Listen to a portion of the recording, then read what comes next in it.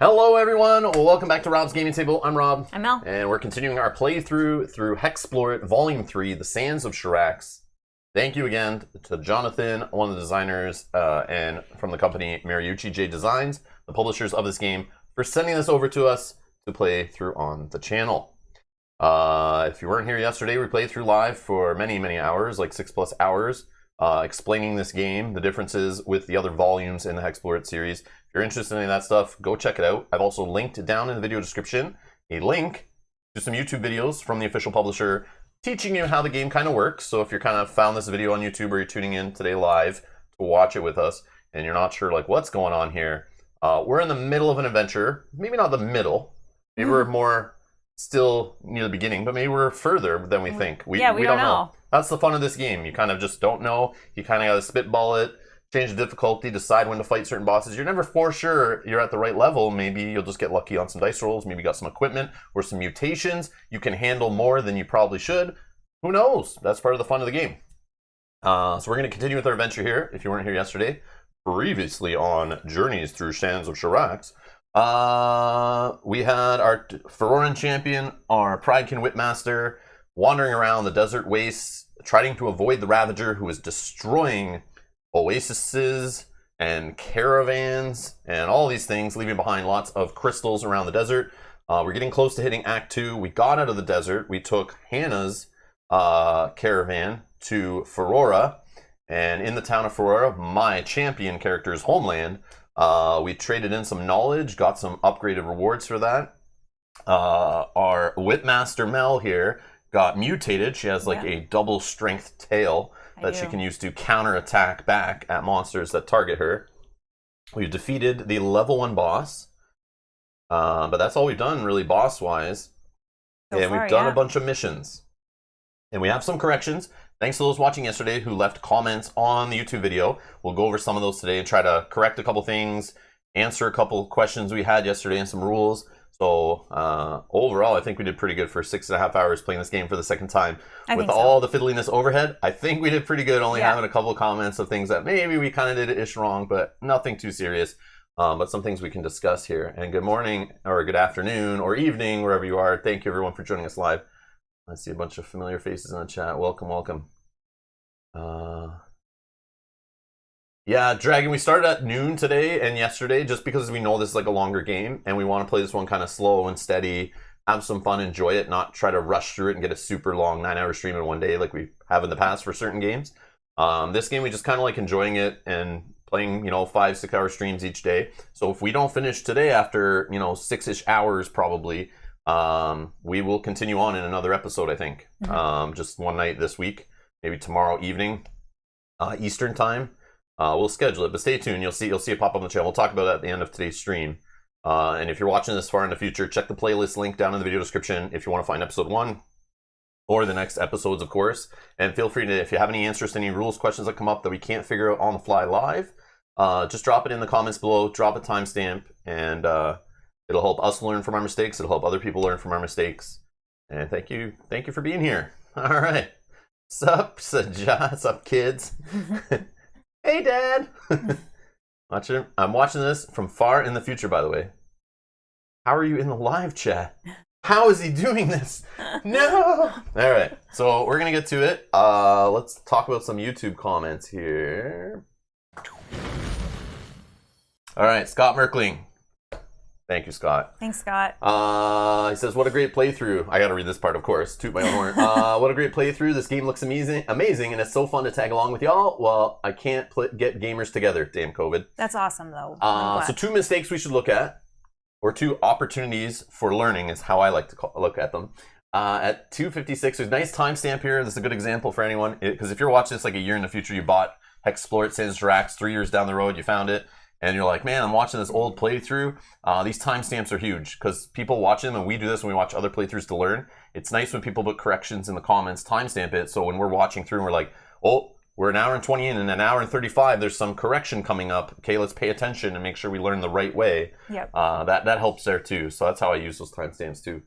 So 2 mistakes. You are trying to decide what gold to get for completing missions. The rules you're looking at say the alignment and the city-state tied to the mission indicates your reward. So you only get the extra gold when the mission's from the city-state pile you drew it from. That matches your alignment. That wasn't my main issue, and I had this question I couldn't find an answer before. We looked it up in BGG this morning, actually. My issue was the plus gold symbol on the card. Is there a chance we could get 0 gold? Is there a chance we get 2 gold? I know we can get 2 bonus gold. That bonus gold thing I understand. If you satisfy the alignment, you have the bonus for the city. I understand that part. It was just that plus gold. Like, what does it start at? Could it be 0? Do I get 2 no matter what? And then it's extra. Can I get no gold if I'm going against them, doing the opposing thing? So we're going to treat it based on the designer. One of the designers, Nathan here, answered it in a Board Game Geek post. So basically, where is it? There was a nice... This is what I'll take here. On the HEXplore It YouTube channel, so Jonathan, another designer of the game, only gains 2 gold if his rep matches the city-state of the mission. So the city-state we'll take is the back art on the card. So that is coming from that city's mission deck. So if our rep matches that city, after we move it, you're supposed to gain your rewards after you move your reputation based on completing the mission. So obviously if we're doing the opposing, we would move it against the city. But if we're still in the reputation area for that city we pulled from their deck, we will get 2 gold. But if we're going against them and we're still not in the reputation and the good graces of the mission city it came from, their deck, we will get 0, even if we succeed on the opposing side. So what we want to be doing, what you want to be doing in this game, if you want to maximize your gold, is get in good with 1 or 2 city-states, be in one of their quadrants there on your alignment, and do work for them, because you will get 2 gold minimum. You'll keep moving your token or your reputation in their direction, and there's a bonus 2 gold bonus if you're in the reputation when you start the mission before you adjust. So that bonus, so you could be getting 4 gold a mission if you just focus on like 2 cities or whatever that are kind of aligned with your goals. But if you're going against the same city over and over again, you're going to keep your alignment going in the right direction. You're just going to get no gold for that work. which is kind of weird. I just feel thematically either you get no gold because it's a mission for that city, but I feel like if you're messing with other cities' missions, you should still get a gold bonus from the city's reputation you're doing the opposing for, because you're helping, you're helping them. Yeah, you're helping out the other other city. The I feel like there should be some gold bonus no matter what. It's just on the card they put that plus. So it's not like it's 2 gold base plus a bonus or minus 2 gold if you're doing something bad. I don't know. It's just so weird. It's ambiguous in the rules. Even the answers here online are ambiguous, even from Nathan, the other developer. I still wasn't satisfied. But if this is the way Jonathan was playing it in one of his YouTube playthroughs, I'm going to treat it like this. So we'll get no gold if we keep trying to do Tari missions and keep screwing them over. But if we start doing Tari missions and helping them and then we move in their direction, we actually cross the line into their alignment, we'll start getting extra gold. Yep. And we'll get the original 2 gold. So we'll start getting 4 gold and that kind of thing. That's how we'll roll with it. Back to the comments. We were supposed to play the Soaring City Discovery in the last mission we did, which right away, as soon as I read that, I was like, oh, I even tried to remember that and keep the card out for a bit. I still haven't flipped a new mission because I knew we didn't finish the last one. But then we went into Aurora and did some things. So easily corrected. We'll pull that out. We'll get that satisfied once we get down to the table. But thank you, Scott, for pointing that out. I would have probably remembered that like a couple hours in today's playthrough being like, wait. Especially if we drew the Soaring City, I would have been oh, damn. We were supposed to already have this. Yep. And where the heck was that? But at least we caught it pretty quick. It was right near the end of yesterday's stream, so easily corrected. Solar, I know you're here. Well, thank you for the comments. Awesome playthrough. Thanks, Robin Mel. A thing or two to mention. So the Purity ribbon on the power-ups. I don't know why I thought it was double the bonus, but it is just +1 bonus. So maybe watching a live stream, the Purity thing I saw before, he was always doubling it because it was just 1. So he was always getting 2.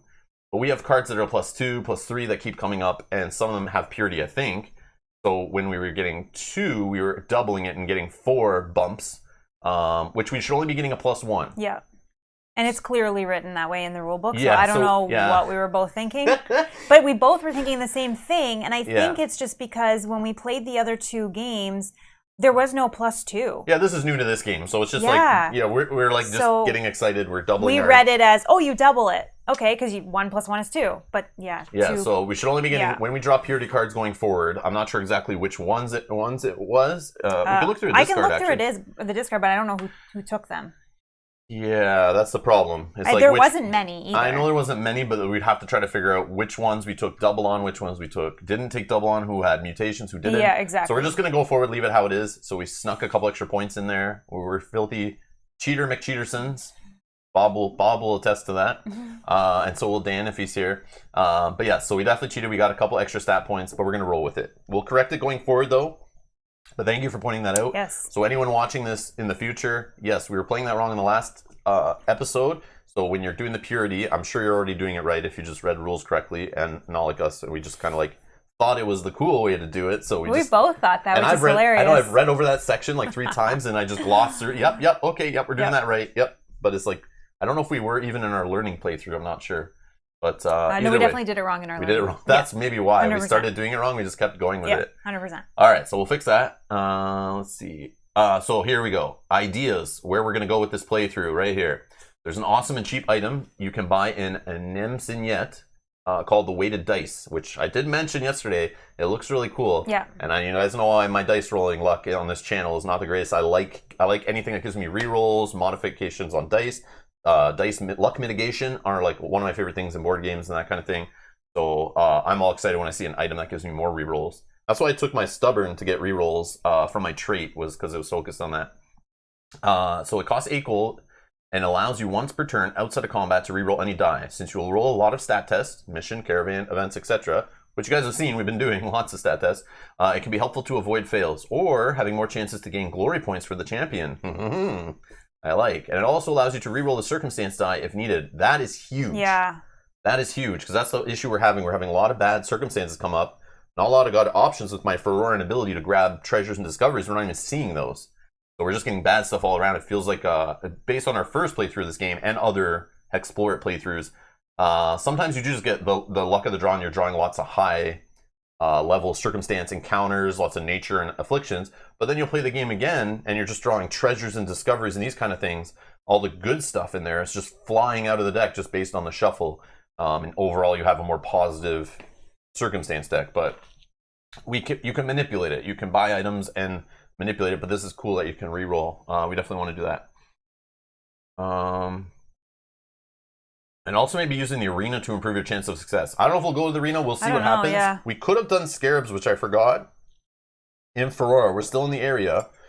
I think just for fun, I want to try scarabs once. Like, we've not played it. I don't think we can do it there. Yes, you can. It's on the list. It's in tiny, super tiny font. I'll show you in a sec. Oh. Yeah. I read it when we first went into town. I explained all the things we could do there. It's in tiny text on the card, so it's easy to forget, right? Yeah, I thought it was only in... Yeah. Well, I'll explain why I thought that. So if we plan to kill the Ravager as our end game condition, then it'd be nice to power up your heroes by fighting bosses, maybe up to level 4 or more. We were thinking about that, going to the desert. Definitely. Running the waste, picking up power-ups you left on the remnants. Plus, if you buy the extraction tools, you can collect a lot of Ravager crystals.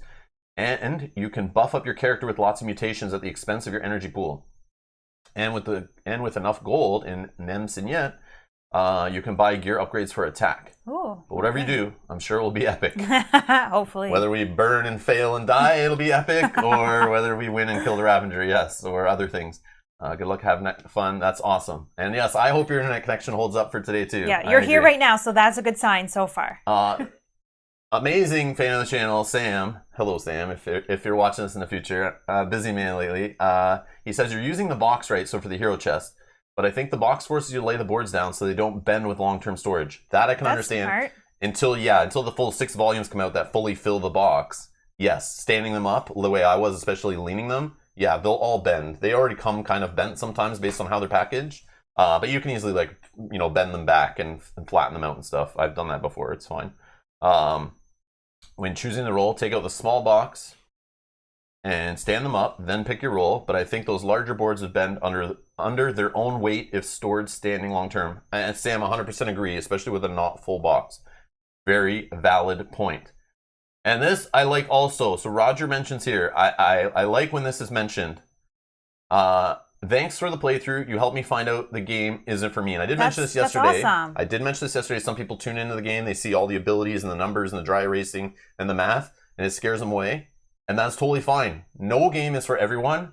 And I love that the time you spend on this helps people find games they love, but also helps them avoid games that they won't love, and maybe, helps them on their journey and spend the money right, where they'll actually play a game they love and support games that, help them find it. So I'm glad. That makes me feel like our work is justified, and playing these games is definitely worth it. Yeah, and I have to stop you for 1 sec, because on the other side of that, Garrett in the chat is saying, hey guys, I ended up buying everything for this last night, $390 later. Haha, I'm super excited to get this.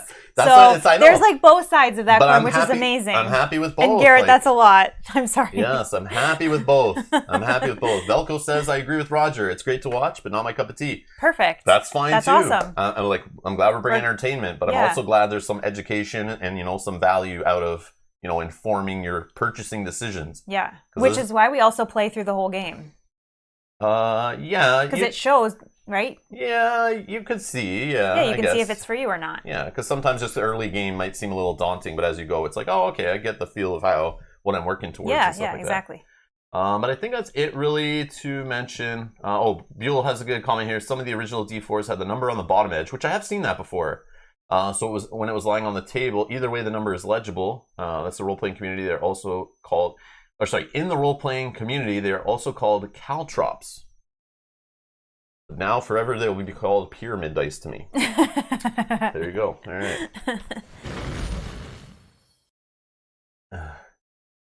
right. Mentioned watching your stream yesterday too. Awesome. Awesome.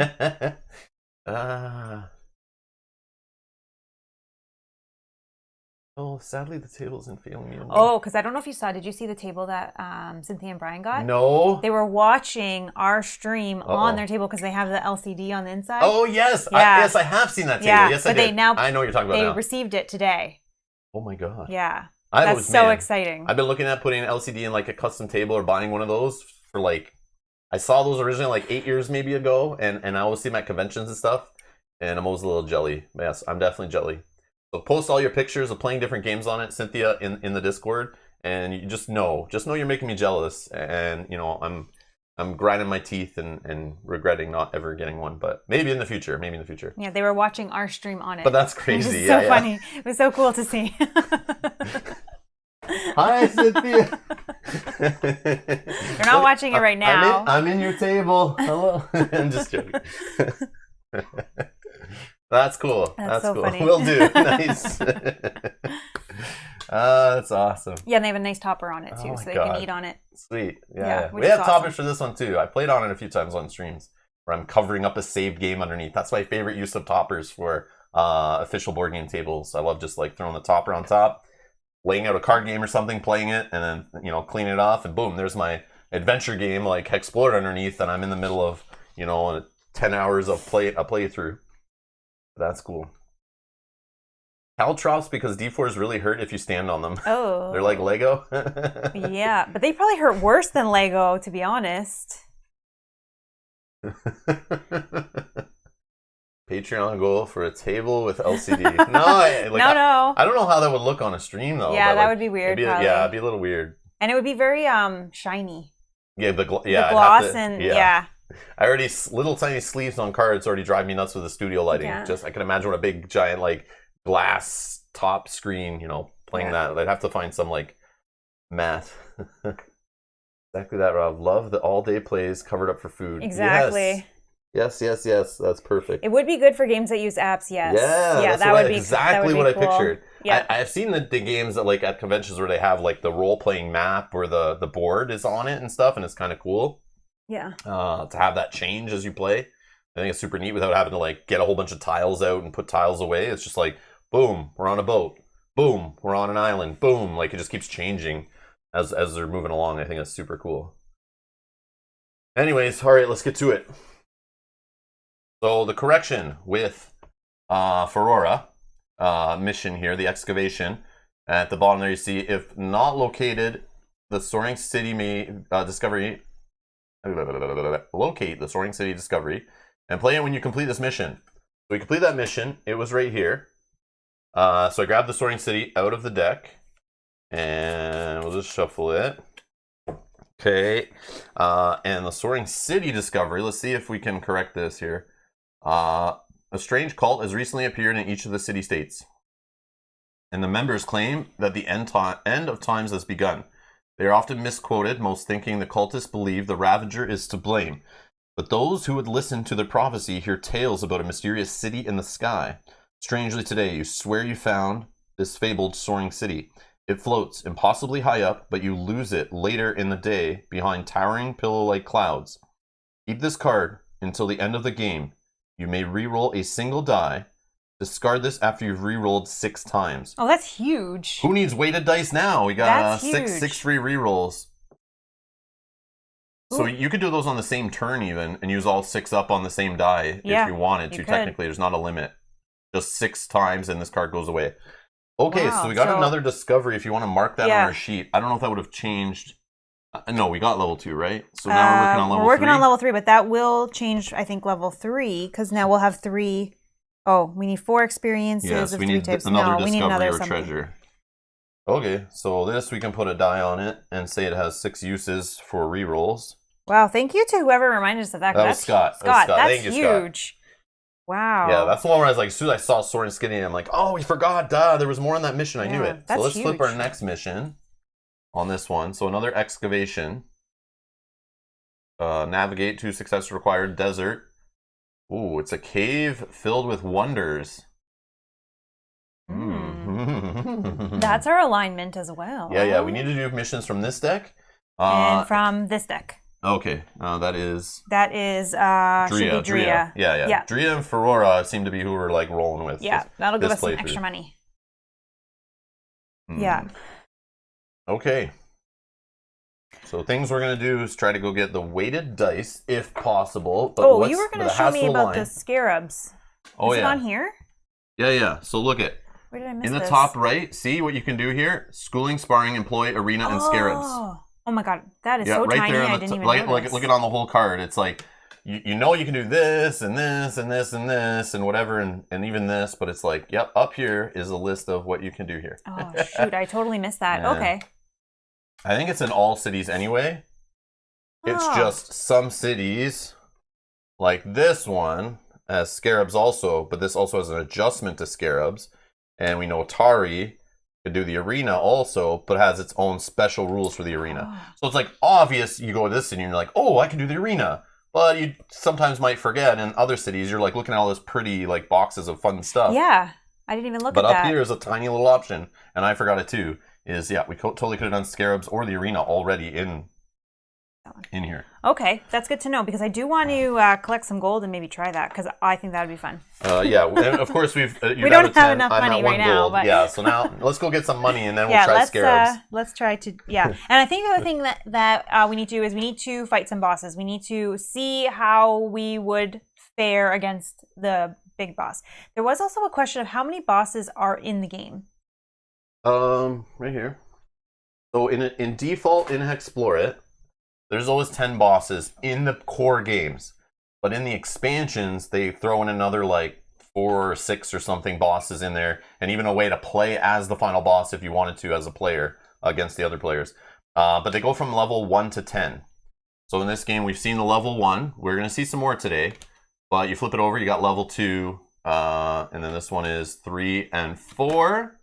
And then you have 5 and 6. I'm not going to go too long on them. I don't want to spoil any too much. But 7 and 8. And maybe we'll fight some of these today.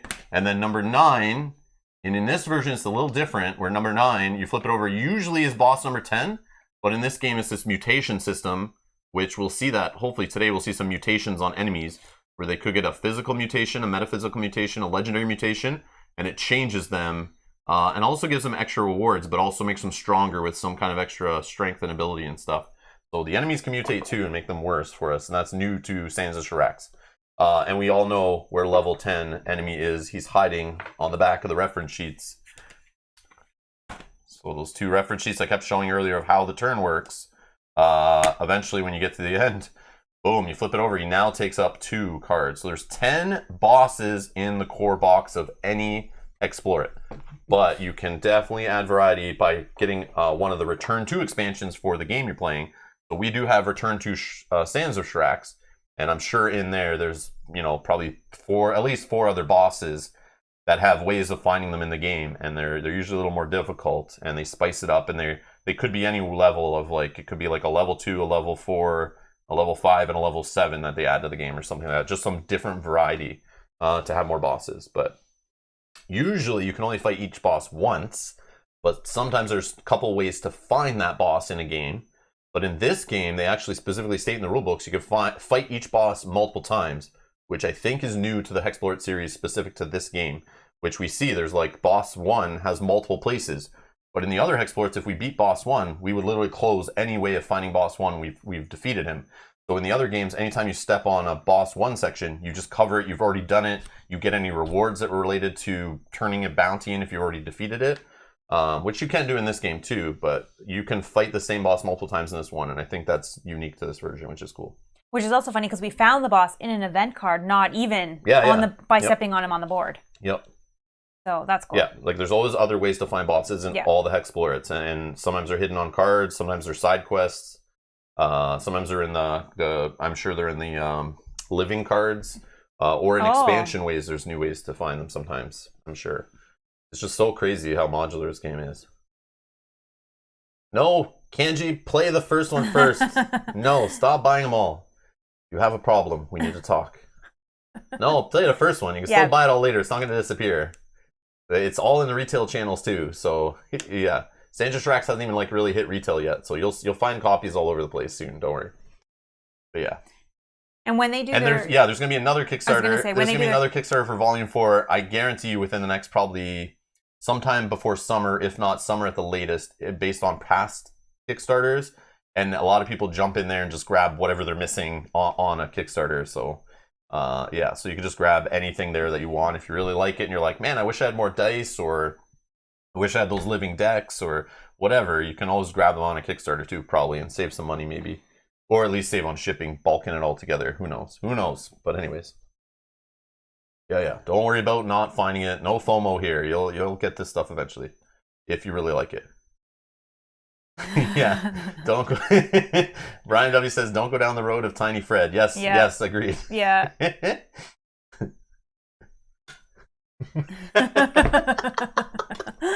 Genji says, so much content, so much lore. Must close sail browser.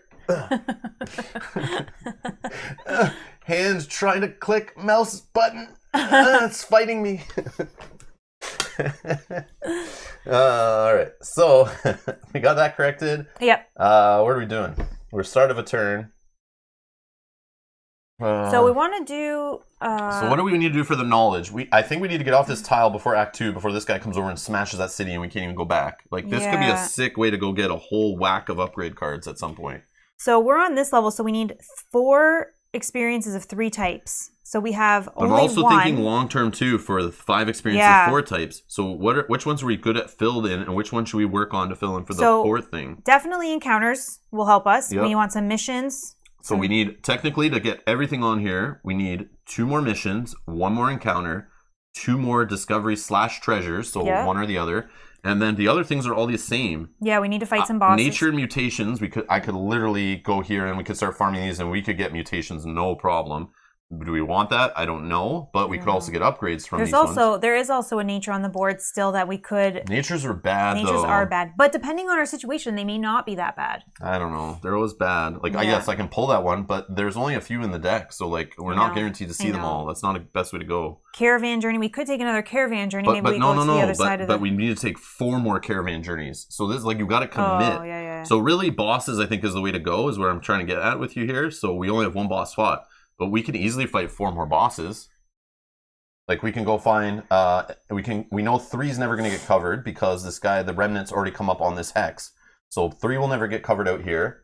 There is a chance 2 would get destroyed, though. I don't know where I picked that up from, but 2 would get destroyed. And then we have 4 here could get destroyed. Yeah, we were talking about possibly coming back to the Wastelands. Yeah, that's what I'm saying. Yeah, which... And when we hit Act 2, he will stay in the Wastelands chasing us down if he can. He won't leave the Wastelands until we do. Yeah. But we got to be careful. We literally could leave the Wastelands, try to get to a city, and he could come out and like destroy that city before we're even done 2 turns in that city to get stuff done. Yeah. Okay, so why don't we... So Caravan we can take from a city. We also are near a desert. Maybe we do another... Oh, I guess we could do them in the... We could do some missions in the right here. Caravan journey from a city costs 4 gold per hero. And we could take Hannah again. She will take us on a ride. And we can go wherever we want because we can... I forget if they're the home city. Maybe you can take her at wherever. Let's see. What is the whole caravan thing when they're from the city? I forget the other bonuses if there are any.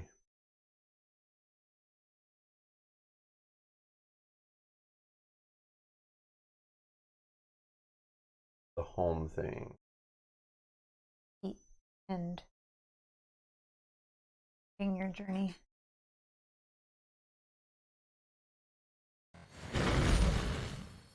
Trying to find.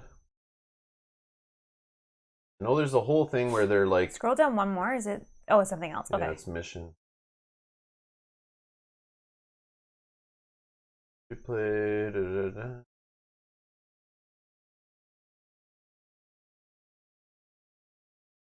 Combat, no. Multiple caravan masters.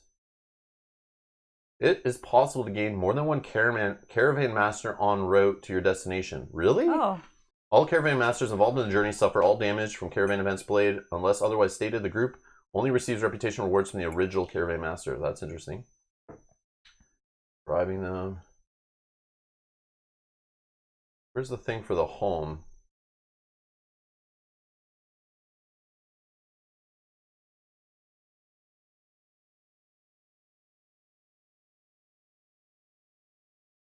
Oh, right here. Home. Caravan Master is alive at the end of the caravan journey. Place the card next to the quadrant that matches their home. You may embark on another journey with them in the future when leaving from this location. Oh, okay. Okay, so I guess we just... There's nothing else. It's just like you just get one you liked or something. Like. Yeah, okay. All right, nothing special. Okay. But we can take Hannah. So we could take Hannah and go into the Wastelands. That's what I'm saying. Instead of trying to wander around. Instead of trying to wander over to this caravansary or wander back to this one, like, yeah, let's just save some let's time just take and Hannah. go.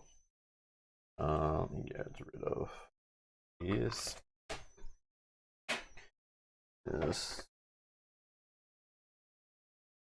Okay. All right. So it costs, yeah, it costs 4 gold per hero, I think I said, right? So we are, it's not any cheaper, we get right? a discount, yes. You get a discount of 1, so it's... Yeah, I think it would be 7 then. 7 total? Okay, so I'll pay 7. Going to 3 gold. Okay. Okay. So we don't need to, we can just take that card, right? We don't need to... Yep, we don't need to reveal a new one.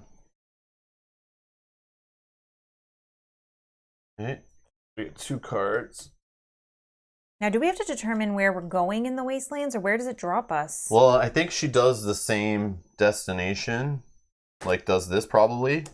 So this is going to here. So we'd have to bribe 3 gold per. We don't even have. Oh, we don't have. That's what I'm saying. Like, so yeah, maybe that doesn't work. But if we want to take her, because...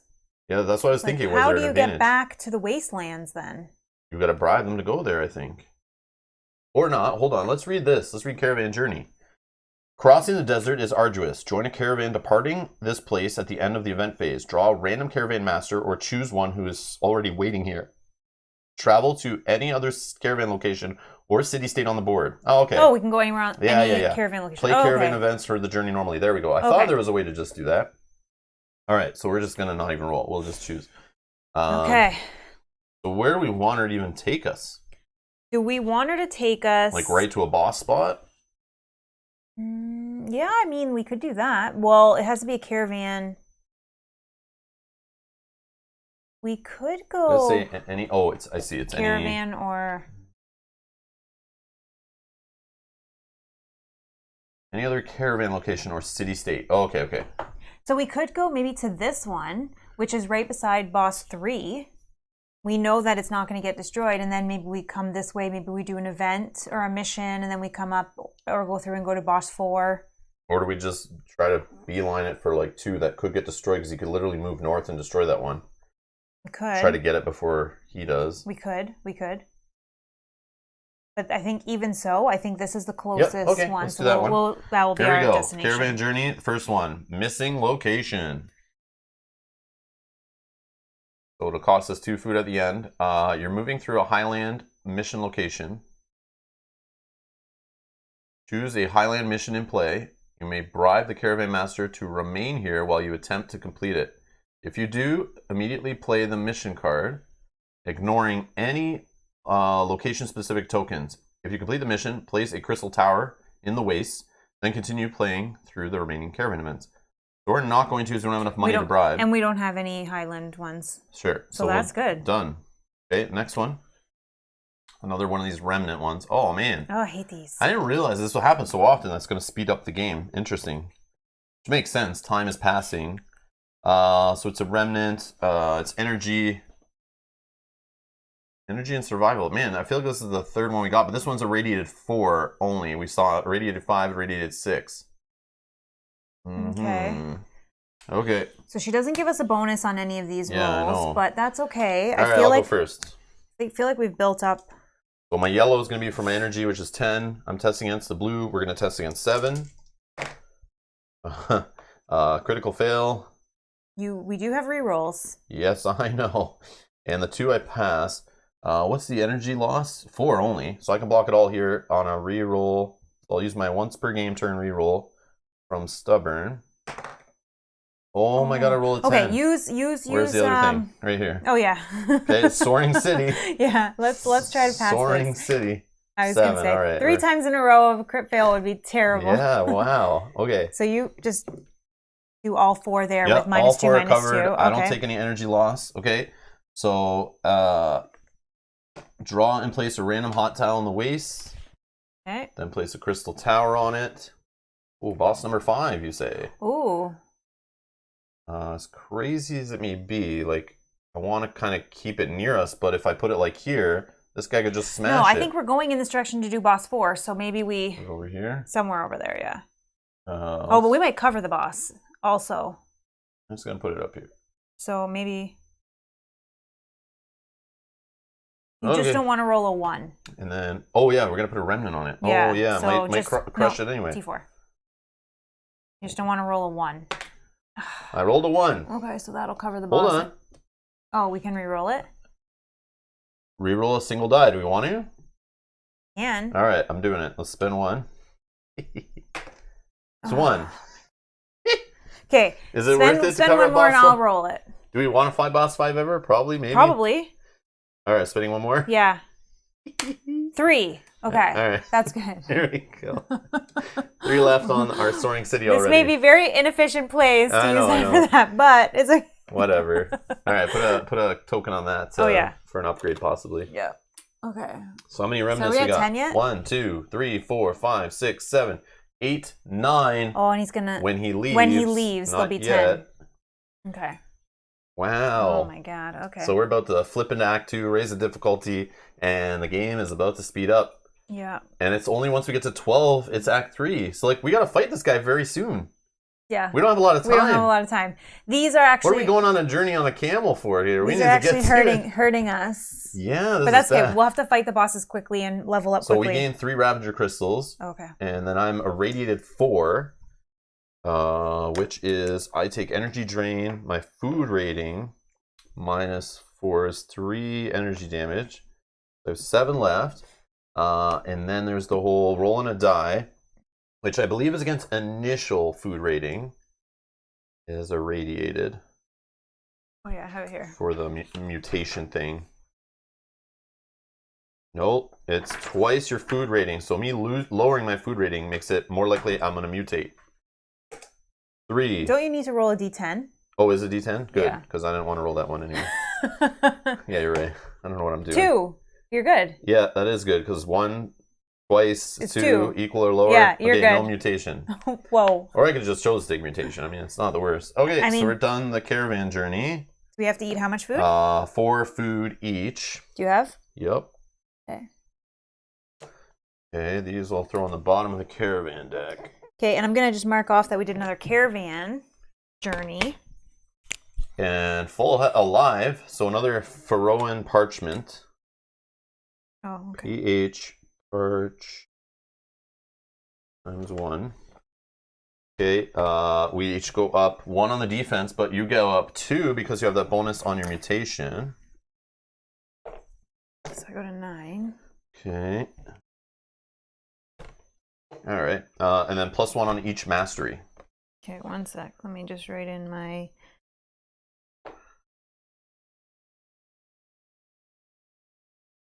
Cool. Thanks, Hannah. So she'll go to the bottom because we didn't go to the city. So she's gone. And then 1 on each mastery? Yep. 11. 12. Okay.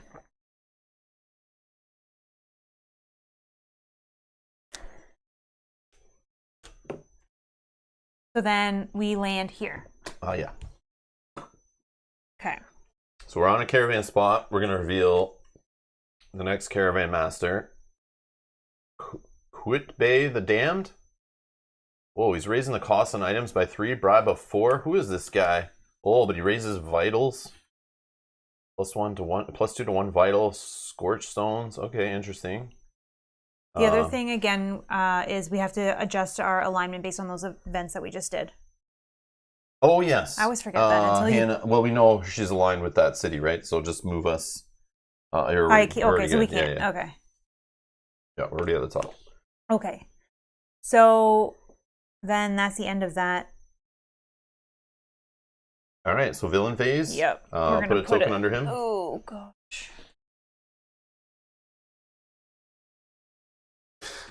Okay. So I think we move to boss 3. All right. 1, 2, and we're allowed to cautious move 2 spaces because we have the dust skimmer. We roll the circumstance dice, but we don't worry about green because we move cautious. I do have to eat 1 food. We are in the waste. We're in the waste. Yep. Oh, I should have got some food before coming to the waste. I forgot. We can say you bought some from the guy or the girl for +1 gold for rations for 3 gold. Okay, so I just ate 1. So for 3 we're gold, I bought how much? 5? You could buy it like before, during, after the journey with that caravan. I forgot about that. So I bought 5 rations. Yeah. Go back up to 7. Yeah, because we're going to need some if we stay in the waste. I have 1 in my backpack just in case. I probably should just use it right now and then like put it on my food bar. So I'm full at 10. So, but I also did get, oops, that was a 5. I did get 2 gold. Oh yeah, I got 2 gold also. We would have wandered, but doesn't matter because we only move cautiously anyways. So, okay. So now we can roll for circumstance, and because we move cautiously, we don't necessarily have to do it unless it's the unavoidable. Unless you want to spend energy. No. But we are going to go into a boss fight, so. 4. Mutated giants. Do we for sure do a circumstance? I think so, right? I always get confused. Oh, because we're at a boss fight. Maybe we don't. Yeah, so after skill, yeah, if you end your movement in this, you skip to the event. Oh, so then no circumstance, no circumstance. Undo the gold and all that. Oh, no. No, we didn't do gold. We still do skills. Yeah, we still do skills, but that just circumstance, yeah. Wow. Okay. So we'll pretend we never did that. Yeah. Okay, so then we'll go for boss number 3. See if we're ready. Dun, dun, dun. The art on the bosses are so cool. Oh man, we found a Monzu, Dwayne the Rock Johnson, the Scorpion King. Oh, monstrous humanoid. You have that? Nope. No. I have spirit, undead, and creature. Okay, so no favorite opponent on this, but. Wow. So, 46 health, 30 energy. And you can get us 3 platinum, 2 cards each for upgrades, 8 gold, and 1 food each. Yes. And one of us could get +3 defense, and one of us could get the belt of many pouches. That sounds fun. That does sound fun. I'm just going to update my numbers here. So if you have the belt of many pouches, you could, after we're done this campaign, you could go retire and work at an arcade, giving out coins to kids playing arcade games because you have the belt of many pouches. So that's kind of cool. Oh, yes. Edgar is right. We need to discard some circumstances with our potions that we bought. But later, we can do that later. Yeah, we can do that later. We don't need it. If we're not doing it right now, it's fine. Hopefully we don't lose those items somehow. Just going to update my numbers before we go into this battle here. So that plus that is 18. This is 24.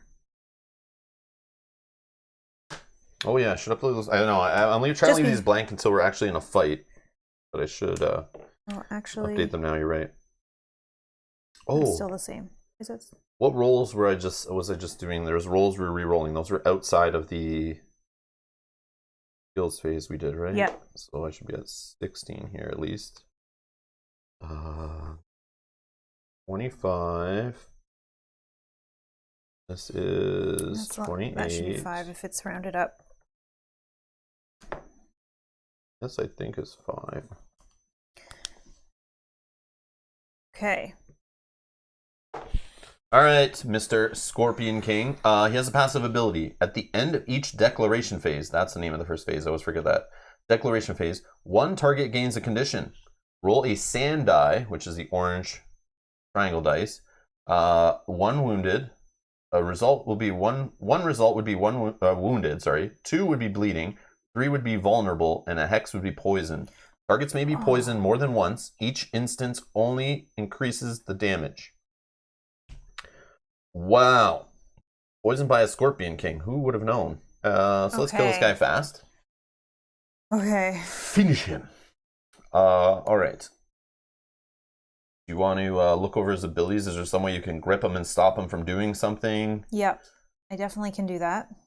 Well, I'm going to do my, spending 1 energy to do my Fervor Mastery. That's happening. Okay, so 7. I'm going down to 7 energy. So I will do that. So I'm doing 18 damage. Oops, sorry. 18 damage. And then while gripped each round, you may choose one of their actions. Your opponent may not perform this action and must roll a new one. I'm going to quickly look and see. Dual target health and survival. Reduce all damage dealt to him by half. Group health and survival, each target suffers 4. Group health, each target suffers 2 corrosive piercing. Health damage heals 8. Single target health. 1 target becomes poisoned at the beginning of the resolution phase and suffers 4 health damage at the end. Damage for each instance of poison.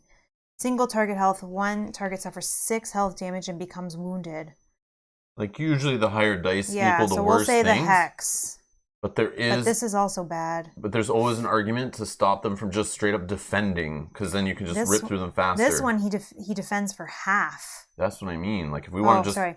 Reduce all damage dealt by half. So maybe I stop this from because we want to kill him faster. I know, I always argue that, but then, like, if, you know, maybe he doesn't even roll that, we don't care, and, like, then he just keeps damage. It's a gamble either way, right? But then I can also use my Pridekin ability. So once per game turn for 2 energy, I can roar, which alters your opponent's action result by 1. Yep. Then reduce all numeric effects of the action by 1/3 your current energy. Yeah, so if he does roll to defend, you could make it a 1 where he's just doing his lightest attack. Yeah, so we'll see. Well, Hexy's here asking, is the climbing gear much use in Shurax? Do they even have? There are mountains. They're mountains, but I don't remember at the one city you can go buy anything in any HEXplore It. Oh, yeah, but no, you don't need it in this There's a couple mountains on the tiles, but you again, can go around them. They're not blocking whole areas. But if you're playing one of the dual games where you're joining another volume with this volume, and you have a bunch of mountain tiles come up that you need to cross that you normally can't cross, I'm assuming that's what the climbing gear did, right? Was just crossing, and then there was a thing to get through water too. Yeah. But normally you can't go through water or mountain tiles that have giant mountains on them. Yeah. But there are a few in this game. There's like one on every tile, but it's only like one. So it's like, you got to go around. Whoopie-doo. But by the end of the game, you already have, I think movement points are better in this game. To just go around them, it's fine. Which is the third boss space on the map? I can't see where. Oh, right here. Sorry. Mini's right here. No, there's no mountain on that space. No mountain. That's just highlands in this game, yeah. A mountain is specifically like an uncrossable mountain literally has a mountain that expands the border of the hex. So this is a mountain space. This is not.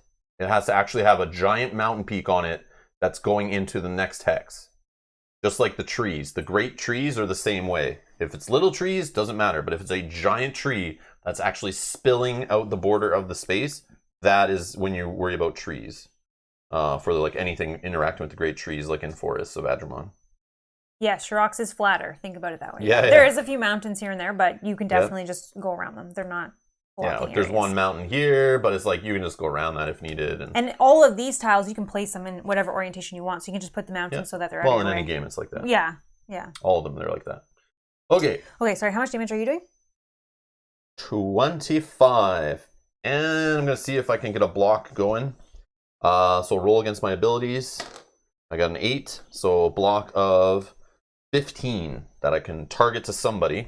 Okay, let me just make sure I don't have, because I know I do have level 8 as well. So at rank 5, your allies gain a damage boost equal to leather grip while attacking a gripped opponent.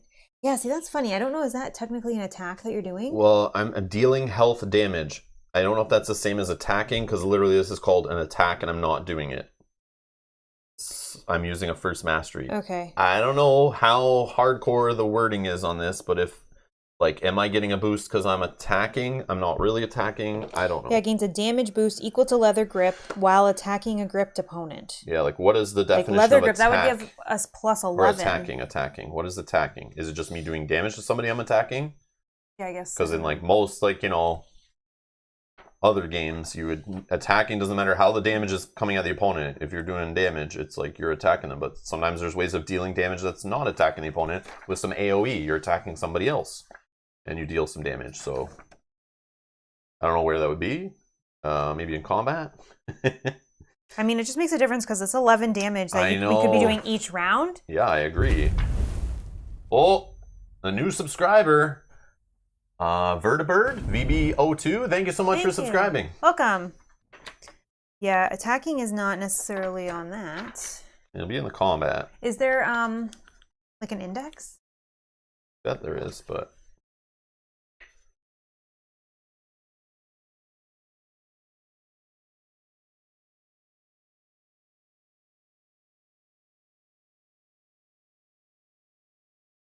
The 4 abilities. Each time you use your attack ability, choose and inflict a type of vital. Blah, blah, blah. Let's see. If you choose to inflict health or energy damage, your hero will inflict the chosen type. Yada, yada. Using defend. Each mastery is unique to each role. Masteries only deal the type of damage specified in their description. You may not alter the damage type, even if your basic attack is used by the mastery. Heroes do not need to specify a target till resolution. That feels like a BGG lookup, because I feel like that's not something that's like super clearly defined. But these are only weird things that come up when you're actually reading an ability on a roll card. Sometimes those get confusing. But we can figure it out. We can figure it out. Yeah, just because it says while attacking, but technically just says while attacking a gripped opponent. So I've gripped him. Yep. All right, let's let me steal that while you're doing that. Yep, so yep. I can Let's just look up up let's go on to BGGs. Maybe we can find it for any HEXplore It game, because like it could be just be answered by the developer in like volume 1 even. Because there will be other guys that refer.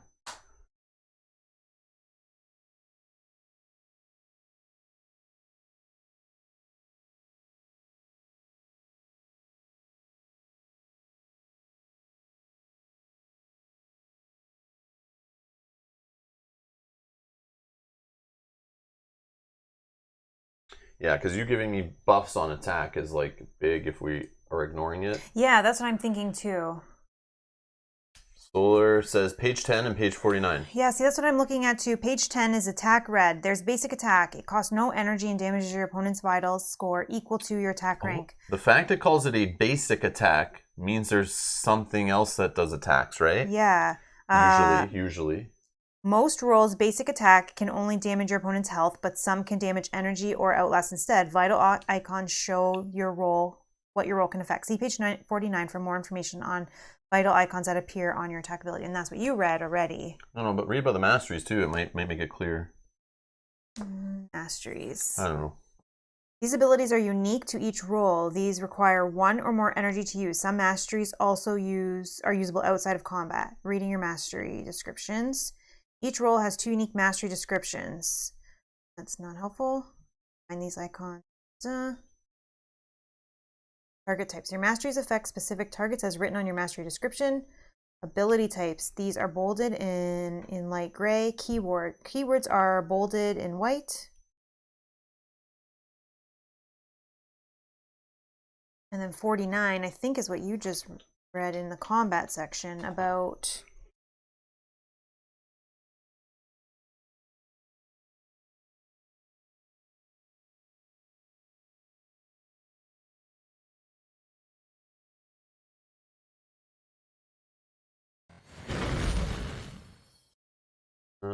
Trying to look up assists. Oh, they didn't update this with the Sands of Shurax stuff? Oh, come on. Whoever updates this HEXplore It wiki needs to get on it. There's no Sands of Shurax stuff in here yet. So Hex is asking, what does it say again exactly on my ability? So it says, while gripped each round, you may choose one of their actions. Your opponent may not perform this action and misroll a new one. At rank 5, your allies gain a damage boost equal to leather grip while attacking a gripped opponent. Which would be a boost of 11 on Rob's attacks, which is kind of why we're... Well, so we just need to know what's the definition of attacking. Could I be using a mastery that says deal health damage equal to fervor plus, you know, like I'm dealing health damage? Is that the same thing as attacking? So it's a boost of 11. Exactly. It's a boost of 11 each time. So it's kind of important. But the key is like, do I have to be using my attack to be attacking? Or could I be using a first mastery that's dealing health damage? Is that considered attacking an enemy? I don't know. I don't know. Oh, sorry, Graham. Sorry. We missed the wake up call tonight. Sorry, forgot to make the wake up calls today. We're sorry, Graham. It doesn't even have boost on here. No, we're not worried about boost. Well, I was like damage boost, thinking like maybe it would be more specific in that section.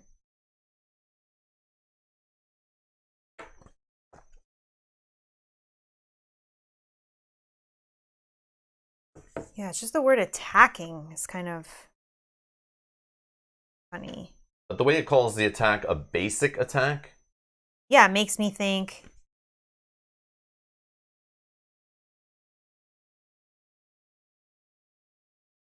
It's okay. We'll just... We'll just take the boost. Yeah, I think so, right? Let's just do the boost. I'm attacking him. I'm just not using the basic attack. I'm using a cool first mastery. I don't care. I'm attacking the guy with my cool fervor. Because you do also, for your fervor, for your fervor, no, it doesn't use the attack stat. So, but it's like, I don't really care. Yeah. Okay. Okay. Can I see that book? Yep, sorry.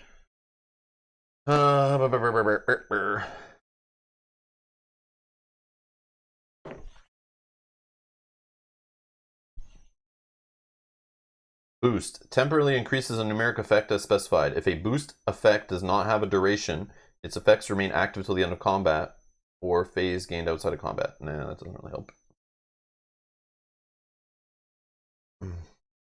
And it specifically says a damage boost. Also, Hexy, you're saying something incorrect there. Health damage basically gets around defense. That's incorrect. Block in this game reduces total damage taken during the resolution phase by the block amount, beginning with energy damage. So block, we've been doing that wrong. I thought so. So it's total energy damage coming in. It blocks just the total, not each individual source. Maybe it's defend that does that. Yeah. Yeah, defend. Defend reduces each incoming damage effect by the defend amount reduced during the resolution phase. Yeah, so we've been doing that correctly. Yeah. Okay. So block does the whole total, no matter where it came from, except piercing and favorite opponent. Those are the only things that get through blocking and defending. Yeah. That's why they have their own separate on the board. So if you do piercing and favorite opponent, you write the damage down here because it gets through any block or defend. But all the other damage you're doing, you total it up here, and it will be reduced by block. Or if it's defend, it reduces each individual source. Okay, so we're going to give you the plus 11 because it is a damage boost. You're doing damage. I don't know. Yeah, whatever. So you're getting plus 11. I'm attacking the guy. I'm using fervor. Yeah. And even on here, it says allied damage boost. Yeah, whatever. So I think so. I'm down. Okay. And now going forward, I can, for free, do my leather grip each round as well as any other ability that I want. So, okay. So we're good. We'll roll for him. Yep. If he rolls a 2, he's going to re-roll. Oh. Hex. So he's doing a pincer grab. Single target health. One target suffers 6 health damage and becomes wounded. If the target is not suffering from any other conditions, pincer grab targets 1 additional target. Uh-oh. Who's the target? 4. I rolled a hex. The target is you. Okay. So and don't forget, you are now targeted. Counterattack off your tail. Which is... So write that on here. Yeah, I'm just looking. So you have 2. So you it's may counterattack of an opponent's target health. You counterattack after an opponent targets you, dealing health damage equal to half your attack rank. So my attack rank is 7. Half 3.5. Yeah, but I think it's rounded down. You round down everything in combat, I think. Okay, so 3. And then I get plus 3, so 6. 6. Okay. Then I have to take how much damage? I have to take... X is 6. Half. It's only 4. It'd be 9. So then, yeah, this would only be 4 as well then if it's rounded down for combat. Yeah, I'm pretty sure it's always rounded down in combat. There's like one thing that gets rounded up in this game, and I forget what that is. But there is one thing, but it's not during combat, I think. So now I'm also wounded. And hello, John B. Welcome. Have you played this game yet, John? Did you get Sands of Shurax to the table yet? I know you're really looking forward to it before. Curious if you've played it a bunch, solved it, have got the valor from winning every win condition yet. Have you done it? Okay, so for wounded heroes suffer a -2 penalty to all ability skills ranks until they receive a healing. All ability and skill ranks. Ooh, that's annoying. And this is persists and stacks. Oh my god. I have to heal myself in order to get rid of wounded. Okay. Now, I think you have to do this as well, right? Because I wasn't... Yep. It adds 1 additional target. So I'm getting hit for 6 health damage, but we didn't choose our target for block of... It's actually a block of 12. Yeah, you can take But I'm doing it on myself. Yeah, and then you just have to be wounded. And I'm wounded. Yeah. What's a wounded? You have to -2 to all your stats and abilities until you heal. Okay. So then he doesn't defend any, so we do 18 plus 25 plus 11 plus 6. No. Oh, it doesn't matter because we kill him with 60. We do? Yeah. What we got there? Boom shakalaka. Yeah. So he's dead. See you, bro. So that's fine, but we have to heal to get rid of our wounded, or this still applies. The wounded carries us over. Keeps going. Yeah. That's okay. I have a survival kit. Oh, it's all ability and skill ranks are -2. Yeah. Not vitals. So once I move, I will heal myself. Yeah. So I will no. Wait, we both have survival kits. Oh, then you're good. We're good. Once we move, we're no longer wounded. We'll just patch shake it off up. that wounded. Okay, so that's good. So we kill him in one shot. So villain phase. Nope, we got to get rewards first. Oh yeah. Oh yeah, the best. The most important part. Oops, sorry. Man, look, I got blue on me now. Marker. What the heck? Good thing. Like again, we're not playing with permanent markers, or I don't know what I'd have tattoos. All right. So we're gonna get 3 platinum as a group, 2 cards each, 8 gold each, 1 food each, and then we'll figure out who's getting this. We can just choose. I don't know what the belt of many pouches does, but we'll figure it out in a sec. So I'm gonna write down. We get 3 platinum, so we're going to 9. Yup. We get 8 gold. Yeah, 8 gold. So up to 10. I have 11. 1 food. Yes. Oh, I can't hold it, so okay. Sure. And then 2 power cards each. Yes. Yes. 2. So another stash, which failed me last time. My choice of upgrading a stat by 2, and then an evolve. Your mutations are growing stronger, or if you don't have any mutation, gain the bonus below instead. Definitely want to give that to you. Oh, we got another defend +2 and second mastery stash. So I would say the opposite person who takes the defend. So like I'll take the defend 3. Oh yeah, purity will work for me better. That'll do defend 3 for you as well, so it's the same. Mm-hmm. You have a mutation, so I feel like that would be giving your counterattack and even another 3 bump. Yeah. Yeah, that's good. So I'll take this one. You take that one. You can up something else. That's fine. I'll take these 2. I'm going to stash it. I'm also going to stash that one.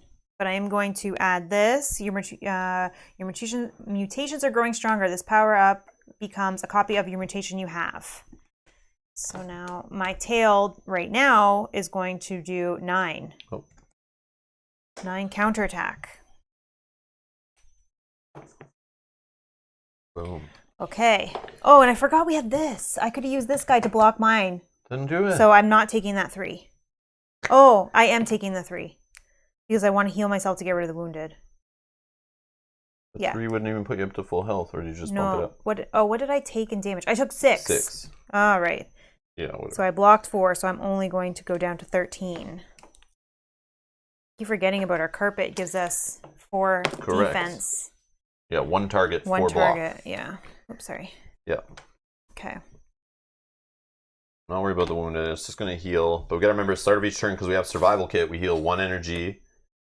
At the start of every turn, we heal 1 energy and 1 health. Yeah, 1 health, 1 energy. Put this on here, because we can't fight that boss there again. Yep. Right. Survival exactly. Kit. Survival kit. Heal 1 health and 1 energy before movement phase, each game turn, and reduce the food requirement for each caravan event by 1. Oh, whoops. So... Idiots. So we would have 2 more food. Or I would anyways. Yeah, sure. Because each had I could have not eaten the rations and all that. It's all good. Okay, that's fine. Oops, this is the problem with this game where you'll always forget like things that are going on, especially later in the game when you buy a bunch of abilities. You guys, if you watch any of my other playthroughs, same thing happens. We get all these cool items and then we're like, we get them for this final boss fight or to survive. And then later in the game, you're just like going with the flow and you're just forgetting, oh, we had a reroll. Oh, I had extra defense. Oh, I had this thing that would have been healing me. Or I could have turned the boss's ability off. And you just forget and then you just get into it and you forget these things you bought. Especially when you're playing over multiple days, that will happen. Yeah, definitely. So we will be forgetting things, but that's part of the fun of playing this game. If that bugs you, don't play this game. Or you'll be in every time you do anything, you're like checking every card, like checking every stat. You got all your placards spread out, and you're like, okay, what did this do? What did that do? But obviously, playing the game more, you'll get used to all those things. Yeah. All right. Okay. So, sorry, you are taking, I'm taking the defend +3, and sure. You're taking whatever the other one is. Pockets of... Belt of many pouches. Pockets, yeah. So I'm at 12. So the belt of many pouches can be purchased at Nemsignet for 15 gold. The specialized belt allows the wearer to use an item while performing any action in combat. Maybe purchase once per hero. Yes, please. So that means I could use heals when I'm attacking instead of taking a defend for the turn and stuff. Yeah, that's awesome. All right.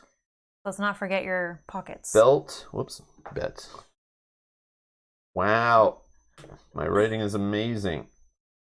Good. Belt. Oh, I did it again. Belt. Oh, awesome. Okay, done. Belt. Oh, awesome. Great. I'll forget I have it, but that's amazing. That's amazing. Yeah. Yeah, it gives you the solo perk. Yeah, exactly. You start with that by default, I guess, in the solo mode, or like you get that ability basically. Yeah, definitely cool. Oh, get rid of this.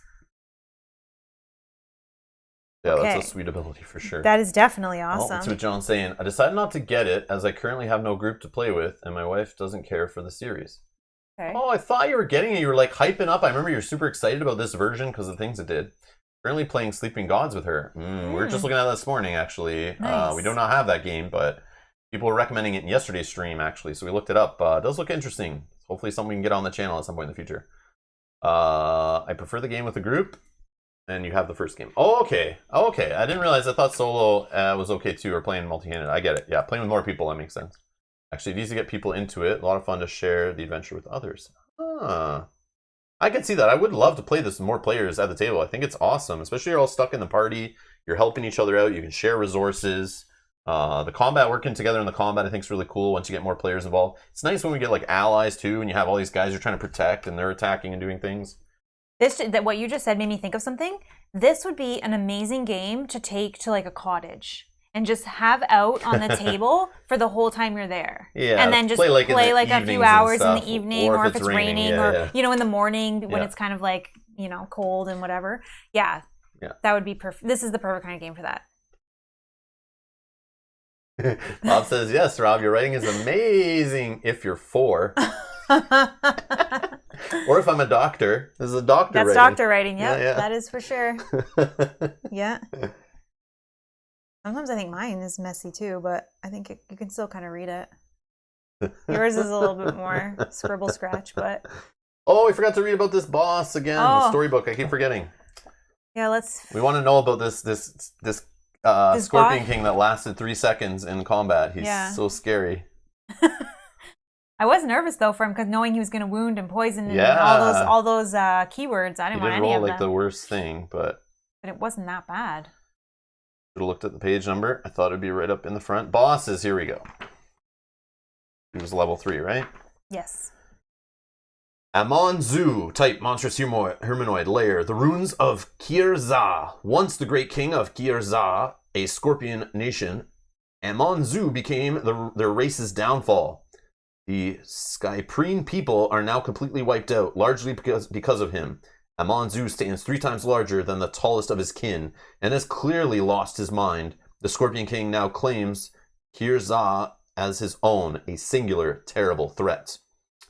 Facing him, we read, the ruins here tremble every now and again. Unlike most ruined places, this one is littered with all manner of hidden places. You spotted a dozen pale scorpions scurrying underfoot. With each step, you find yourself examining the area, just to be sure you're not about to step on something terrible. Then you hear it, an echo in the avenue ahead, a scraping of staccato of bone across boulder. You've heard the tales. Suddenly, you're filled with self-doubt and gloom. Its form emerges from a shadowed place, a Skyprene of immense proportion. Amon-Zu approaches. The demonic sneer crosses his features as he pokes his way towards you. He is far larger than you imagined. Stay away from his stinger. And then when you defeat him, you read the following. Your blood is burning from inside, the immense scorpion's venom moving through your veins like fire. Your head is clouded in confusion. How did you do it? Clearly, Kismet is in your favor. You landed a few lucky blows, just barely able to get through his thick exoskeleton. The king's last words were spoken with hatred in a foreign tongue. Words you're fighting to remember. As he breathes his last breath, dozens of smaller scorpions begin to emerge from under the rubble, closing in on his body like a feast on the dead thing. Likely to feast on the dead thing. Take his armor at least. It's an impressive set. Yes, take what you can and get out of this place. The poison could yet kill you. Dun, dun, dun. Take his stuff and run! Okay, he wasn't terrible, so that's not bad. Got him. Okay. Next, we're going... Villain phase. Villain phase. Yoink, he's gone. Oh, he's gone. Drop a token. And then now... 1, 2, 3, 4, 5, 6, 7, 8, 9, 10. But wait. I know. Let's count them. Yep, we're thinking the same thing. 1, 2, 3, 4, 5, 6, 7, 8, 9, 10, 11, 12, 13, 14, 15, 16, 17, 18, 19, 20. 20 tiles, 10 remnants, at least is equal to at least half. Act 2 is going to begin. Unless what? We place these two. How? We move. Place these. But it's the villain phase. The round ended. Yeah. How it already equals that? I think you check it in the villain phase, no? I don't know. Yeah, when the Ravager appears, place it on the board based on its current act. Roll either based on. Okay. Where is it? There are 3 acts in the Sands of Shurax. The group rolls a pyramid. Each subsequent turn. Okay. The Ravager appears and submerges in different ways. Yeah, I don't know when you check the act. Yeah, because if we still have... But I feel like it's during this phase, 42 of the rule book. Like, I don't know what the timing is exactly, but yes, we could be sneaky and try to rush to the edge of the board. But I don't think that's the case.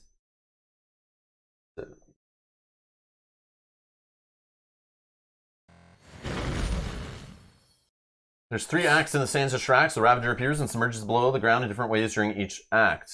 Okay, that's cool. Trigger. Act 2 begins when the number of remnants on the board equals at least half the number of hot tiles revealed. I think it happens like right away, like instantly when it happens. Okay. Well, that happened like right now when he plopped his last crystal. He pooped it out on the board, and now we start.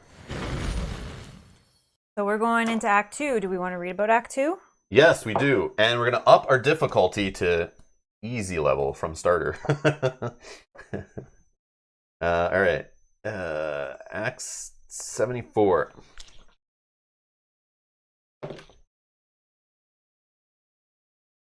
Act 2 begins. The devastation wrought through the surrounding countryside spans farther than you could have imagined. From your vantage on this tall bluff, you're seeing at least 6 crystal towers, and that's only what you can see from here. The desert must be full of these ruined places, each tower catching the sun's light. You can see dozens of scorch marks, long lines where the sun's light baked the earth as it arsed overhead. How many souls have been lost to the wastes already? You pray to the gods that this will somehow end. At least the creature has been confined to the waste.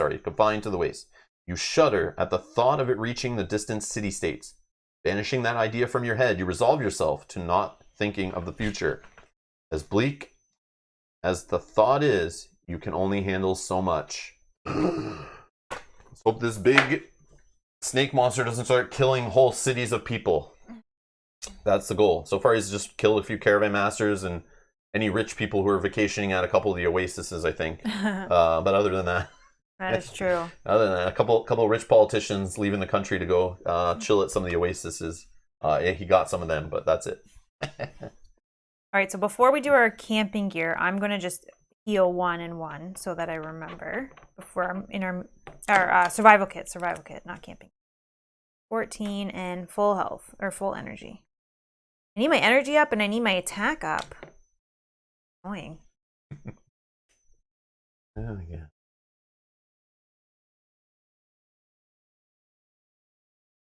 Bob's in favor of digital versions of complicated games. My old brain does not do fiddly. Optional app would be cool. If you constantly played games like this, it would keep your brain really sharp. That's true. It just would take a little bit of time to get through that. But yeah, it definitely, true. Yeah, there's like, yeah, I learned a lot about that when those Brain Age games came out by Nintendo way back in the day on like DS and the Professor Layton series, if anyone knows about those on Nintendo systems. Supposedly they use that stuff in like, you know, probably where you are, Bob, like a senior citizen's home. Just kidding. I'm so kidding. Bob throws shade all the time. I have to do it when I can. But yeah, they use them in senior citizen homes, and with the elderly, they found giving them like Nintendo DS systems playing those Brain Age games. They're by a doctor. A doctor actually helped design those games. And the Professor Layton series, which is all full of puzzles and things, they actually found it like increased brain activity and sharpened them, and they would fall into it reduced their chance of getting dementia, and what's the other one? Alzheimer's. That's it. Yeah, like it. They found if you keep playing games that like test the mind and do math and, you know, reading and all that kind of stuff and puzzles and things that make you think, including board games, video games, you know, or any kind of those kind of like Brain Age puzzle teaser games, or even books that do puzzle teasers. Yeah, it can keep your brain going like very sharp for a lot longer in life. So that's why I plan to be playing video games still and board games until I can't anymore, like just to keep sharp, to avoid those kind of dementia and Alzheimer's stuff that can hit brains that are not as exercised. So like you got to exercise muscles and keep your body sharp, but you got to do the same for your brain. So I remember learning a lot about that like 15 years ago or so. It was a thing. They did like studies on it. You can probably still find information about that. Cool. Yeah. Yeah, keep your brain trained. That's the pro. Yep, so that's what you can tell your wife, Bob, while you're playing your board games. That's how you justify all your board game purchases now. Go. I'm exercising my brain. That one's free.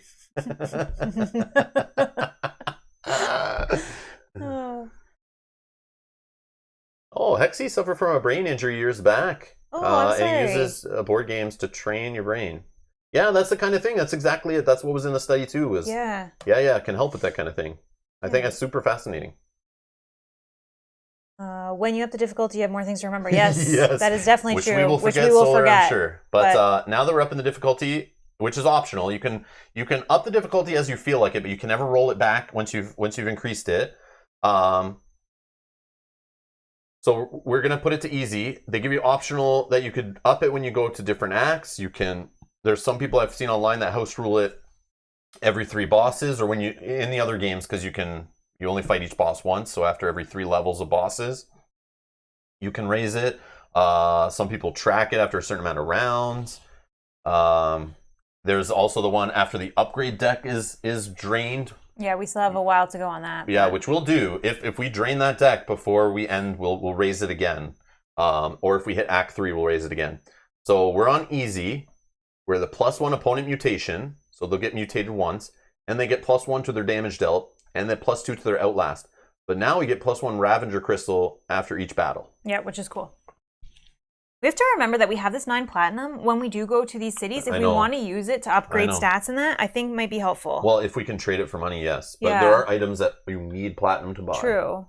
But I think getting our energy up, for me anyways, and my attack up is like huge. I need those. So, especially before a boss fight. For 3 platinum, you can get a refilling water skin. This enchanted water skin refills at dawn. The group raises 2 energy before the movement phase and negates the effects of heat exhaustion. Each additional water skin you possess increases the raise amount by 2. There's also a resurrection contract for 4 platinum. Is that a bazaar? Any city. Only the wealthy have access to the controversial service. Upon payment, the heroes sign mind-numbing paperwork.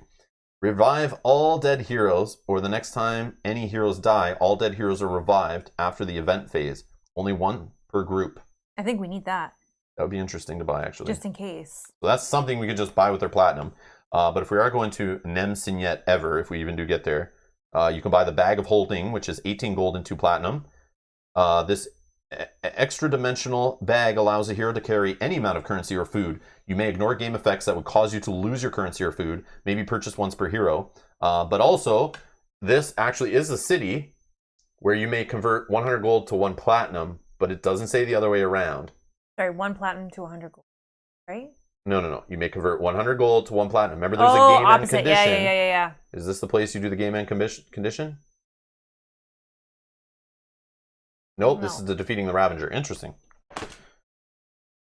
And then at Tari, on the east side of the map for us, you may convert 1 platinum to 1 Ravager crystal. Where's the other cities? Do they have anything? Nope. Oh, for trading, no. Yeah. No. So I think there's the merchant role lets you do some converting, but I don't know if platinum you could just cash it in for 100 gold like that.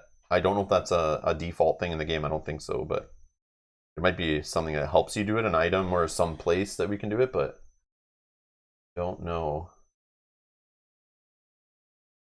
No.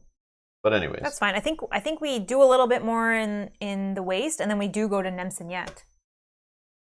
That may be the plan. We buy the weighted dice. I think weighted dice before having a So weighted dice may be used once per turn outside of combat to reroll any 1 die. Outside of combat. I know, but at this point it might be not as great. Yeah, maybe it's not so good now. Each additional set allows you to reroll another die. Each hero may carry up to 2 sets of weighted dice.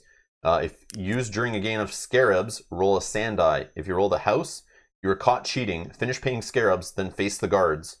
And then you roll another sand die to find out the guard's level. Shuraxians make their own luck. The only thing I just remembered is that we haven't done it yet, but I adjusted my stats for my survival kit before our movement, but I didn't up my metabolic here because I healed my energy. So I am just going to up this to 5. I want to get it to 6 if I can.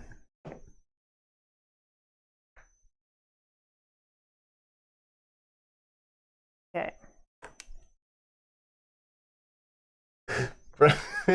Brian Walbridge is dropping the real shade. Someone needs to create a roll and type just for Rob. I think that's why my only roll and write I've purchased or that I have technically is cartographers, right? Because I think it's all it is drawing. So like you just like tracing lines and coloring in squares. I think I don't think there's a writing aspect to that, but I could be wrong. I have not yet played it, but. Yeah. Yeah, roll and write. Yeah, let's avoid those.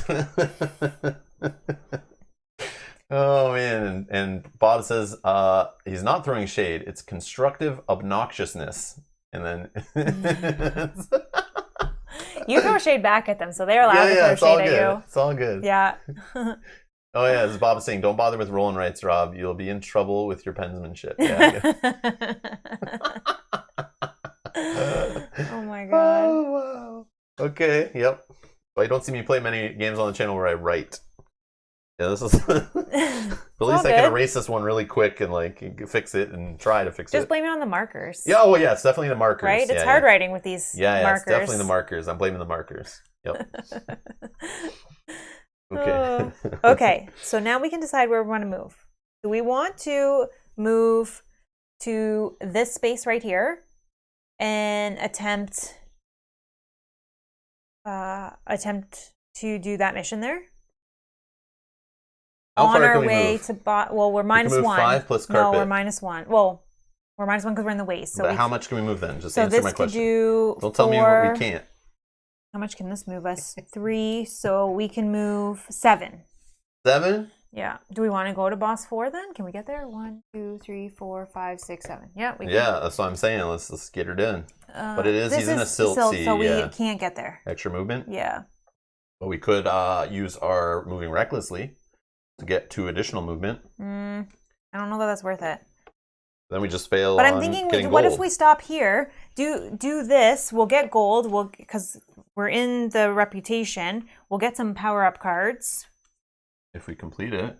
Yeah, but I think we will. We only need a success of each. Okay. I think, right? What do you say? We still could wander off of it. We still, but likely not. So did you use your survival kit? Sure. Yep. Because I heal wounded and all that. Yeah. Yep. Okay. Just don't want you to forget.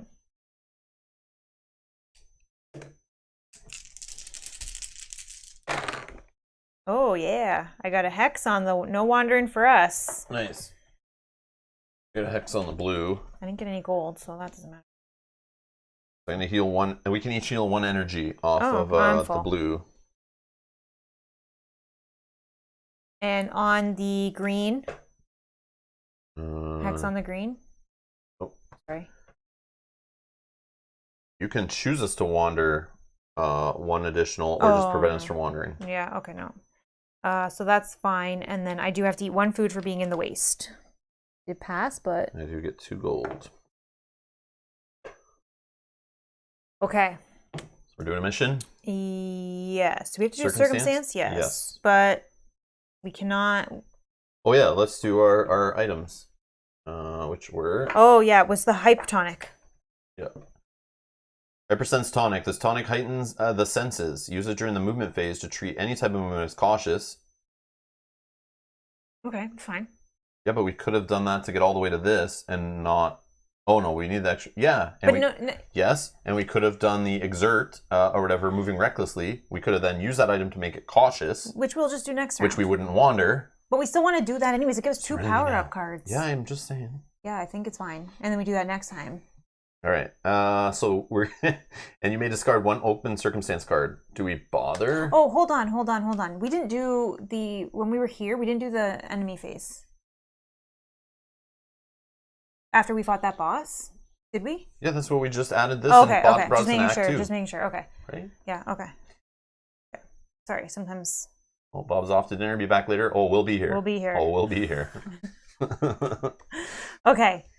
So then I'll use 1 of my tonics. It doesn't matter. We didn't wander anyway, so we can remove 1 of these. So I'll use 1 of mine. Right? Because it said we can discard. Oh, yeah, I have 3. Yeah. Okay, so I'll go down to 2. Which one's the worst? The unavoidable? Well, these draw an additional card, too. So hold on. Afflictions. Crackle fever. You've suffered a terrible infection, and your mind is clouded and hazy. The heroes must roll a 10-sided die each combat round to determine their action.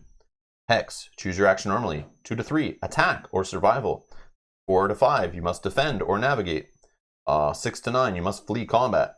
And 10. The fever takes you. Lose your action. This affliction remains for 4 game turns or until you rid yourself of it. Which we could rid ourselves of it by successfully rolling a hex on the survival roll, I think, is it? I think that one's terrible. Yeah, it is terrible. Sand mites.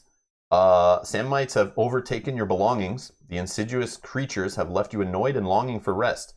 Painful lesions have formed on your skin. You gain the debilitate condition after the movement phase of each game turn. Each instant remains for 1 game turn.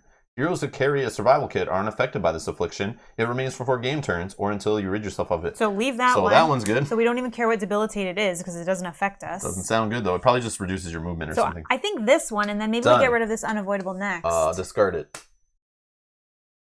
And then we draw a new one. Ooh, the Genie lamp. You can use your ability on that one, right? Is it treasure? Yeah, I could. And then treasure will give us 4 on this, which is good. But you can't yet, right?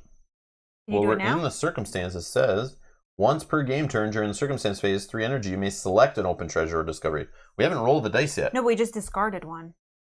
So? Isn't that part of it? Like we did that. How is hypertonic worded? I just... Yeah.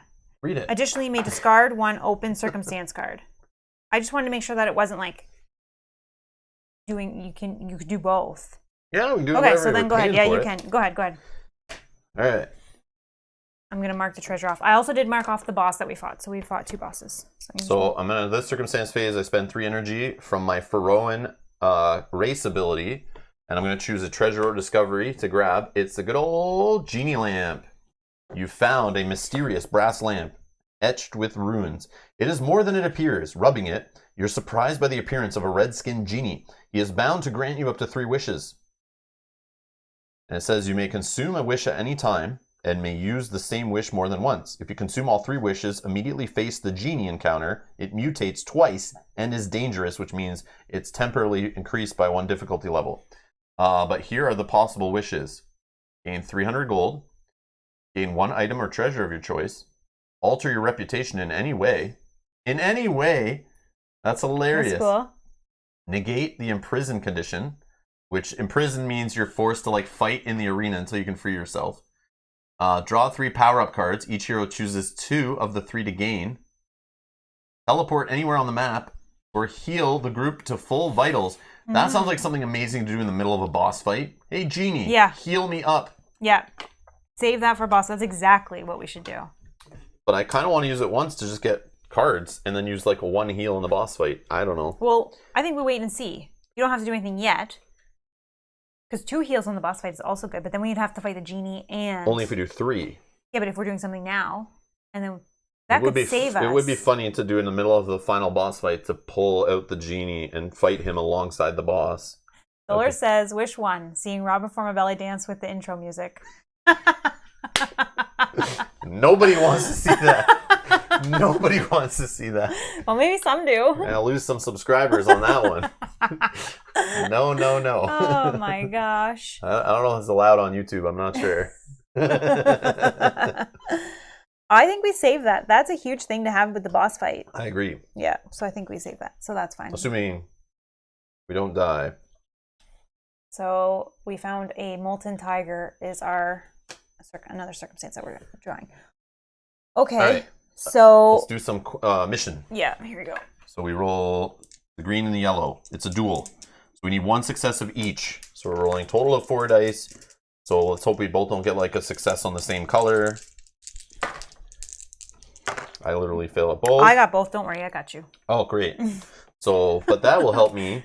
Fail a stat test during the event phase. This event, right? Mission. Yep. So I just did 2. So boom. I now have 2 rerolls a turn off my stubborn. Ooh, I like it.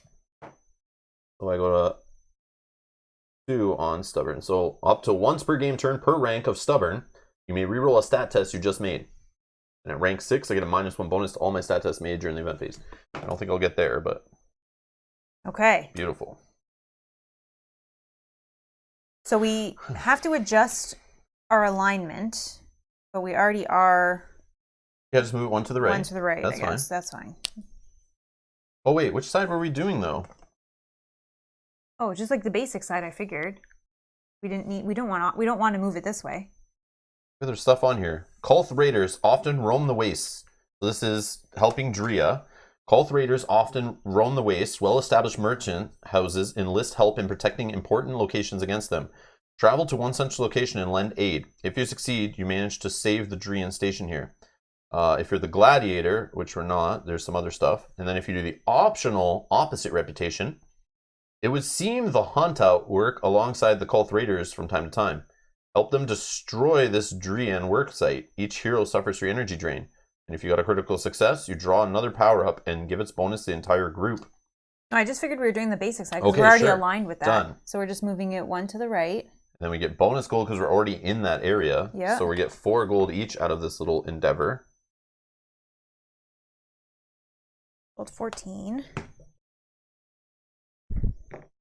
Okay. And then 2 power-up cards. Each? Yep. Okay. Come on, give me some attack or give me some energy. Oh, health, it looks like here.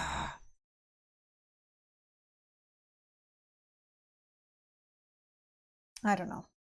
Like, the purity, I think, is good for me because I would get 3+ to my health. Do you care for mastery stuff? I mean, it does help. Yeah, so why don't you take those 2? Okay. I have a stash going. I'll yeah, you. So I can just... Or do it right now. I'll do a stash of 3. So here, roll 3 triangle dice, 3 pyramid dice, 3 sand dice, 3 d4s, whatever you want to call them. If I get a hex... Caltrops. I did not. No hex. I fail on this quite a bit. I don't know why I try this. It's like whatever. It's a push your luck. It's all okay, good. so I just get 1 of everything. Except for defense, I do get a +1 bonus. So I'll get 2 on my defense.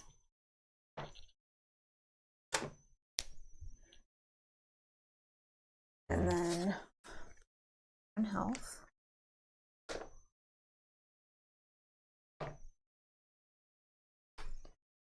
This up.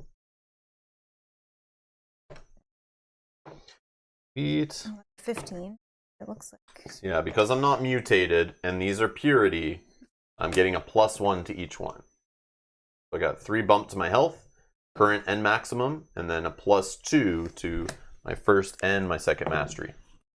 Okay. So pure, so pure. You are. Okay. Then we're going to put one of these under here. I'll do another one there. And we're going to look at this. Oh, it's a fun one. So So this is what's called a living card in this game, which kind of makes every playthrough different every month you play the game. The Hanta have caused disruption in the streets of Drea for far too long. There are those who would stand against them, but their organization is resilient and proves difficult to unravel. Join with a minor noble house to undermine their power and work to finally rid Drea of this murderous group of cutthroats. So normally you just like scan the bar, go to that website, and you find out what the current month's thing is, but we have the physical living card deck. So we can go do this, and it's going to be using Drea's little side mission. So we have to find the Drea deck, and we've never done number 1, so we're going to start at the number 1 of this little side story adventure. I'll just leave these off to the side. I'll put these other ones away.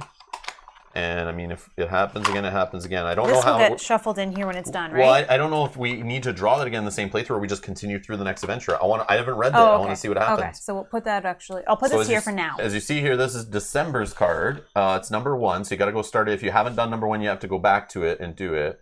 It's different from other HEXplore It living card decks, how they work. So a merchant's tale is the story here. This is employ. Wealthy nobles and merchants often flaunt their position. You can spot them in most cities, adorned in fine silk and bejeweled brooches. Often they are accompanied by a horde of servants. If it's one thing you've learned, it's that the wealth can't buy everything, but it certainly has its advantages. Travel to Drea and perform the employ action. Afterward, face the Hanta guards. Drea danger event.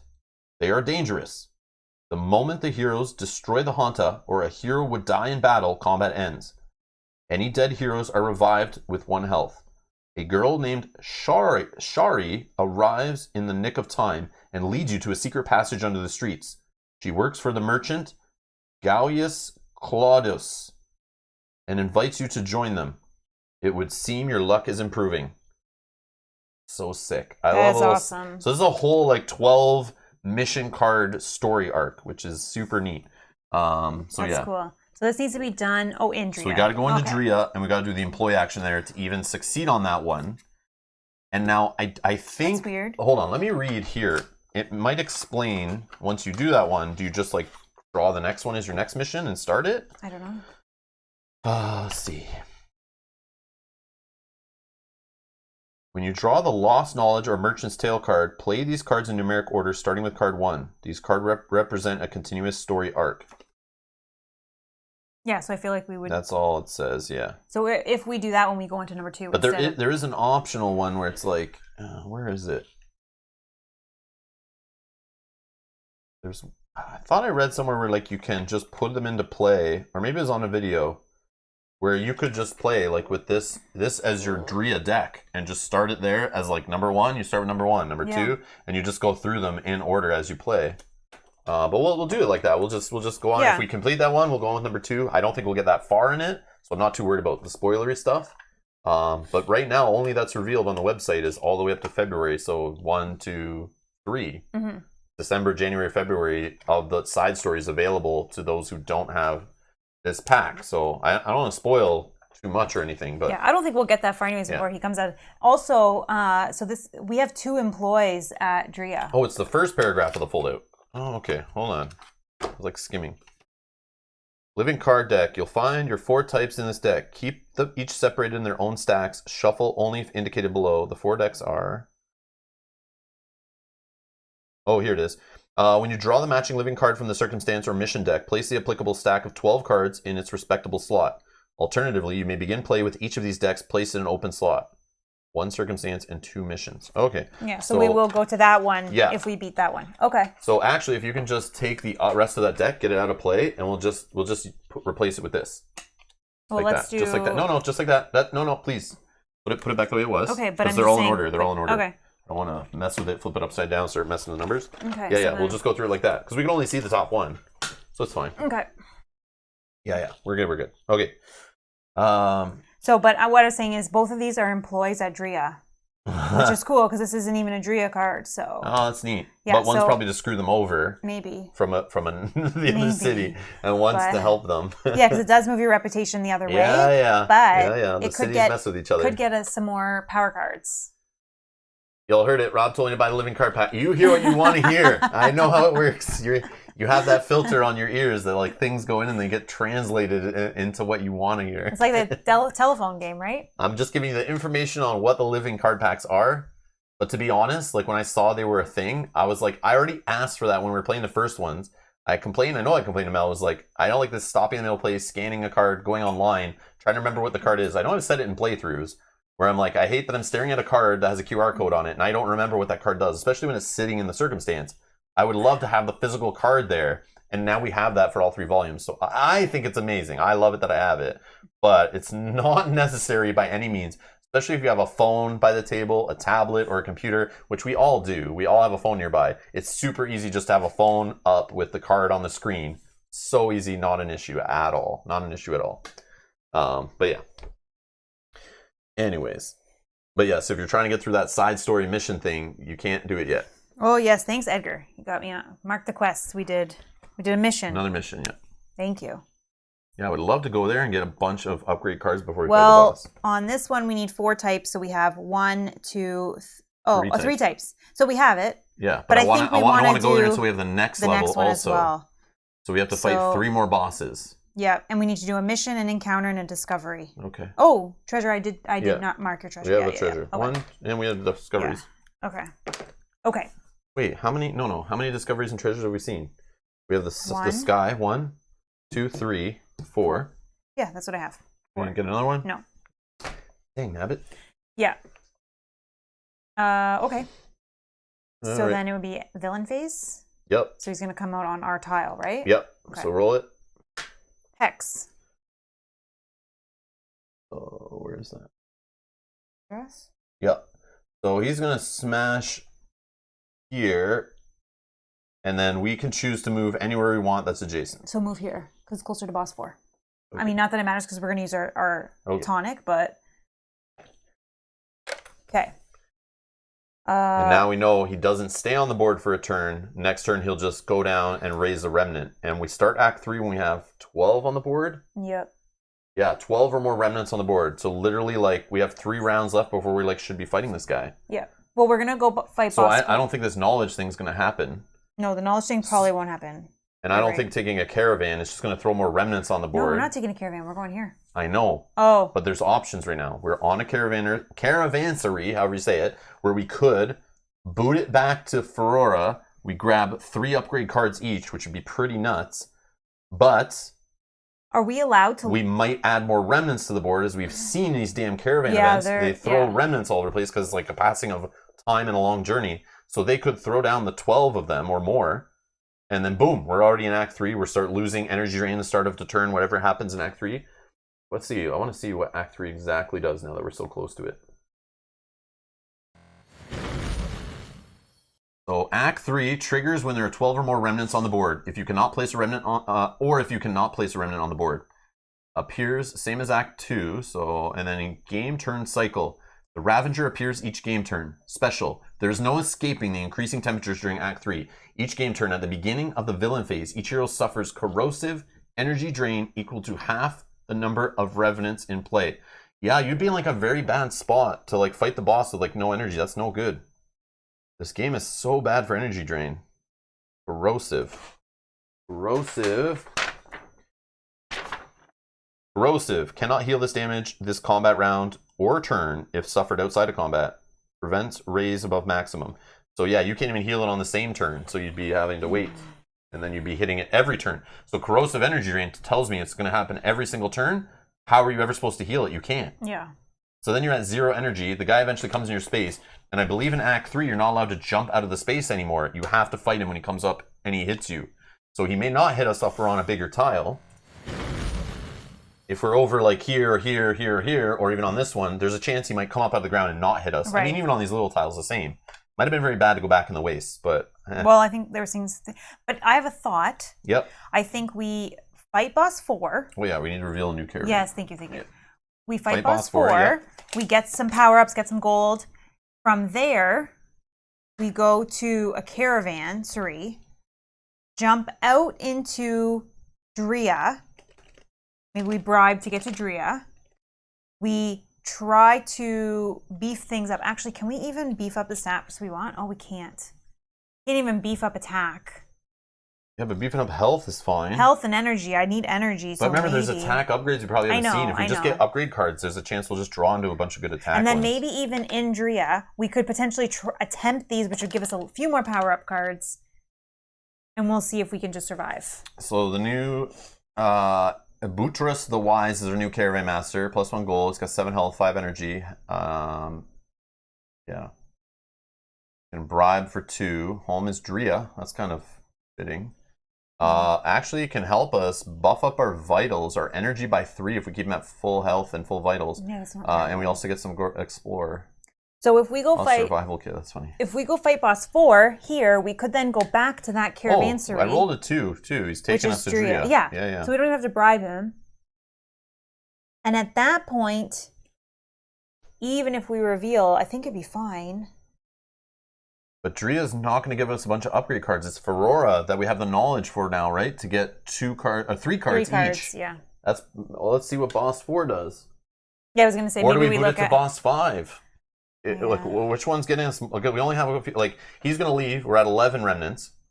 And then he comes back and then leaves again. So we have 3 game turns till we kick off Act 3. Unless we take a Caravanserai and add to that, yeah. Unless a Caravanserai increases that. But yeah, what does boss 4 and boss 5 give us? Okay, boss 4. So boss 4 could get us just 2 upgrade cards, some gold and platinum, and +3 attack on somebody. And a weighted dice, which weighted dice won't matter at this point. Yeah, that's funny. What else? Boss 5, a glass golem. Look at that. That looks cool. Yeah, that art is awesome. This guy's like blowing rainbow lasers around here. Look at the power cards on that one. 3 power cards each. Oh, and then a bump to your mastery. I don't know what a Skyfire crystal is, but it sounds nice. I don't know either. I like me Skyfire crystals. Treat your food rating as if it were 2 higher when you would become irradiated, and only available at 1 per hero. But he gives more power cards, and I don't know that we'll be able to fight both.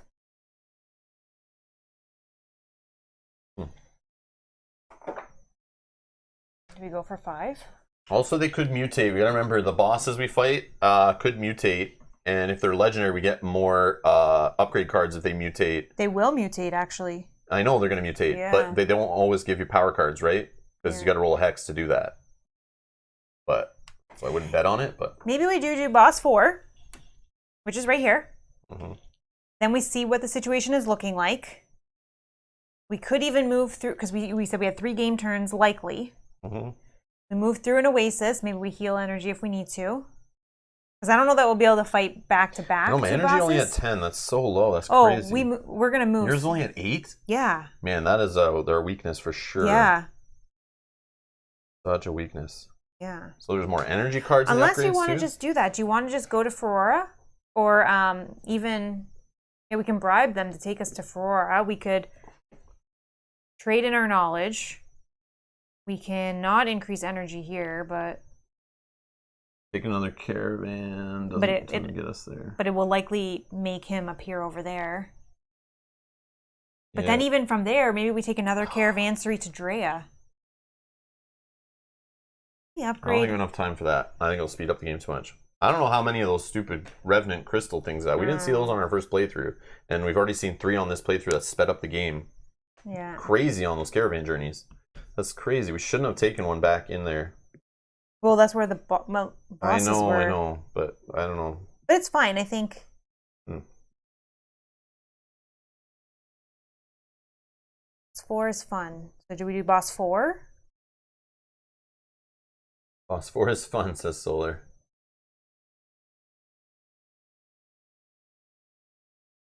What are you thinking, boss 4? Oracle's saying, you think Volume 1 have a living card pack by now? Yeah, they do. We have it. We have the one for Volume 1 and 2. They have their own living card packs. I don't know what's unique about them. This one has a peril system that's unique. I don't know what the other living card packs have. I haven't opened them yet. Yes, they do exist. It is a thing. It was in the last Kickstarter. So I don't know if you can buy them on their store or anything, but pay attention to the next Kickstarter. They'll probably have living card packs for that volume plus all the past ones available too. I would assume. All right. Do you want to try boss 4? What are you thinking? I don't know. It sounds like it's fun. So let's do it. Let's do it. So 1, 2, 3, 4, 5. Yep. And then I'll use the hypertonic. Okay, so it's considered cautious movement. Yep. I'll use the hypertonic down to 2 left. And we can then just cautious. So we can roll. We don't care about our green roll. No, but I'm gonna roll it anyways. I fail on the gold. I got a hex on it. Or I fail on the gold. And I just have to eat 1. Yeah, eating 1 for the waste, right? Yep. Yeah. So this the green hex doesn't do anything. It just says that we could wander if we want. So I'm definitely discarding this one. The Plague of Locusts for sure. Using my ability. Ancient Bridge could get us another discovery. Oh, sorry. And we moved, so heal with our survival kit before we go into the battle. Well, it's just before movement phase. You don't have to move to do it. It's just every game turn. Yeah, sorry, but so I'm full stats. Full so vitals. The Ancient Bridge discovery here. The ancient bridge of Abasputin was once the only way to cross the Great Arkham River. The highway is used by the kings of old, and the Dwarven city is rumored to lie somewhere at its base. Now covered by the dunes, Kismet has blessed you with fortune. You've located it. Place the ancient bridge location token on this hex. Whenever you camp in this location, each hero rolls all skill dice during the event phase. If a hero gains at least 1 critical success, the group gains 4 platinum. So it's a place to like farm platinum. That's cool. That's neat. So do we still have to roll? We move cautious. Let's roll and then we'll just toss away if we can. Hex. A dust eel, level 1. Get out of here. Doesn't give us any power up cards. Eel. You're weak sauce. So discarded. All right. Okay. Oh, we didn't even have to do that. Oh yeah. So we can put that, I guess, or shuffle it back in. I don't think it really matters, but whatever. Yeah, because we're on a boss. We would have done it eventually anyway. It's all good. Yeah. Okay. Well, I would have skipped the phase, so I wouldn't have been able to use it to discard that either. Definitely breaking the game. Definitely. No, well, the tonic. Oh yeah, it makes your movement. Separate. Yeah. Makes our movement cautious. Yeah. And then you get to discard 1 anyway, right? That would have been fair. Gotcha. So we're still good. Okay. Boss 4.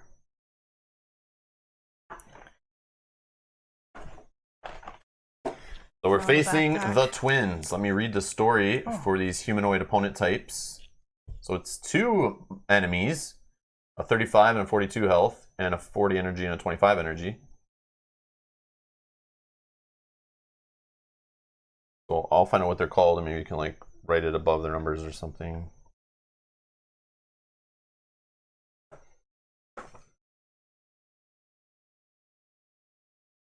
The twins. Lair, Erm's Keep. The twins are outlaws, criminals wanted in each city-state. Though not related by blood, they are known for their twin fighting tactics. One has mastered air and the other earth, and together the twins mean to take over the world. In the last 3 years, the duo have claimed no less than 22 caravans crossing the wastes. Man, it's a Bonnie and Clyde pairing here.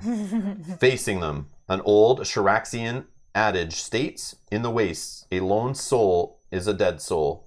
The saying is a clear message that most who enter the desert travel in numbers. You've heard stories about this pair, feared by nearly every caravan master traversing the wastes. As great a threat as Astoniel the Lost Arbiter, the twins are devastating force all their own. Sometimes they appear as a violent sandstorm, wreaking havoc on the unprepared. Maybe, if you find them here, you'll be able to claim a sizable bounty. Of course, the problem is, just how will you take them down? They certainly won't go easily, and if they can control the air and the earth, how best to fight them, you wonder? We'll find out. Wow. So they have a passive ability, Infamous Outlaws. Treat the twins as 2 separate opponents, each rolling an action die each round. In addition to the rewards shown above, if you defeat the twins in the wastes or in a caravan journey, increase your fame by 1. Your fame goes up like in the arena. That's cool. Okay, so they're gonna roll 2. So I'm assuming I can only stop 1 if I use that ability. Okay. So just quickly looking, single target health, 1 target suffers 5 damage. The twins give each other cover. They each defend for 5. Okay, single target health, 1 target suffers 4. Unyielding triple target health. So that just means unyielding means it's still going to attack 3 times, and we just keep finding out who the target is, and it could be the same person. That's not very good. And then single target health, energy, and survival. Or group health, each target suffers 3 piercing. Okay, I think 5 is the worst. Well, let's find out his mutation. Oh, yeah. Or their mutation. So we're just going to roll 1. It's a 5, which is a metaphysical mutation. Okay. How bad do we want that to be a hex? I could do rerolls. I'm gonna do my stubborn rerolls of 1. Okay. It's a 1 metaphysical. That's extra gold. I don't care about gold. I'm gonna do 1 more. It's the hex. Yes. All right. So my stubborns are used up this turn. So let's not forget. Can I rate on this? This is probably bad. It makes them stronger. Can I rate on this? Yeah, I can. Do whatever you want. Legendary mutation. This mutation is extraordinary. Roll the legendary mutation table. So we're gonna get an extra card per hero if we defeat this. So down on the legendary mutation effect, we're gonna roll another d6. We get an extra card per hero. Oh, yeah. Yeah. 2. So this is a psionic mutation. Bonus vitals per hero. So it's going to go +4 on its vitals. I guess that's on both of them. This opponent has energetic reflect 4 health from each attack it receives. How much you want to bet that reflect is coming to damage us? So they get +4 plus reflect? Hold on. Oops, that was a 9. Yeah, they get +4 to each of their vitals, right? That's what I said? Mm-hmm. Yeah. Yeah, +2 per hero. Okay, because it's a higher difficulty. Also, the damage is increased, and the outlast, they've had outlast. They don't have outlast, right? So we don't care about that. But the damage is increased. So any of these damage values that they do against us, we have to remember it's +1 because we're playing on easy difficulty, which increases our damage. Okay, I know. And I'm looking for energetic, I think it was. Oh, I have some. Energetic. What is energetic? Oh, I can't even. Oh. Gain added effect if energy is greater to equal half maximum. So they only have this effect as long as their energy is greater than or equal half their maximum amount. And while it's higher, so if we had a sapper or a way to reduce their energy, or they spend their energy, if they ever drop down below half, it will turn off this reflect. Don't see. On here. Yeah, I don't know. I didn't see it on a quick look on that reference sheet. No, but it's not. Reflect. Alters the target of an attack and or effect back to the attacker. An attack or effect. Well, that kind of answers that attack or effect business. Does it? I don't know. Maybe not, because you could affect other things. Yeah, never mind. Attack or effect may only be reflected once. So you can't have 2 people bouncing it between each other like 2 mirrors in a laser. So what it's going to do, it will reflect 4 health from each attack it receives. Each attack. So if I attack, you attack, it's going to be bouncing back 4 from every attack. So, yeah. Yeah, Brian, sappers in this game, they have a nice defined win condition. In the first volume, it felt like sappers were kind of lame. In the second volume, sappers were cool because I think they were the ones that could help with influence. So they made a whole bunch of bosses that you could break the influence from, and that was another way to win and get valor and do cool things. But this game is the one that has the most focus on energy, I feel, and I might be wrong, but this is just what I feel playing this one. I haven't played the other ones in a while, but I feel like our energy drain happens so much in this one, which is a hot desert, lots of travel, which makes sense thematically. But the enemies too, there's in the victory condition around draining energy off the final boss. I feel like this is the volume that gives sappers the chance. Like, if they can shine, like you could solo play this one, I think, with a sapper and actually have a win condition. You can wreck a bunch of the bosses, and yeah, just get your energy up, and it's this whole energy game. I think it's neat. But I feel like it's not the case in the other ones. I feel like you pull a sapper in when you're playing like multiplayer to have someone to just mess with lower level enemies. But I could be wrong. Yeah, see, Hexy's saying, it feels great that each volume feels so different, even though they're in the same rule set. Yeah, they're all based off the base foundation, but you can tell they tweak. And it's cool, every role works with every game. So even though you have sappers and stuff from the first volume you may be sitting on that you haven't tried yet, well, here's the volume, give them their shot here, bring them in and play them. So it's like, it's cool, the cross-pollination of having all those roles and how you can, even though you haven't used one, it can come shine later, years later in a different volume. It's just neat.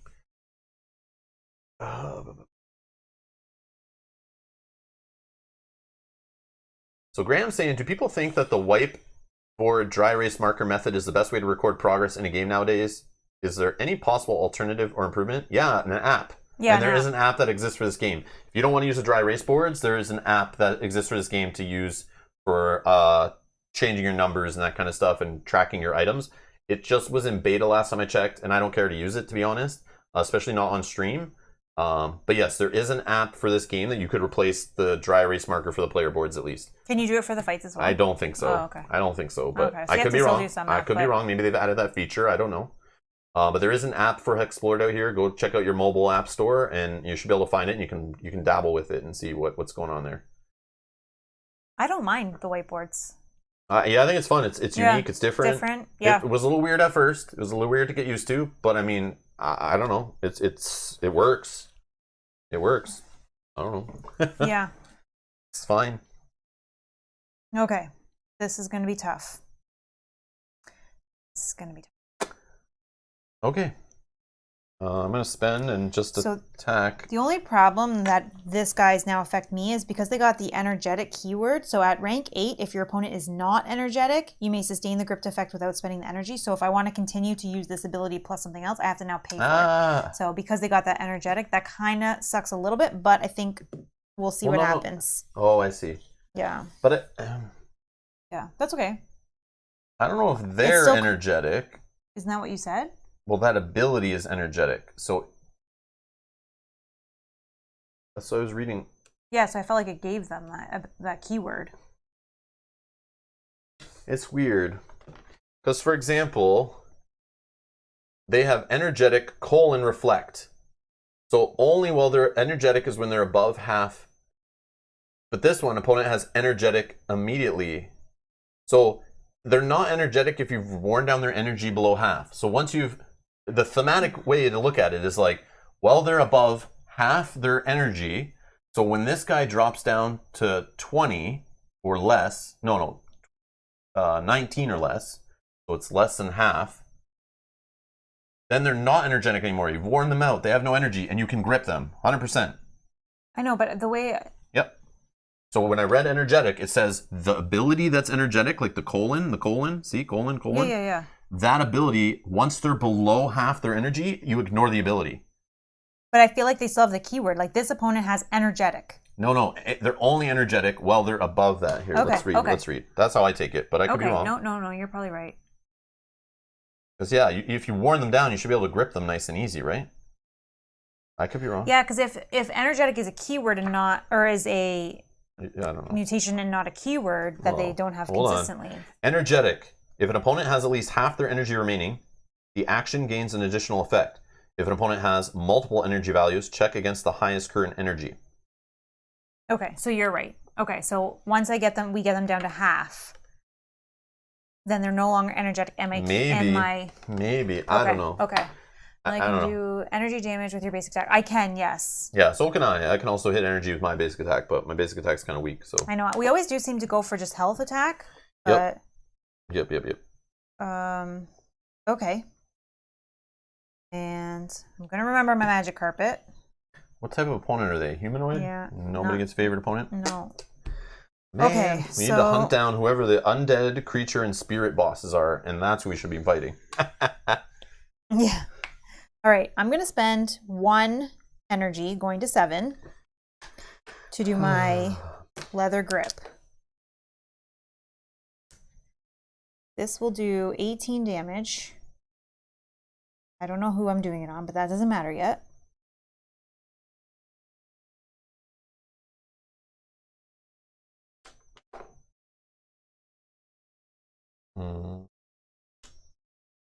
Yeah, I'm just going to spend an energy. Okay. So I'm saying for my opponent, which one, I don't know. You don't have to until the resolution phase. But I have to select which one they can't do, so... Yeah, but we'll apply it to both of them. Because they're just rolling 1 die and choosing off the same table. No, they roll die each. Great Twins is 2 separate opponents, each rolling an action die. Yeah, no, 1 die each, I mean. But they roll, roll 1 die each, but they're just choosing off the same table. So I say if you choose... Oh, I see. What does it say specifically? The target can't do it? This says, while gripped each... sorry. Your opponent suffers health damage equal to leather grip rank plus rope damage rank. If the rank of leather grip is equal to or higher than the level of your opponent, you may sustain this mastery to grip your opponent. While gripped each round, you may choose one of their actions. I see. So yeah, you're just picking one person and you're blocking that one person from doing, or one opponent from doing it. Okay. So I am going to pick... I think I'm going to pick the one that was the triple target. So I'll say 5 for this girl, because she cannot roll a 5. Okay, so I'm doing 27 damage. I'm going to roll a stat against my abilities. 5, so I'm adding 6 times 4, 24. Block is floating in the air. And we said that you get the plus 11? Yep. Okay. And we don't have to decide who we're hitting yet with what. Yep. And they're gonna roll. Let's do the girl, whatever, wind lady. 3. Okay. So she spends 5 energy. Are we doing one at a time? Yeah. Absolutely. Okay, so she spends 5 energy. 39. And then the other guy. But what does he do? Oh. 5. So he is going to do Wind Spear. Oh, Stone Spire. Single target health, energy, and survival. One target suffers 5 piercing health and energy damage. Those who fail suffer double damage for this attack. Energetic. The target gains a +2 penalty to the survival roll. Okay, sorry. Also, this one was supposed to be 4, but it didn't matter because she didn't roll that anyways. So what did she roll, though? Oh, you wanted to stop her from doing 4? Yeah. Okay. But what did she roll? A 3. But we didn't. Do we want to do hers first fully? Well, we have to resolve them all at the same time, kind of. I know. But yeah, we have go to do one at a time. Yep. Okay, so single health target. So let's see who the target is. But who is doing the most? One target suffers 4 health damage. Then the other target suffers. This is piercing, so a block won't block it. So whoever the target is of this first one, we'll do the block on. Okay. 10. It gets you. Yep. Okay. So, sorry, single. Okay. So one target suffers 4 health damage plus 1. So 5. I will use my magic carpet to block 4 of that. Oh, you gave me the block. Never mind. You 24 block. 24 blocks. So I'm not taking any of that. Defense. Then each other target, but there was no, it's single.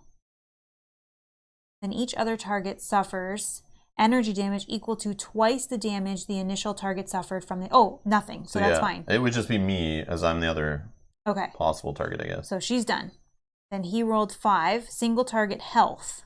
Energy and survival. One target suffered... Okay. And then he does have energetic, so the target gains a +2 penalty to their survival roll. Let's find out who the target is. Okay. Roll a 3. 2. Okay, so I'm the target. So it's piercing, 5 piercing health and energy. So I literally lose all my energy.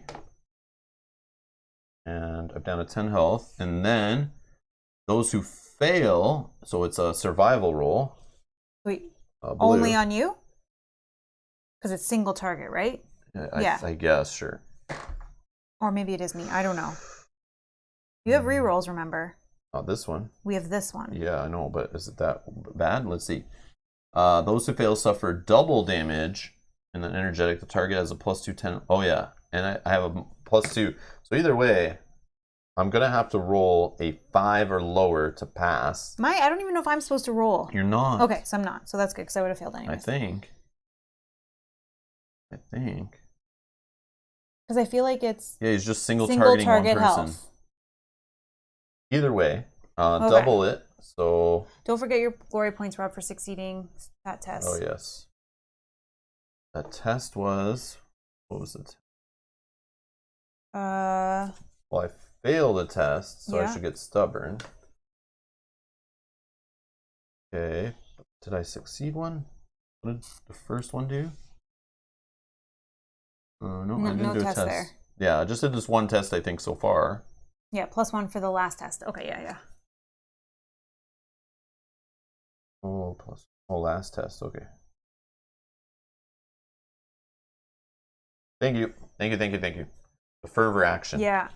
Oh yeah, I forget. That's a whole combo. Yes. I forget that all the time. all the time. Yeah, so many like little tests to remember, but that was when I saw that little combo, I was like, yeah, this is great to use with this guy. Yeah, I forgot about that. Okay, so this it's 31. Okay. So damage time? Sorry, yeah, and they have something where they reflect, right? So when we hit them, they're gonna also hit us back. Yep. Okay. So from each source, kind of like, so they just bounce back to. Okay. I'll bounce back 4 to me. You bounce back 4 to you. Right. So I still have blocked, and you can use the magic carpet to block the other 4, so you won't actually take any. Right, okay. Who are you attacking? Almost dead anyway. 27 plus 11. So you have 38 damage. Who would you like to attack with 38 damage? I'll take out the one that has 35 health. No, he's got 39 because. Oh, 39. Yeah. Really? Yeah, because they got plus. They got plus from something. No. The mutation. We could just take out one of them. We could take out the stronger one, with both of us attacking the same person, and then we only have to deal with this one. Sure. Whatever. Yeah. Okay. So you'll do your 38, and I'll do my plus 18. So 56 is on this one. This one is dead. Oh. Okay, so now we only have to deal with one. And that's the stone guy? That's the stone guy. Stone guy's done. You're out. Stone guy's You're dead. out, buddy. Okay. Okay, so then we both take 4 reflect damage. I block with my 24 block from you, and you block with magic carpet. Okay. So I think I'm gonna block and or no, maybe I'll just hopefully they don't pierce damage me. I just don't want to die. Well, what was this spell to awesome again? Like, would that have been helping me there? I don't remember. I just forget all these abilities. I don't remember. He didn't hit me. Dang, didn't hit me. So, she hit me. Right? Someone hit me, which was her. So she would have done counterattack of 9. So she'll be at 30. Still fine. That means I could have one-shot that guy, and then you could attack the other one. How much were you hitting for? Like 30 something. 27 plus 11, right? 38? Yeah. So it would have killed this one, and then you would have done damage. No, I was only doing 18 damage. Still, I could have still one-shot. Okay, I see what you're saying. Your counterattack would have weakened. So we'll kill this one instead? Yeah, and the other one's still alive with minus whatever you attacked for. Okay, so we have that one who had 46, and then I did, what did I do? 18. So 28. And his energy is different than this energy. Yeah. So his energy is 29. Yeah, so a little bit of damage made it so like I could one-shot one. Yeah, because she would have hit me for yeah. That's right. Yeah. Brian says, how come that in every game, no matter how complicated the calculations are, you're always one short? No, we got there. We got there. We had. I forgot about my tail, which I wrote right here, so I have to actually go through all my. Yeah, Mel's counterattack of 9 tail damage is definitely key. Yeah, because the first one attacked me, which was kind of good. Okay, but the stash bonus is double if you hit it, right? Yeah. That's why we're confusing the purity. Yeah. Because the stash is the one that doubles the stats. That's why we're grouping it with the purity. That's why I think we did that wrong. That just hit me now. Belt of many pouches. Oh, I can perform any action combat. That's right. So I still can attack, and I still can use an item. Like I can use an item while I'm doing an action. So you're not doing any damage, right? You're not attacking. So the boosts are kind of null. I'm gonna use a poultice, so I'm gonna heal 3 health and 3 energy in the resolution phase. But I'm right now just gonna do a. I might as well still just defend. Do you need the defense if you give yourself the block? I can't even do that attack. I have no energy. Oh. This is the problem. I got sapped on energy. That's why it sucks that I only have 10 like energy value, and I even came in this battle short. I needed to have more energy coming in, and that's what sucks when I get hit like that, and it pierces my energy. Okay, just defend, because I think I can do... I'm defending for 12. You're defending for 12. That's fine. So if he's sustained, but I have to pay for it, so 1... Then I can still do something else. So also, if I don't attack him, he's not going to reflect any damage back either. So I can do this for 2 less while an enemy is is sustained. Check the Genie wishes in case of a big emergency. I already thought of that one. I already thought of that, healing back to my full vitals with that, but 18. I think we'll be okay. Okay, this does 18. You're not doing an attack, so it doesn't boost. And then I electrify my whip, sending powerful shockwaves through it. Your opponent suffers electrify rank health damage. Double electrify, so that's plus 24. Get her. At rank 5, individual and group attacks on a gripped opponent may target one less target to a minimum of 1. And at rank 9, allies gain an additional boost damage against a gripped opponent equal to half of whiplash. So you would have got another 6, but it's fine. I think. Okay, and then we don't want him to do. Her, I think. No, we went back to this guy. Yeah. Okay. Triple target. Maybe we don't want them to do triple target. Yeah. So we'll say we don't want them to do 4. 4. Okay, you're blocking the 4. Yeah. No 4 for you. 4. All right, let's see what he does. I can still do this. Hex. Okay, hold on. I can still possibly do this. Once per game turn for 2 energy, I can roar. Alter your opponent's action result by 1, which would I could put them to. Can I move it back to 1? I can't like loop it like that, right? But I could put it to 5, and then reduce all numeric effects by of the action by 1/3 your current energy. Additionally, once per game turn for 3 energy, you may move the. Okay, no. So if I spend 2 energy, I'll be at 2. It doesn't really help, other than if it helps. So we have group health. Each target suffers 3 piercing damage, and 4 piercing because of +1. Yeah. Well, we got to remember that. No, maybe we go back to this. Maybe I do spend 2 just so it's single. But this is like 6 piercing health and energy. Yeah. See, I should have 1 more damage actually, because he has the +1 because of easy difficulty, right? Oh, but the piercing is the problem. They're both piercing things. But and then it does a penalty. It's a single target. It may not target me, but it's piercing, so it ignores any block, my defense, whatever. And then this one, 3 piercing. I roll a stat test against the ability they're using this round, which is a 12. I'm good. Size matters, so it's minus my food rating of 1. This is a stat test, which is good. If the test fails, they suffer 4 energy damage, which is fine. I have 0. And then energetic. Targets who fail the stat test also become surrounded. I don't care. Sure. Let's just keep it where it is. Okay. Okay, group health. Each target suffers 4 piercing damage. Okay, so no, first I will do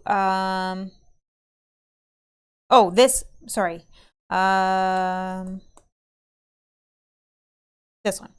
At rank 5, individual and group attacks against a gripped opponent makes a target of 1 less. So only one of us, so we just have to decide who that is. But I guess can we decide, Sorry, right? say that again. At rank 5, individual and group attacks. Yep. A gripped opponent make target 1 less target to a minimum of 1. Oh, okay. So we can choose then, right? So we can choose myself? Yeah, I think so. Okay, so then we'll choose me. And then each 4 piercing damage. Okay. And you have to roll a stat test against an ability you're using. Which ability we're using this turn? I'm using both of these. You can use 2 at once? Yeah, because this one lets me. Oh my god, that's amazing. Only while they're gripped. So only when it gets at rank 8, if your opponent is not energetic, I may. Oh, sorry. Up here. They are energetic. Yeah, but your opponent suffers health damage equal to leather grip rank plus rope dance.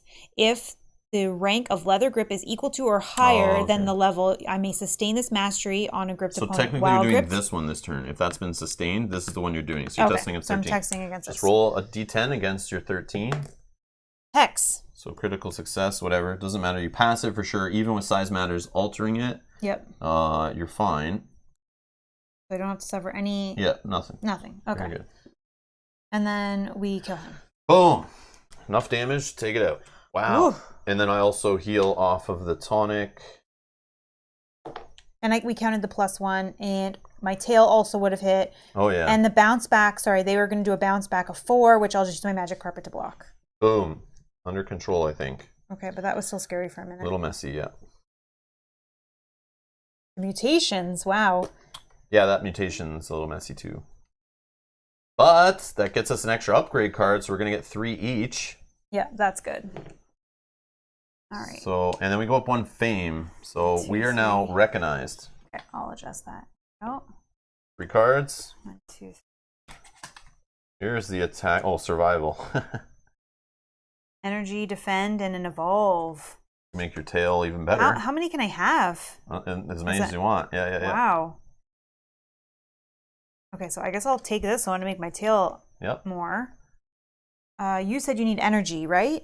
Yeah, that would be nice, but you also do too.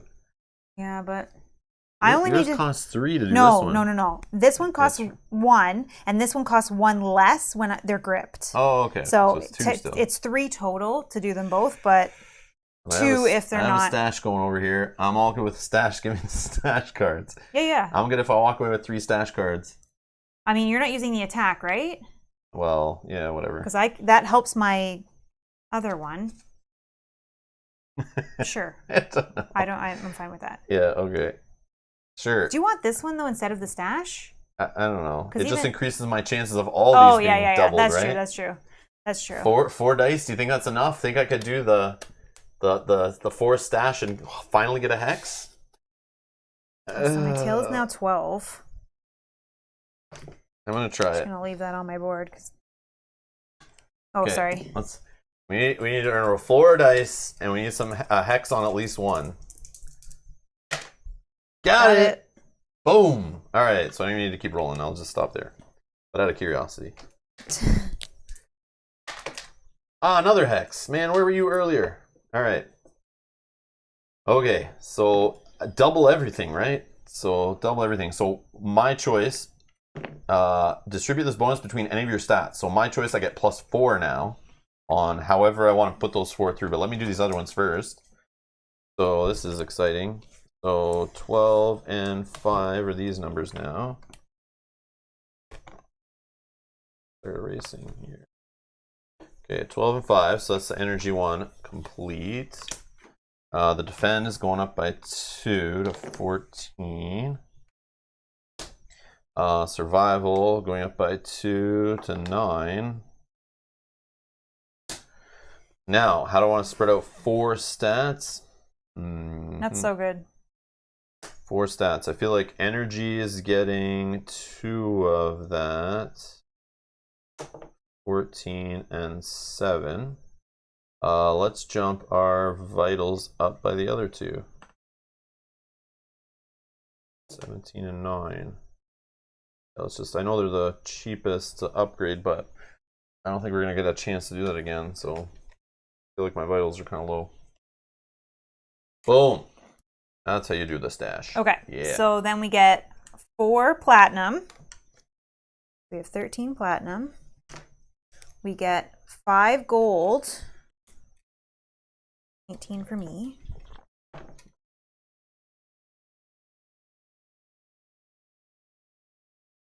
How much gold, sorry? 5. 5? We get 8 food, but I cannot hold that much. I can hold 1. Yay. Oh, I can hold 7. Okay. And then someone gets +3 attack and someone else gets a weighted dice. Attack works better for you, right? Yeah, because it bumps up my leather grip. Okay, so you get a weighted dice. So I get +3 attack. So another reroll outside of combat, though, so we got 22 now. I attack with my grip. 22. Okay. So, I didn't realize. Did you realize this, that we could bribe them for 2 platinum each? Yeah. I didn't realize that. Yeah, we could have bribed them to not fight them for 2, but like I think we wanted the rewards, right? I think you need the rewards, right? I guess if they just jump out at you and you're not ready. Yeah, on the middle of a caravan. There's a caravan event in there that has them on it for sure. Yeah. Okay, so I'm gonna adjust that we did a boss as our 3rd boss. So covered up with the hex. Covered up with the hex.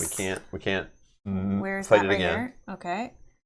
Now villain phase. This guy's gonna disappear, and we need another fun crystal tower. Drop a token on that. And now we have 1, 2, 3, 4, 5, 6, 7, 8, 9, 10, 11. Not at the 12 yet. One more. We can't even fight him right now because he's not even on the board if we wanted to bum rush him, but part of me is thinking can we run all the way to 5? But do you think we're ready? Like, you're not full vitals.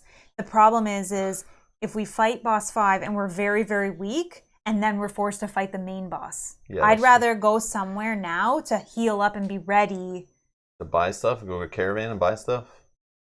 To go on a caravan journey to a city. Oh, okay. And just... Let's go get those upgrade cards. Let's go back. I know as boring as it is to literally only visit one city in a whole playthrough.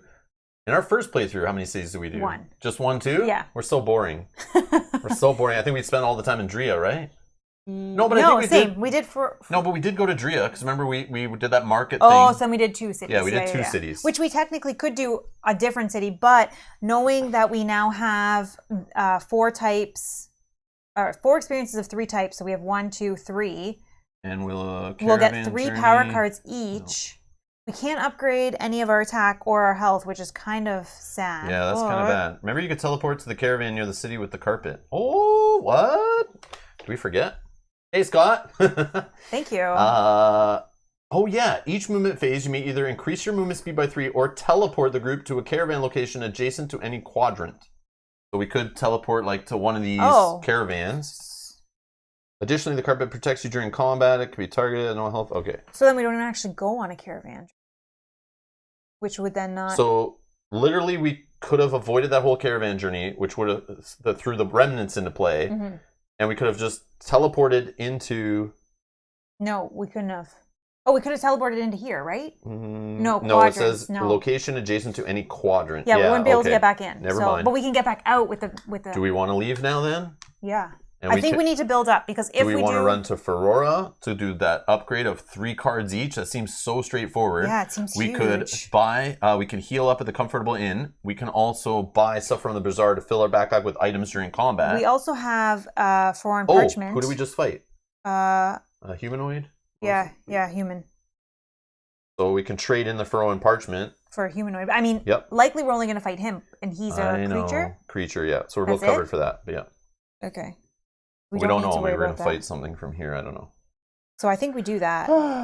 Because I think we need to fill our vitals for sure. All right. So movement phase, we're just going to teleport. Yeah. Which I think teleport actually ignores all this stuff, but I can't remember. It's been a long time since we teleported. Yeah. I'm going to use my survival kit while you're looking that up.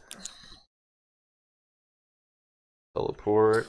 I'll remind you to do it. Oh, yeah. 1 sec. Yep. No, you're fine. Teleport X. Instantly move to a new location up to the teleport amount or where specified. Unless otherwise stated, teleport may be used during any phase. But when used during the movement phase, the group is considered to be moving normally. That's fine. But then we can spend another hypertonic to make it cautious. Yeah. I still which I will do. Okay. Do your stats too while you're doing that. This goes to 10 and 8. Okay, so we're teleporting.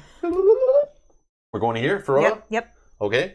We teleported. I spent the tonic, so it's cautious movement. I will discard... Oh, no, that's fine. That one doesn't affect us. Yep. Doesn't matter. We don't even need to. I want to just cycle. Yeah, maybe get rid of one of these, hoping for something, a treasure, a discovery, something. Because we're not fighting these guys. We don't care. Unless they have power-up cards on them. Okay. I'll discard the mutated giant. Sure. Okay. Oh, a Well of Sorrow discovery I think is a better hit. So we'll just leave that out here. I don't know. We won't read it yet, but something else we could bump into. Okay. So now we'll roll, but we move cautiously so we don't have to do it. 1. We can just... We're on a caravan, though. Oh, we have to reveal. Sorry. Yeah, we're on a caravan. There's things that need to happen here, and I don't know if we do that phase. I think you go right to the event. No, but we don't have to do the caravan. We don't have to go in. Oh, that's true. We can continue our movement, right? Technically. Vishti the Conqueror.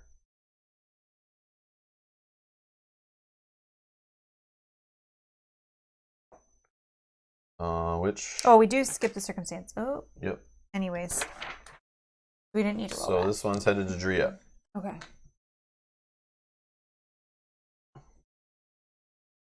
We just teleport to there, but can we keep moving? Technically, yes, because we changed it to cautious movement. That was moved normally, but it was only one movement. I think we...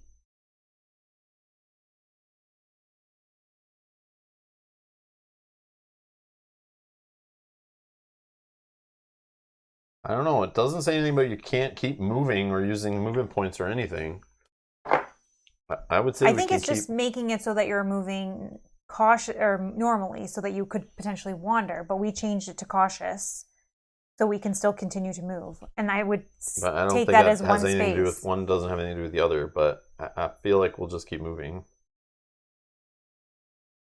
So we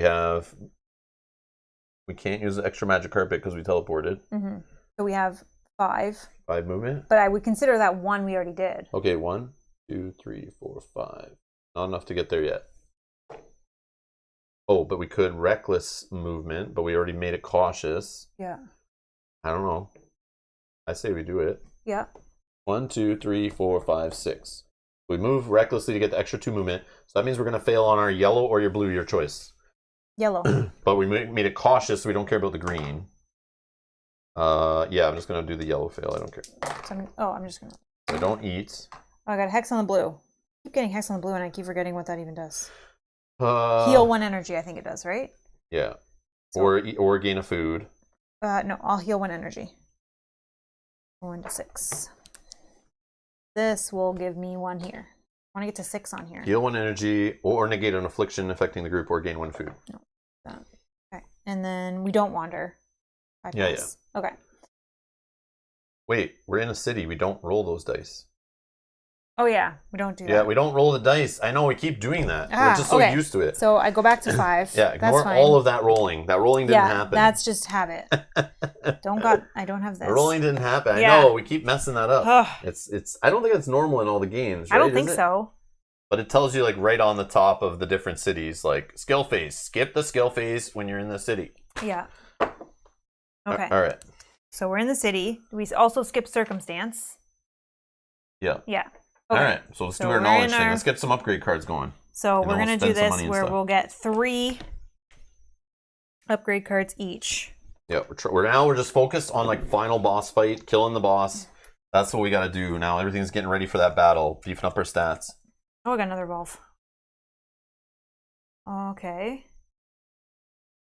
I mean, I think I take the evolve, right? Because it'll give me another plus. Your energy's kind of low. Very, yeah. So maybe you do an energy. Okay. And we can... Want to still you go up on attack? I mean, sure. Oh. But also my mastery could be made more powerful, so but so can yours. You can take that, though. I'll take this one. And then... Boom. Oh, yeah, that's 3. Okay. So I'll do the stash on these 2. I'll just do it right now. I'm going to do that. Rolling 2 dice.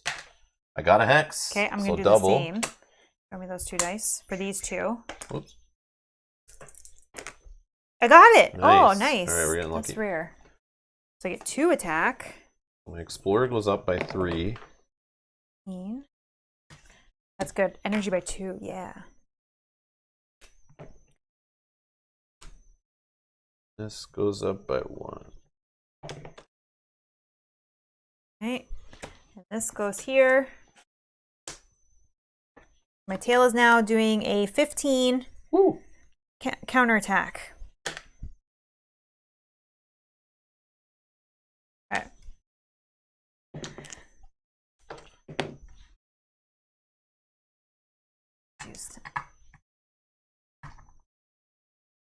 Boom, boom, boom.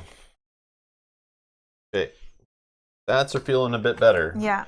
So but that's just based on the assumption on like how they kind of feel. Like I always feel like you like based on playing other HEXplore games and our first playthrough this, I don't know if it's the same in this game, but I feel like when you get close to 20 on your vital stats, you're like doing really well. You're ready kind of for the final boss. I don't know if you're ready for a Mad Epic. I don't know if you are ready for a Mad Epic. I don't remember. Just in my head, I have a feeling when playing HEXplore It, you want to kind of be close to 20-ish here and you're doing real good. And then these stats, when they get into double digits, that's when you're feeling great. And obviously something about 16 I think is really good. And then these, you just kind of want them at least around the 10s, because in a lot of the boss fights, they're getting you to do those tests, right? But obviously if you can get these above 10, which I usually do, you're feeling real good. I only have one at 6. This is crazy. I don't think this has ever happened. No. I feel like I'm You're doing... at a 7 and a 6? And these are still very low, I find. This has never happened. And I've never played, I don't think, where I've not ripped through the upgrade deck before. Yep. I mean, just regular rules. Not double up, but regular. we're still have plenty of cards in that upgrade deck, which is weird. Yep. This is definitely a weird playthrough, but that's what's cool. Like, you play this game multiple times, and every time it's like it's different. It's not so like streamlined and under control, and everything's working out for you. Sometimes it just doesn't, and you got to like adapt and make choices. I think it's super neat. But yeah, I think we're okay for stats now for a boss fight. I feel okay. I still feel low, but maybe. But we can. If he gets to Act 3, we're going to moderate difficulty. I know. Oh yeah, let's pay the 1 gold. Let's go to the Comfort Inn. Yep, 1 gold. Heal up. 21. And yeah, we have discounts here, right? Yep, we have discount. Yep. So full energy. Yep. So I could upgrade this, but it's like, I don't want to spend my gold though. I think healing and stuff in combat is the way to go. Is there something that's like great for healing up or fighting a battle with our platinum we haven't spent? The other question is, here's a question. Do you, oh no. Oh yeah, we want to buy this, right? Oh, my tail is actually different now. Yep. I forgot so that it's 6 plus 3 times 1, 2, or no. 1, 2, 6, 3. Yes. So 6, it's 24? 6 plus 12. 6 plus 12, 18? Yeah, I think so. Okay. Right? Because this just does half, and then each additional one is another plus 3, right? Yes. So half of this, we'll round it down. So you're at 6, 1, 9, 2, 3, 12, 15, 18. Okay, yeah. so I have, okay. So that's good. Because I was going to say, funny. I did have my transmutation, which could give you the tail, but your tail would not be as good. But you do have another. I would get plus 3 energy, so the minus energy of 1 just gets like actually go up to. Oh, should I have been doing that? Or, and. Oh, so I get this and, right? I didn't do that. Oh, if you do not have a mutation. No, you get that. I get you that, get so I didn't do that. Plus 4 energy. Oh, that's huge. Yeah, that's huge. Whoopsie. Yeah, but I just got that, so that's good to know. So for 4 platinum, we can get that revive all dead heroes, or the next time the heroes die, all dead heroes are revived after the event phase. Ooh, so it wouldn't save us in the final battle. No. Now, is this tail helpful for you at all? But here's the thing. In this game, what's interesting, in the first volume, I don't know if this is in the second volume, but I do remember very strictly in the first volume, Valley of the Dead King of HEXplore It, is if you, once you get in that final boss fight battle with the Dead King, there's no fleeing, no running away, no escaping. It's do or die once you encounter him. And he can get you very early in the game, and you have to finish that fight. And he could kill you quick. Or you build up, and then you get in that final fight, it's all or nothing. In this game, in this volume, Sands of Shurax, you can actually get in the fight with the final boss and still flee and keep going. But if you're in Act 3, I don't think that's a good idea. But if we did run into this guy and wanted to fight him a little bit, or something happened, and we wanted to run away, we could. But I don't think that'll happen. But it's a possibility in this game, at least, and which I thought was interesting. I'm wondering, because I do have the transmutation, I'm wondering if giving this tail to you is actually beneficial. Actually, would I lose that? But you have more attack. My attack sucks. It's 8. So I'm only doing you're doing 2 more damage than I am. Yeah, but you're going to get another card. So that's going to... Oh, that buffs it up by 3. Yeah. I don't know. It's like 1 extra damage. I get 2 extra energy. Yeah, technically, stat-wise. Do I lose the 4? Oh, yeah. I don't know how all that works. Let's just leave it. Okay. Okay. I don't want to look it all up, figure it all out. Yeah, let's just leave it. Okay. Let's just roll with it. Okay. Okay. Am I buying anything? Need food.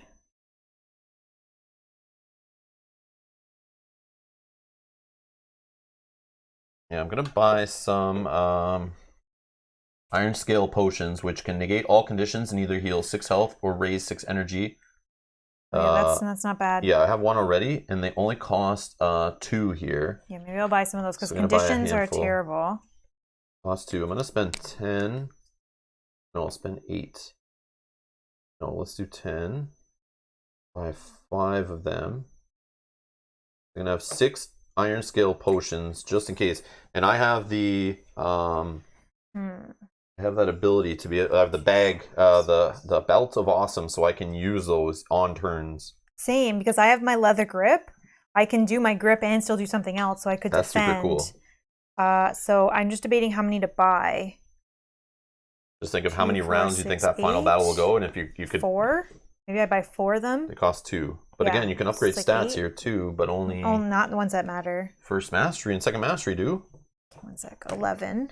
Yeah, maybe I do that. So I buy 4. Yep. I'm gonna spend. Oh, that's terrible. Yeah, I'll spend my last 11 with the discount to upgrade my first mastery twice. 1 to 15. Get him. Get him. Okay. Yep. Mastery I could do for 7. I could go up 2 times. Remember, it's a discount of 1 on each. Yeah, I counted that. On your schooling and sparring. So down to 4. Maybe 2 times on this one, which would make my leather grip even better. So here's what's going to happen, I think. I think in the villain phase, he's going to come up on our quadrant. He will roll a die. He could destroy the city we're on, possibly. But either way, wherever he comes up, if he hits us, we choose to just go in the fight. Okay. We're not in Act 2, or in Act 3, so technically we'd be fighting him on easy, which I think is funny. It might be too easy. I don't know. But he wouldn't have left yet to create that last remnant that's going to kick us in Act 3. Right. But if he doesn't hop up on our space, we just rush at him and just go and fight him. Okay. So before that happens, though, I need to take a quick break. Same. And we've been going for like 3 hours without a break here. We're getting lost in this. This game just has that flow where you just get lost in it and time passes. Yeah. And Mel's been saying that all week as we were playing this game off camera to prepare.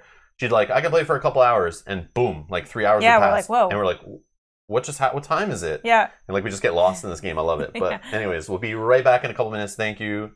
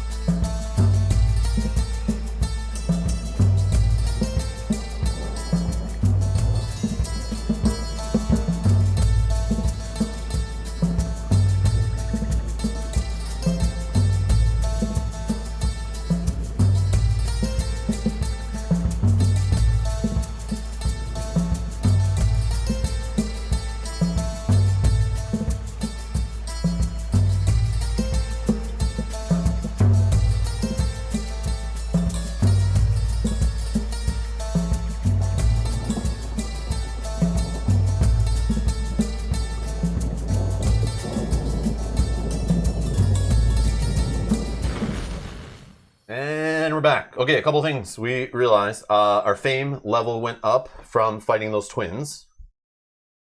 Okay. And I don't know if it was plus an extra fame from the mutation, but I don't think it was. Nope. Okay, nothing there. But we forgot about scarabs. Oh, sorry, and we get one Ravager. Oh, you can't see that, but we get one Ravager crystal for winning on easy. Yep. So I'm just going to add that now as well because we forgot about that benefit. We have 10. So this happens every time we play HEXplore It. I feel like every time I play it solo or we play it together, there's so much we want to do, especially on stream, to show off the game. But you can't do everything in a playthrough. You can't. I mean, you could try, but you can't. But I wanted to personally play scarabs. So what I'm going to do is I'm going to just roll back, even though I'm not high rolling. I'm going to roll back those upgrades I did, so I'm not going schooling and sparring here. 13. And that would have got me 11 gold back. I'm going to buy some less potions. So let's return. I don't know, 2 of them, I guess. So then I go to 15 gold. And with 15 gold, is that even enough to play? Yeah, you need 10 to get in. You need 10? Oh, okay, perfect. High roller. All right. So I want to show off scarabs, which is like the gambling game in this one, and I want to play it. I want to just try it. I'm not even 100% sure if I'm going to do it right. I know, I want to try too. I'm debating rolling back my 2, but I think this will be helpful in the battle. You want to go in the arena while I'm here, Mel? No, and show off the arena? You can fight some gladiatorial combat, raise our fame. I don't think I'm strong enough by myself. But remember, you can shop after. So we can always spend 1 gold at the end, and you can fully heal back up if you're worried. And the cool part is, they even have a way to gamble. I could gamble on you fighting in the arena. I don't know about that. I'm like nervous to do the arena. You're nervous to fight in the arena? Yeah. Yeah. You do have a higher food rating, and size matters in the arena, I think. I think it's a thing. Yeah, so in the arena, it's like we track, so we're at recognized, so there's no bonus here. 1 plus 1 feats, base feats. You have some extra feats coming in here, and you get 3 gold for your reward. So you come in the arena, and there's like a certain number of feats you're going for, and there's your gold and platinum. You roll a stat test each round, and remember, you're like rolling against your opponent here, trying to succeed at all the stats required. And you track them. You can track them on this little backpack thing, because you have to do a new stat test each time, and you can't redo the same stat test until you've already completed another. Yeah, completed another one, I think. You can modify stat tests. Yeah, anyways. No, I don't want to. Mel doesn't want to do it, but there is a whole arena to the game, which I haven't done either. But you can go through it. You're trying to like defeat an opponent in a certain amount of rounds. But in scarabs, I could bet on how many rounds I think it's going to go. And if I'm correct, I could make some money off that. So it pays 3 to 1. Super neat. I think it's so cool. But yeah, they're optional side things. You do not have to play scarabs in the game. Unless I think something comes up and forces you to do it. Yeah, maybe. Or the arena. If you get imprisoned, you actually have to go to the arena. Like fight your way out? You're stuck. You're in prison. You're stuck in the arena like the movie Gladiator, trying to like get out and get back to the real world. So like a player could get stuck there, or I guess the group. I'm not sure, but... You passed me that bizarre placard back. Sorry, because I'm just using that for my... All right. To know what I'm doing. So scarabs. It says, heroes may decide to participate in a game of scarabs for a chance to increase their wealth. On the first round, gamblers choose if they'd like to enter the Oasis. I will. So it's 10 gold to enter the Oasis. Come on. Oops. I should have just erased the 1. Okay, so I got 5 gold left. So I'm in the Oasis. Okay. I am player 1. So you can have up to 6 players in the game. So you could track which players did what. So I entered the Oasis. Okay. So I'm player 1. We'll just track everything in all the 1 spaces. So the Oasis says, gambling heroes may spend 10 gold to enter the Oasis on the first round of play. Once entered, you may not remove your ante until the end of the 4th round. And then you advance the Oasis 1 after each round of gambling. At the end of rounds 4, 5, and 6, so 6 rounds total you can last in here. But there's this whole sandstorm mechanic that if it hits 3 sandstorms, it kicks you out. So if we get sandstorms right away super fast, I may not get a 25 gold if I last till round 4. It could pay 50 gold if I last till round 5, or a platinum and 50 if I last till round 6. But the ends of rounds 4, 5, and 6, your ante total will be comes the amount shown on the round tracker. The Oasis is unaffected by pyramid house results. Okay. So what else does it say? I have to find out the house, right? The house is 2. I think. No, that pays 2 gold on a 4 and 11 when you yell scarabs. Right. Yeah. Or maybe you roll for the house? Yeah, you do roll. One sec. Or unless you're playing in a specific city, I think the house is the number of the city. It is. I think it is. I'll find out right here. Yeah. Oh, right here. Okay, hold on. So I enter the Oasis. Each round, gamblers choose to wager any amount of gold up to the max ante spent in any section of the dunes, the peaks, or the arena. So I'm not going to do the arena, so we can ignore this. But every round I can choose. You don't have enough money to do either, though. Well, this is a max ante of 20. Yes, I can. Oh, you can put in a And this is a max ante of 10 per gambler. So yeah, I can put 2 gold here and 5 gold here, whatever. And then you could keep your winnings going, and I can pull antes back and stuff. Yeah. But I choose to wager in the dunes, which is a different game here, or the peaks, or bet on the arena. Then you count each participating hero and assign them a number 1 through 6. Use the white spaces in each section or your roll mat to record your hero's wager. Roll the pyramid and both sand dice to determine the results. Heroes may remove any ante gold at the end of any round, provided a sandstorm has not ended the game. Scarabs ends at the end of the 6th round, or when the sandstorm strikes. Okay, so the house, I believe, is just, it says, if the pyramid matches the house, double that round's winnings for all heroes. Yeah, so the house is, and Solar says that the house is 1. I'll find scarabs in the rules. Can we just make sure?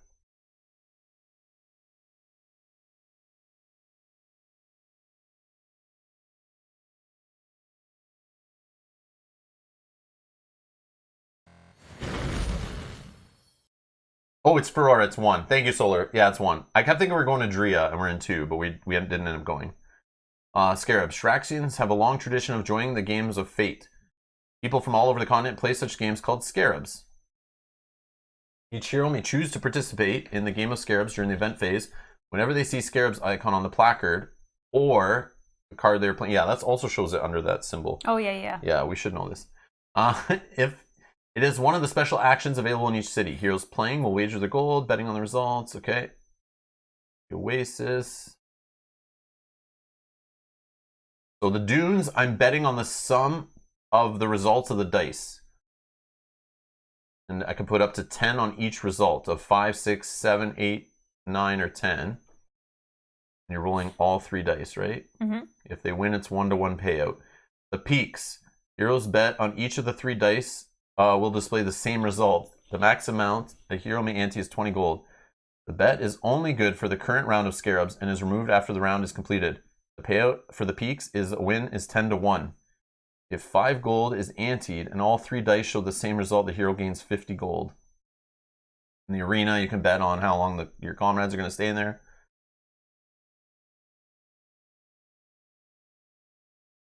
So the stakes are higher in Nimsin-Yet. Consult the Nimsin-Yet city stake card for details on how Scarabs is unique.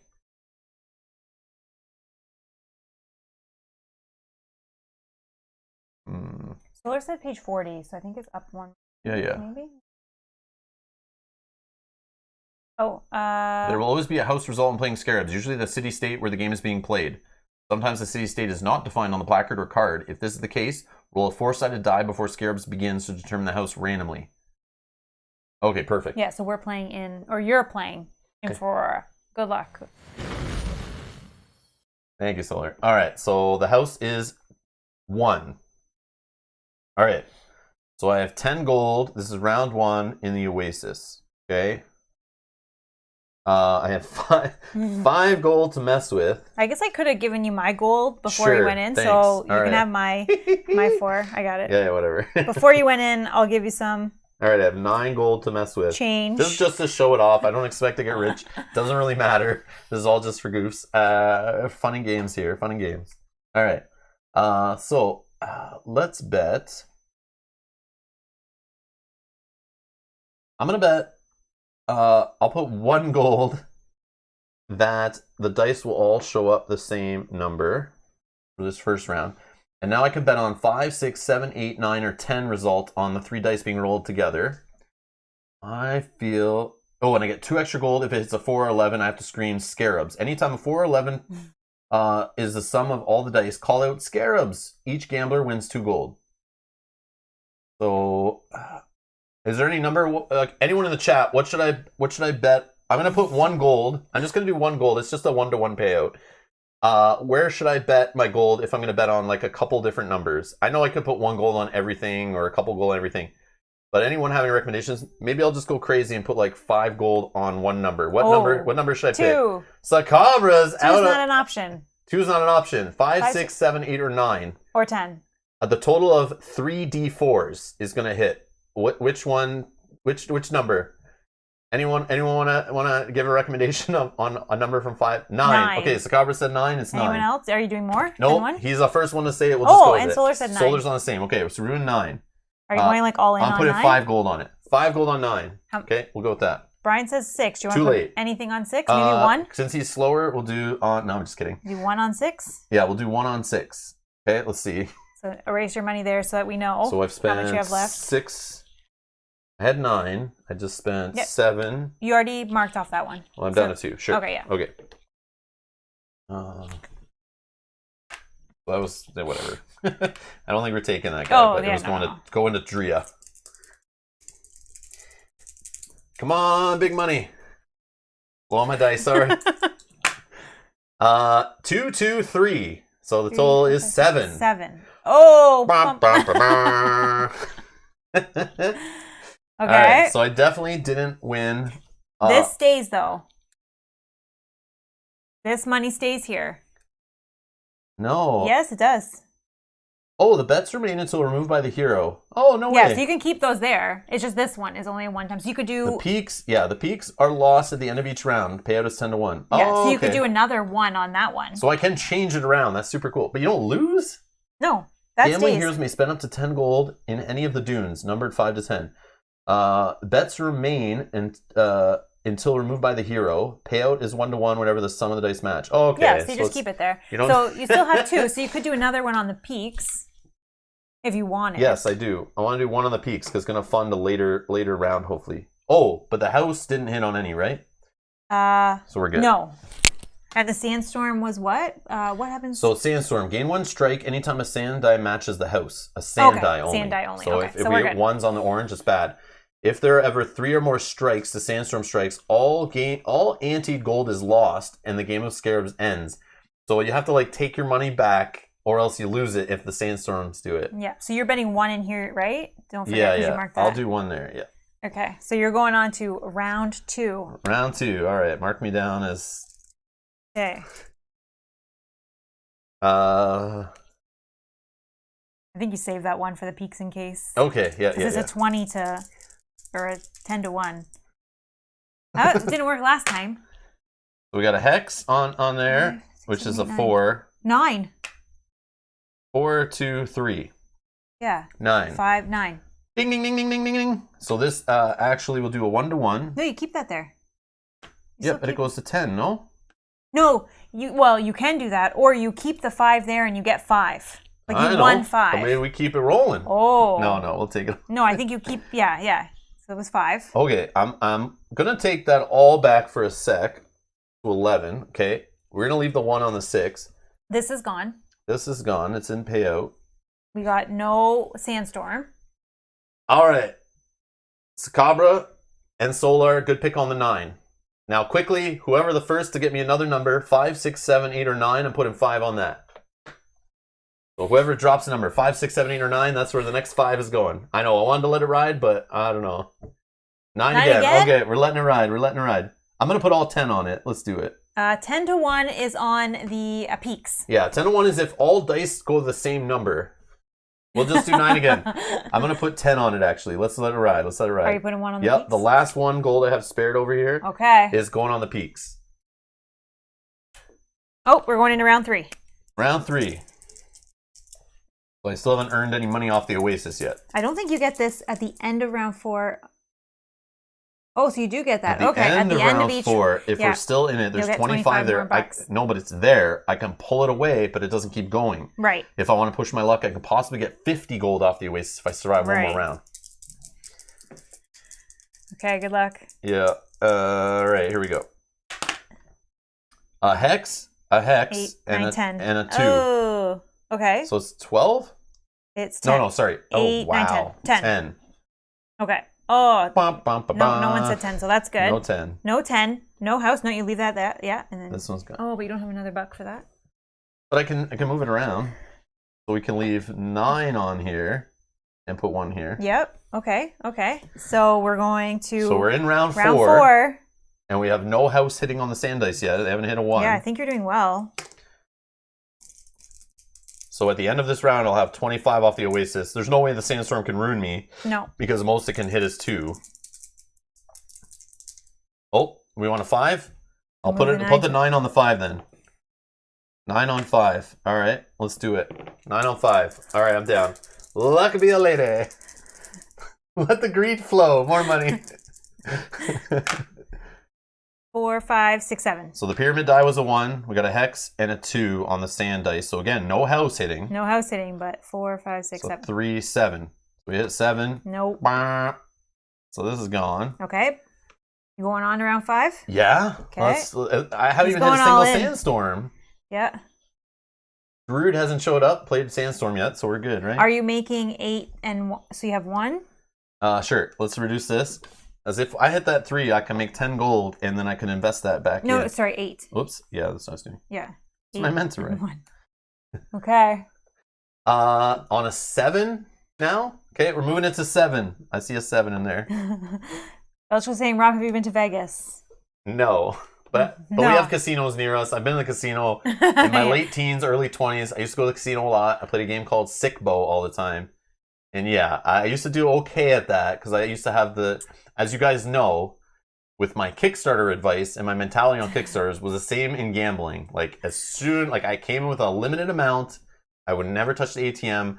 And as soon as I increased, and I'd only spend money that I had to spare that I could afford to lose. I was very strict with it. I hate gambling. I hate going to those places. But it was a fun place to escape with the buddies. And had some good nights there. But yeah, I would keep playing with only that money. So if I kept winning, I would play. But what I would do, I did have these weird systems. But basically, if I turned a 20 chip into 100, that 100 chip would go in another pocket. And I couldn't touch it till I was leaving. And cash it in and walk out. So I'd constantly only play with my chips. And if I lost my money, I'd have these 100 chips in the other pocket that I would always hopefully leave with something. It was the idea. But a very boring way to play. But yeah, I used to leave with money almost every time, doing that mental thing. But I wasn't one where it's like, man, I could get my money back. I was like, no, the casino's just there to rip you off. I totally understand that. So it's just a shady corporation. Yeah. But anyways, we're not really gamblers. And this is funny because it's not. But I haven't been to a casino in 15 plus years. Mm-hmm. Probably 17 years maybe. I haven't been because I don't care. But yeah, we have one that's 40 minutes. No, we have one that's 20 something minutes away. Yeah. But obviously during COVID, that's not happening. But anyways. Yeah. But no, I've never been to Vegas. So I want to go. I do want to go to Vegas too. Yeah. But it's not for the gambling. I just want to go to see the sights and stuff. Yeah. I want to go on that. I want to go on the roller coasters on the top of that tower or whatever. That's what I want to do. Yeah, like KJ, go in a casino with $10. If it's gone, I'm done. Yep. I was going to say, since you met Mel, yeah, we've never been to the casino together. No. Yeah, even before Mel. It's just something once I got out of college, basically, I was just like, no, I don't want to spend I don't want my money just going to the stratosphere. The stratosphere, yes, Brian, that's what I want to do. I want to go there and do that. We don't want to just flush our money down the drain. Yeah, it's just a bad juju. Yeah. Okay, but also Solar says it's going to be a 5 because you just moved it. So that's his... But I'm just going with what I saw the last chat person. But Solar's just saying, just so everyone knows. But I see Sakabra wants a 7, Sakabra wants a 7. But because also Sakabra wants a 7. But because you moved it, it's going to be a 5. Oh, it's going to hit 7. Sakabra knows.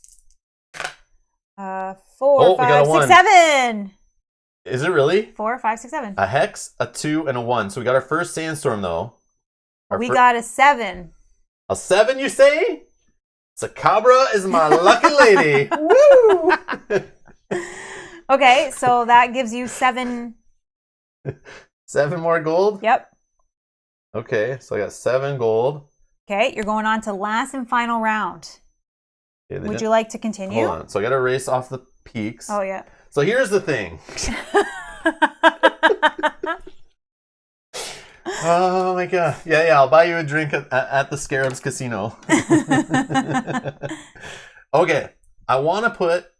I'm gonna take this one off the 6. The 6. So put it there so you remember. No, I'm gonna put it right here on. Oh, okay. No, we're gonna do more on the peaks. Okay, hold on. I'm gonna take that 1 off, put it here to 8, and another 8. So I have 16. And you know what? I'm gonna take off the 50 off here because all that it's gonna get me is 1 more platinum. So I'm taking the 50 off the Oasis too. So I have 66 gold. Okay. Okay. There's a chance for 2 more sandstorms. I don't think it's going to hit. That would be both oranges hitting. That would be both sand dice. Both oranges have to hit a 1 for me to lose everything I have on the table still. I'm going to put all 66 on the table. But I'm going to put it divided up 3 ways, right? Yes. So that's 3 ways is 17, I believe.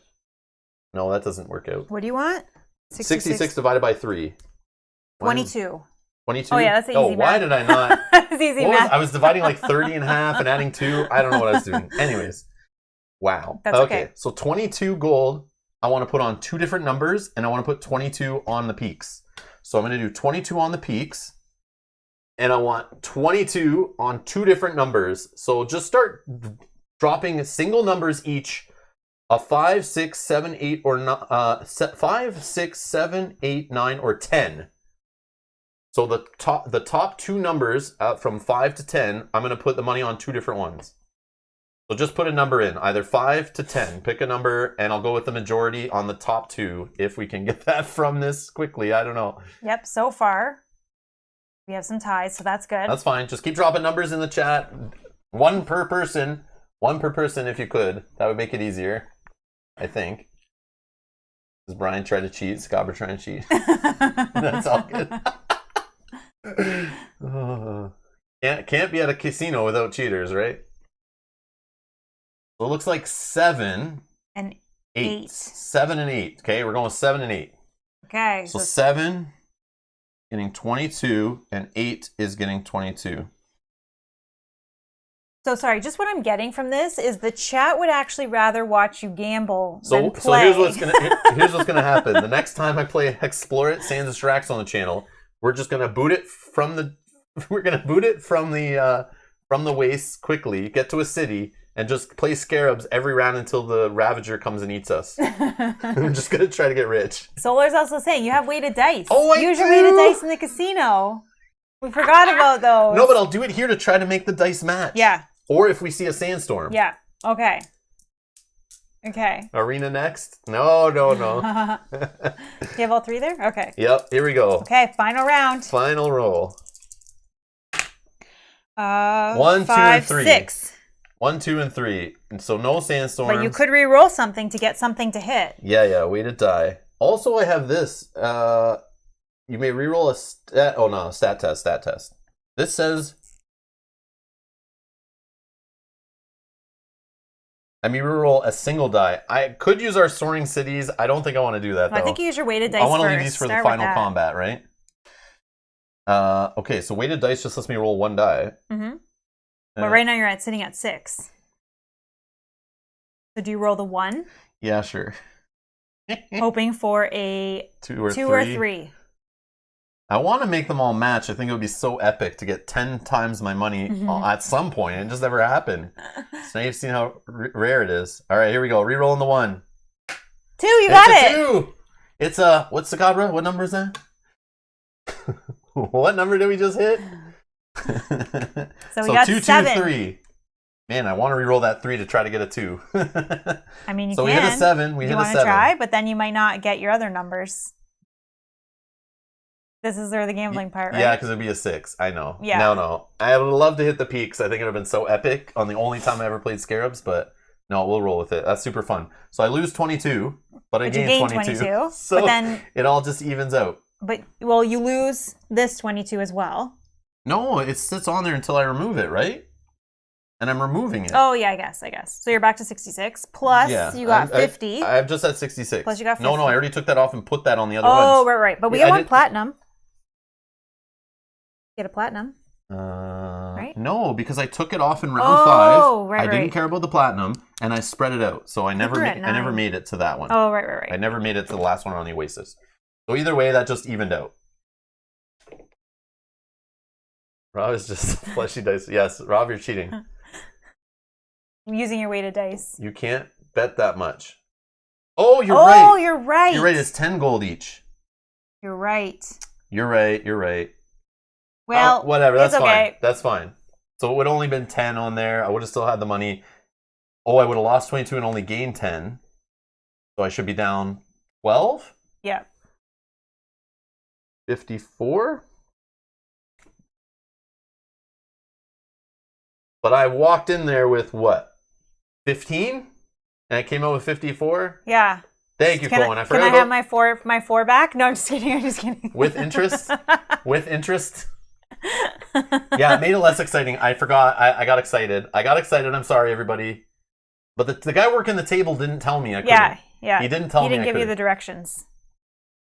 But it's 10 max here and 20 max here. So I couldn't even put 22 on that. No. So I didn't lose as much. I wouldn't have only been able to put 10 on that. Yep.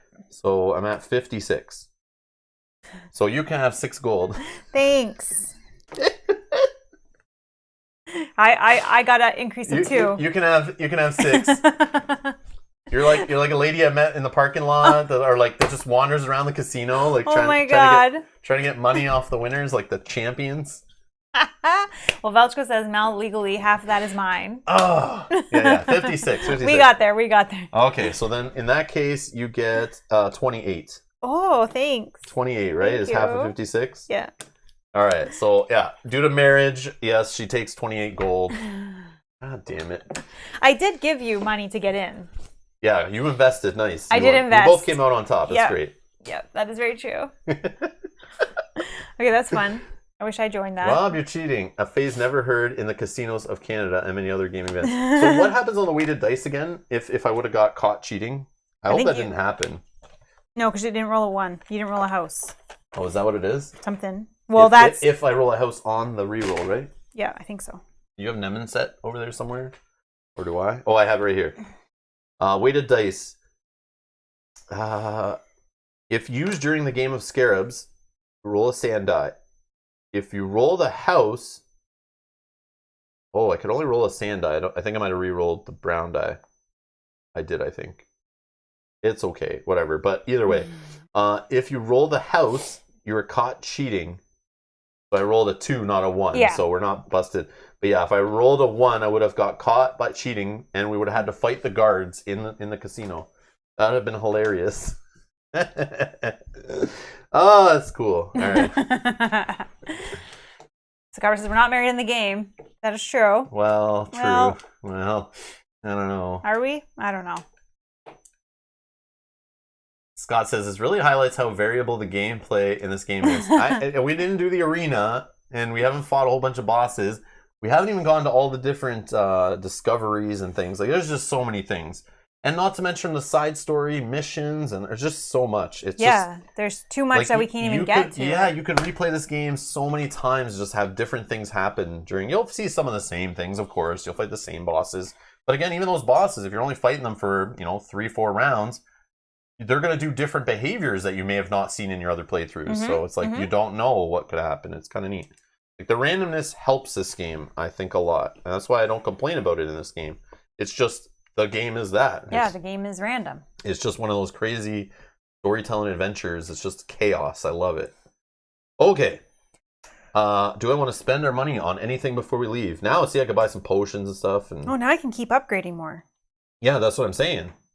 So I'll pretend that I redid that, and that was 11. Oh, could you do both? You can't do both. Oh, you're right. You can't do both. Yeah, so I gotta undo what I wrote here. These are not. But I can, because I didn't play. Yeah. And you can use my money. You can use all my money to do that if you want. If we're just gonna go run into the boss. Here, take it all. So take it all. 50 what? So now this is married life. She's just a whipmaster taking all my money. 56? 56 gold. And remember, it's a 1 gold discount. Okay, and you can upgrade your masteries or your skills. And then we do roll these skills. 6. I'm doing -1 plus. Happy wife, happy life. Yes, Valko, yes. Okay, 5, 6. Bob says she actually gets 58 gold. She very charitably lets you borrow 28 gold back for. Oh, yeah. 26. Okay, so. Yeah. I can spend 26 of it using the discount to upgrade all the way across. 1, 2, 3, 4. I'm not even reading what is happening. Cynthia's saying, take it all. Teach that phrase to Brian. I don't want to teach it to Brian because, Cynthia, you're the one with the addictive board game habit. So it's reversed in our relationship. I'm the one with that problem. Okay, so, I mean, I play them and I'm okay with it. I know, but I wouldn't want Brian saying take it all to Cynthia. I mean, I would be okay with you spending all that money on your board game collection. But then I want to make sure you guys have a place to live, food on the table, your power in your place works, you're paying your bills. So I can't teach Brian that saying. But Cynthia, I know what could happen to that money. What am I allowed to upgrade here? Forget, where are we? Ferrara? Okay, so I can only do my masteries, I guess. So 4 plus 5 plus 6 plus 7 plus 8. Oh, that's exactly 30. I can upgrade all of these again. Okay, so let's just do that. Hey, Matouche. Go to 0. I spend all your money. Spend all my money? Spend all of it. I gave you that money, you spend all that. Blink of an eye, it's gone. 4, 5. Takes all my money and goes shopping. Yeah, what is this? Yeah. I'm upgrading so that we can fight the boss. So Cohen is saying something that is true in this volume. So things like, there's a few things like that, Cohen, that it states in the rule books. Scarabs, arena, there's a few other things in this game. The bribing, it does have text in these rule books telling you in the previous volumes, you can use scarabs, you can use bribing, you can use all these other things on specific places and cities and bosses. The arena you can do in the Dwarven Caverns, I think, is where the arena applies. You're welcome, Brian. You're welcome. You can use you could fight the arena in the Dwarven Caverns, and you can gamble scarabs somewhere else in the old volumes. So assuming you have all the volumes, or at least one of the other ones, you can take that placard of scarabs and just play it in the other game too. So they did add some text in each volume as they go. They add some text to roll back some of the abilities into the older games, so that way some of your abilities on the new rolls and things can intermingle, which is cool. But yes, thank you, Cohen, for pointing that out. I think it might be on this page I'm on, actually. Yeah, right here. So it says right here at the end of Scarabs in the rulebook, these little black or gray, dark gray little sections. Scarabs is also played elsewhere in the world. If you have Volume 1, The Valley of the Dead King, you may play Scarabs in the City of Dragonsport and Bezel Quark's Black Market. Oh. That's super cool. That is cool. So only in the dark spots. Yeah. Yeah, you can't do it in like underground. Yeah. But where's the arena? The arena says it too, I think. Oh, right there. Right here. Arenas also exist elsewhere in the world. If you have other HEXplore It volumes, you'll find an arena in each of the cities of Runecrest Valley and in each dwarven fortress. So yeah, if you own all the games, you can add, like I'm telling you, it's modular insanity here. Yeah. You just go crazy and do whatever you want. It's such a lifestyle game. But you can just play whatever kind of adventure you want. Do whatever you want. It's super fun. Okay. I'm done there. All right. I'm done shopping for equipment. Spend all my money. I did, but it let me upgrade fully the rest of these. Yeah. Let's do it out. Let's go crush it. Yeah, hopefully. Hopefully. What? I got a Kickstarter shipment email arriving end of day February 1 in on January 28th in Mississauga. An hour ago it was scanned and processed in Montreal. Someone effed up and made it 2 weeks late. They sent it the other way. Wow. Yeah, that sucks. Yeah, that does suck. Well, there's that whole mess up thing, Sakabra, and that whole Mississauga near Toronto, that the largest Canada Post distribution center had an outbreak of COVID. So they shut it down for a while. They've redirected mail all over the place to avoid that place. and everyone's like got mandatory testing. There's been hundreds of employees who are like off work. So that's on top of the Black Friday holiday shopping delays that it caused at that hub, and the COVID trying to do social distancing there and follow standards. But then, yeah, the outbreaks of COVID recently there have like messed up mail in all of Southern Ontario. So I've gotten things faster than expected actually a few times because I think things have bypassed. I had a package coming from Montreal that bypassed that, and I got it like literally 3 days quicker than it said. Yeah. Because of that, I think it didn't get held up there. But yeah, it sucks to hear that your stuff got. So maybe they switched our packages, Sakabra. Maybe yours went the other way by accident, and I got mine too quick. I don't know what happened there, but anyways. Bob is saying, do you think this will be finished before Super Bowl starts? Just asking because I got some hot dogs and popcorn. I want it to be, yes. Yeah, I think it will be. Yeah, we're just going to fight a boss now. It's only 3:23 our time Eastern. Yeah. Super Bowl pre-stuff, I think, starts at like, what, 6:30? Well, technically it started like probably 2 weeks ago. On most networks, they've been doing a pre-show starting on like January something. Yeah, it starts at 6:30. Yeah, 6:30 is the time in my head. So that's like 3-ish hours, but you'd want to be done before. That's why I said we're only going to play today for like 5 to 6 tops, like we did yesterday, and we'll continue if we have to. But we're now at the point. Yeah. The game has pushed us that us traveling on those caravans and seeing those remnants have sped up the game that we got to finish it. So it's only going to be probably another hour tops, I would think. So. Yeah. Let's get in that final boss fight, I think. Well, I think we have to do the villain phase. That's what we're doing. And that might just do it right here. Oh, but we roll a d6 on this one. Yep, we're rolling a d6 because it's now on a quadrant. He's out. Because we're in Act 2, he is now allowed to leave the waste if we're on a different tile. So he's going to possibly come and destroy Ferrora. And Brian says the pre-show just finished. Oh, so now it's going to go to the pre-show. Yeah. Okay. Hex. Is that us? Where is the hex? I can't really see. Hex. Yep. Oh, it's us. Oh, it destroys Ferrora. Oh, he's going to destroy these 3 right here. That's okay. That's okay. So that casino we just gambled at just got smooshed. Yep. Well. All is destroyed. So he is. Boom, I guess we don't need that. Do we want that under him? I guess it doesn't matter. No, I'm not worried about it. Just that hex goes back on that desert spot. Yeah, or highland, but it doesn't matter. So he lands on our space. We're still in Act 2. We could choose to just jump out of the way and get knocked on a space further away. But then what? We roll some dice, we move in, we maybe do a circumstance. I don't think we care about all that. Let's just stay on the space. So we're going to stand our ground in my homeland of Ferrora. I'm a Ferroran champion. And I just had a fun in the casino. I bonded with some of the, what are they called? I was chatting it up with a pit boss there. I also was one of the guys working the tables, having super fun playing those scarabs.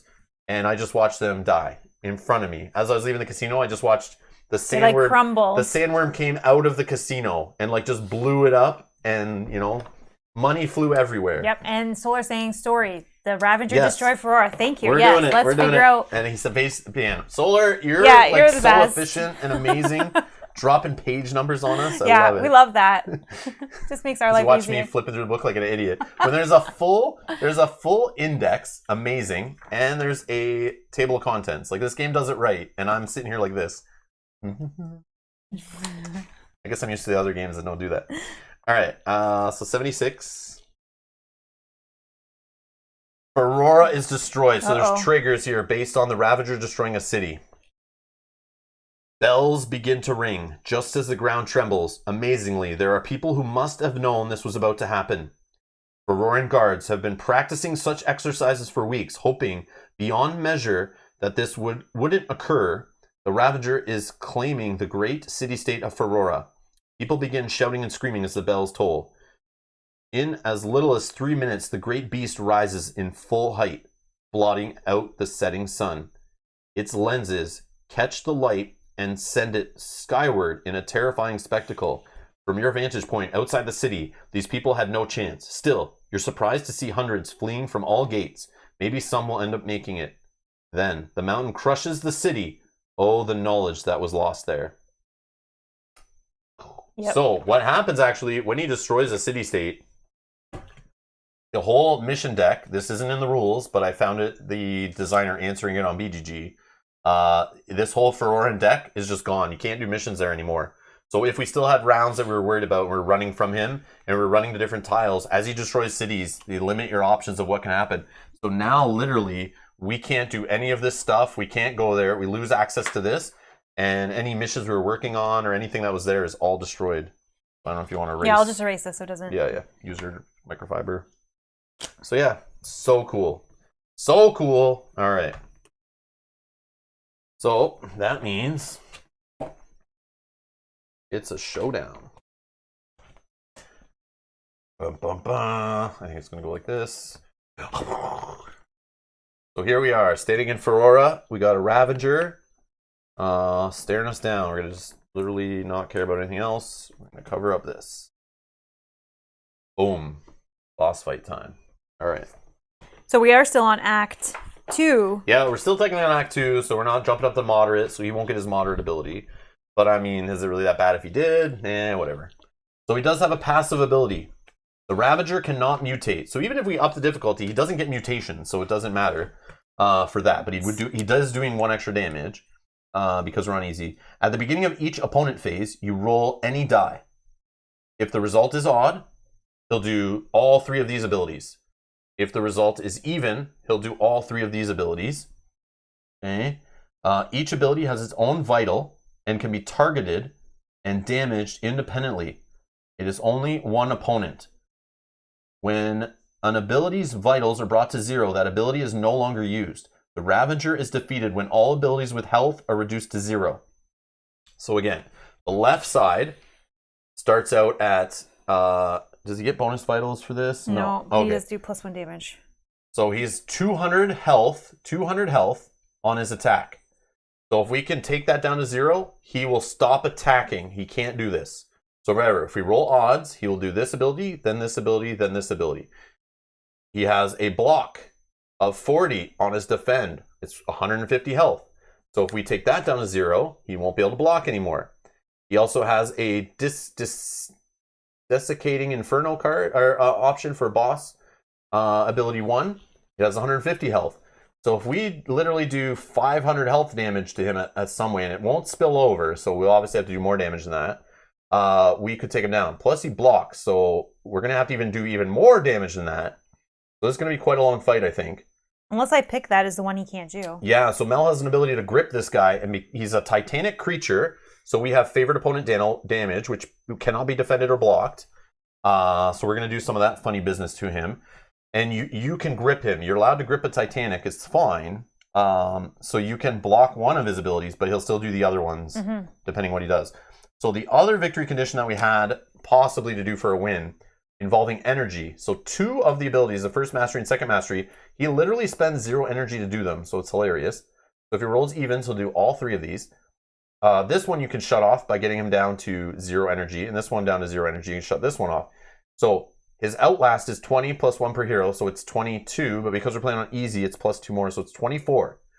So if we were trying the other win condition, we had a sapper, or we got items that could reduce his energy, or we could attack his energy. We literally could try for this if we wanted to, but you would have to do 300 damage to his energy, at least, and remember he can block some of that, and then you also have to last through 24 points of Outlast, and he only drops 1 every turn, but we could have bought items, and we could have got heroes that could attack the Outlast, and we could have sped that up. But we're not equipped well for this victory condition, but just showing you that that's an option if you want to play that style.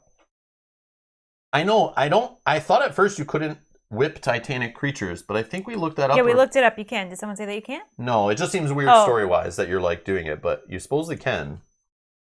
Yeah. It doesn't say anywhere on here that you can't. Yeah. But I think even someone asked the question says about you it. can. Yeah, I remember we looked it up. We tried to figure it out. Yeah, but I can only pick 1 total, not 1 from each side. So yeah, so he's still going to do lots of other things. And if we were fighting him on moderate difficulty or above, like all the way up to epic, he has another ability that kicks in. The Ravager uses all 6 of his abilities each round. You don't even roll a die anymore. He literally just goes through all 6 of them. And then doubles all strength and bonuses it receives. So what happens to this guy? Every single one of these abilities, I'm pretty sure, has a strengthen effect. based on how many other things have reduced to 0. So if we destroy his defend and it drops that down to 0, it now makes his attack stronger, his boss effect stronger, his other boss effect stronger, and his 2 masteries stronger. And then you do another one, it now makes all the rest of those stronger. So as we're slowly defeating him and turning off his abilities, all the rest of his abilities are heightened and strengthened and are stronger, which is very clever. And additionally, increase the Ravager's health and energy values by 10 each, and it outlasts by 4. But that's only if we're fighting him on moderate or higher. So we don't have to worry about that. So this actually +1 damage is only for this side. Well, right? Yeah. Because it's damage, not energy. Right? Well, this has 2 piercing health damage over here, so it would be that too. Okay. Anything that damages you is +1. Okay. So That's all. 1. And it has ways, so what Mel's writing in here is the bonus. So it has bonuses here to remind you. It's doing health damage of 6, +1 for our easy. But as other things get destroyed, you can start increasing that number to let you know that you've, where is it? Strengthen this damage by 2 for each other ability at 0 vitals. So we got to pay attention to that it will strengthen all these. So this one, for example, on the bottom here, gets strengthened by 3 for each other ability at 0 vitals. So yeah, he gets just dangerous as the battle goes on, and we start shutting off abilities. Okay. So let's get to it. I don't know if you want to write these numbers in here. You can't really see them. Oh, sure. Yeah. Here. Use the black. Yeah, I'm gonna use the one that. Yeah, use black. Easy. I'll just use this one. Just easier to see.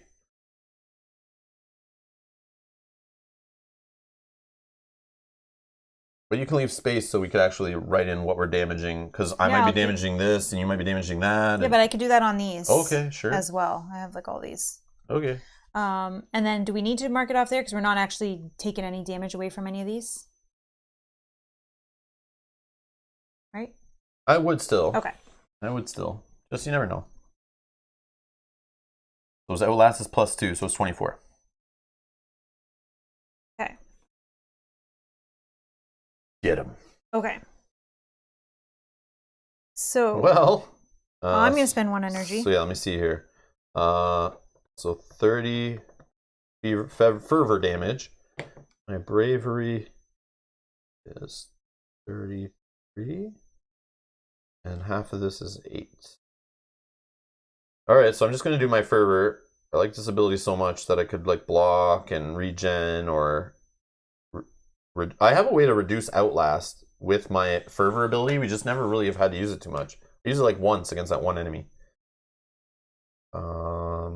So 1 energy to use my first mastery, which is 30 damage.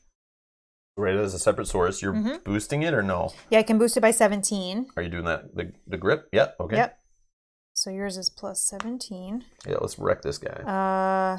And now because my leather grip is rank 17, he is rank 10, I can sustain this grip without spending any energy for free. So my leather grip is always active. Great. Unless this goes under... Well, it's always active, but right now it's free unless this goes under 10. Okay, I'm gonna choose to do a stat test against my abilities to possibly generate a block. I got a 6, so it's a block of 8 times 4.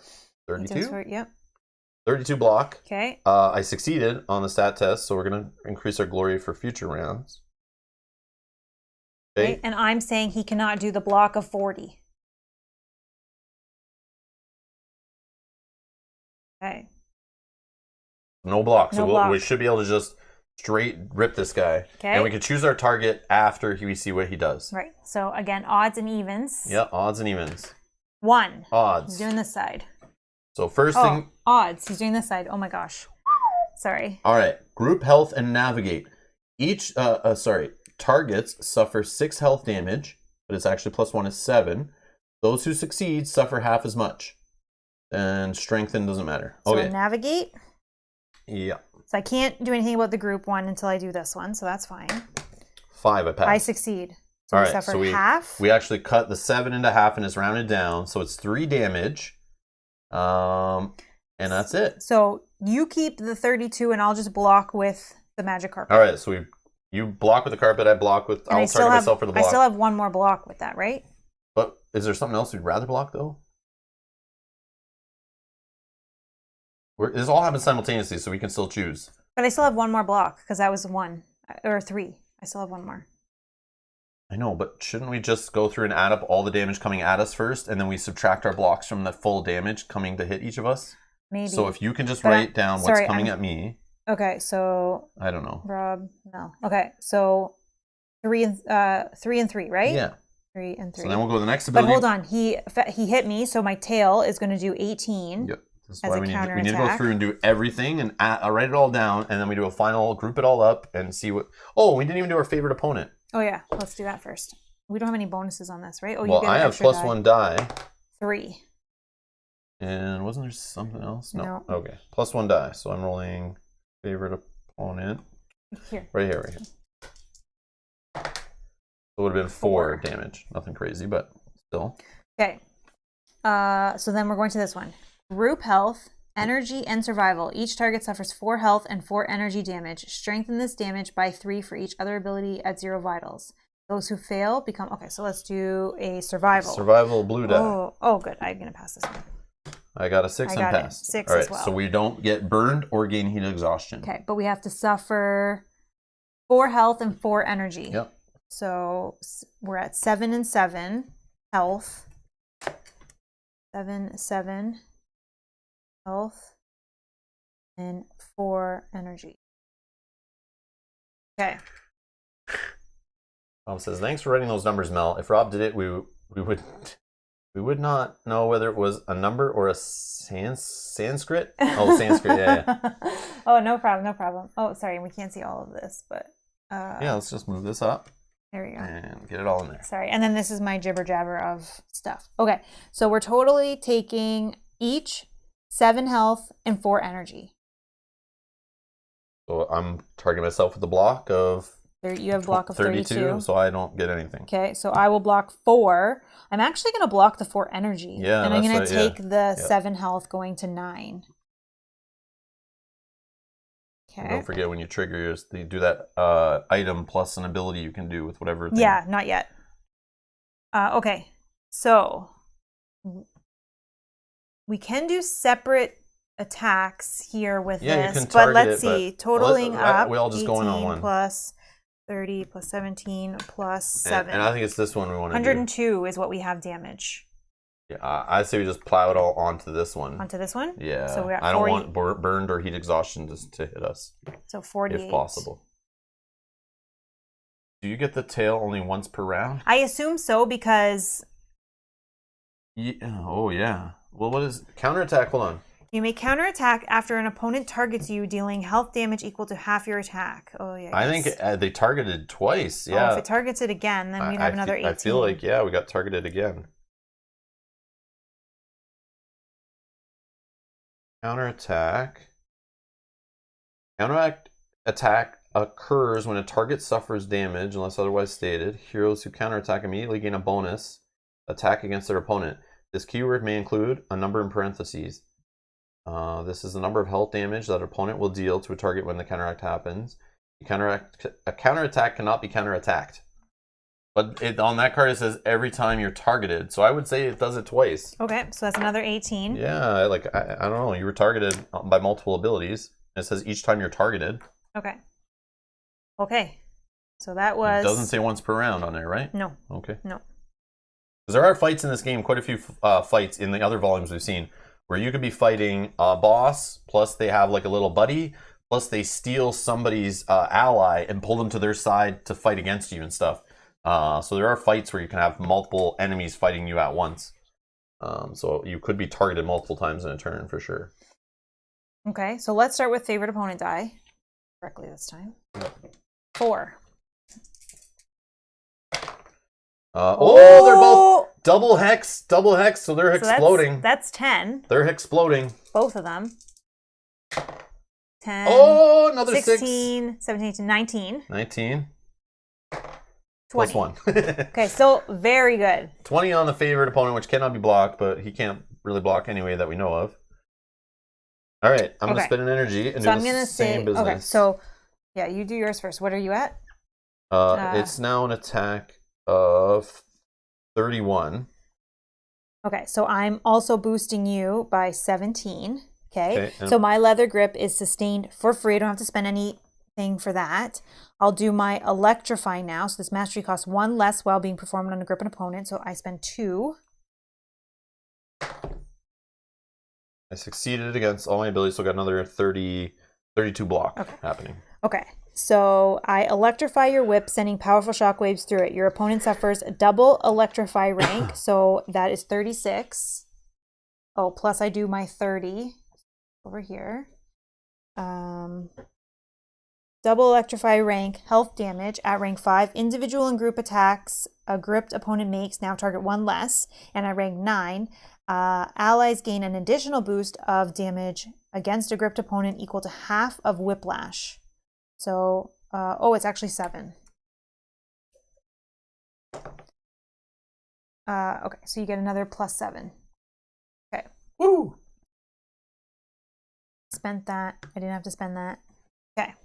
I'm going to say you can't do the same thing. Can't block 40. X. So X evens. Evens. All right. Each hero rolls a stat test and applies the result against each of their abilities. Okay. I'm fine. 6. That 8. passes all my abilities. I pass all mine. Okay. For each failed test, suffer 2 piercing health damage. Targets, as you were targeted again, targets who critically fail this stat test become blinded and vulnerable. Okay, we didn't fail. And then heroes suffer a +1 penalty on all stat tests for each other ability at 0 vitals, which there are none yet. Okay. Okay, group. Each target becomes irradiated. 1 for every 10 energies it has, so it's irradiated 10. So that's an energy drain of 10 minus your food rating. Holy crap. 10 minus my food rating? Yep. Wow. So, whoa, I just erased, what was I doing? Oh, I just erased what I had. And I brain farted. How many turns have we attacked? I was at 14. I think I had 12.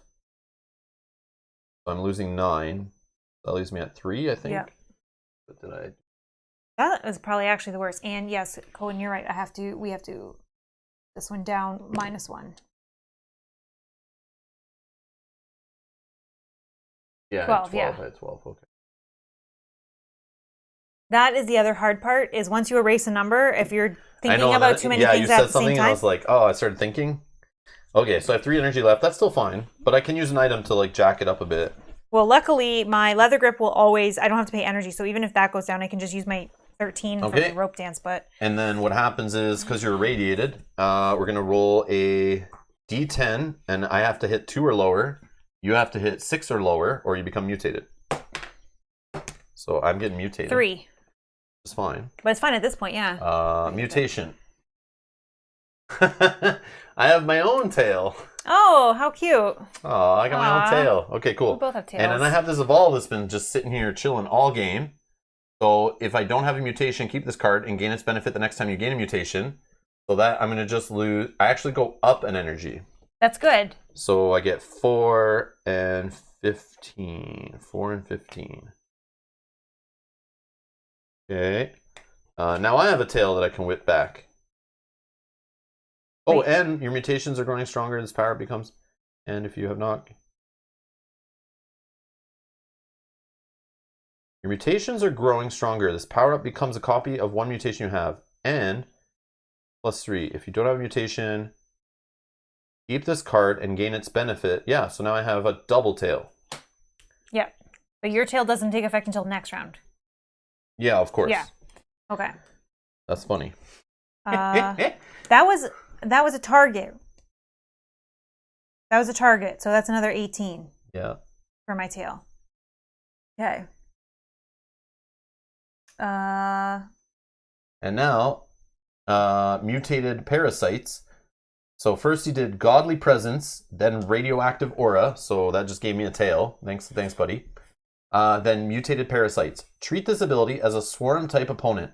On any round in which a hero chooses not to target the swarm, or fails their skill roll against the swarm, all heroes lose 2 ranks in 1 stat of their choice permanently.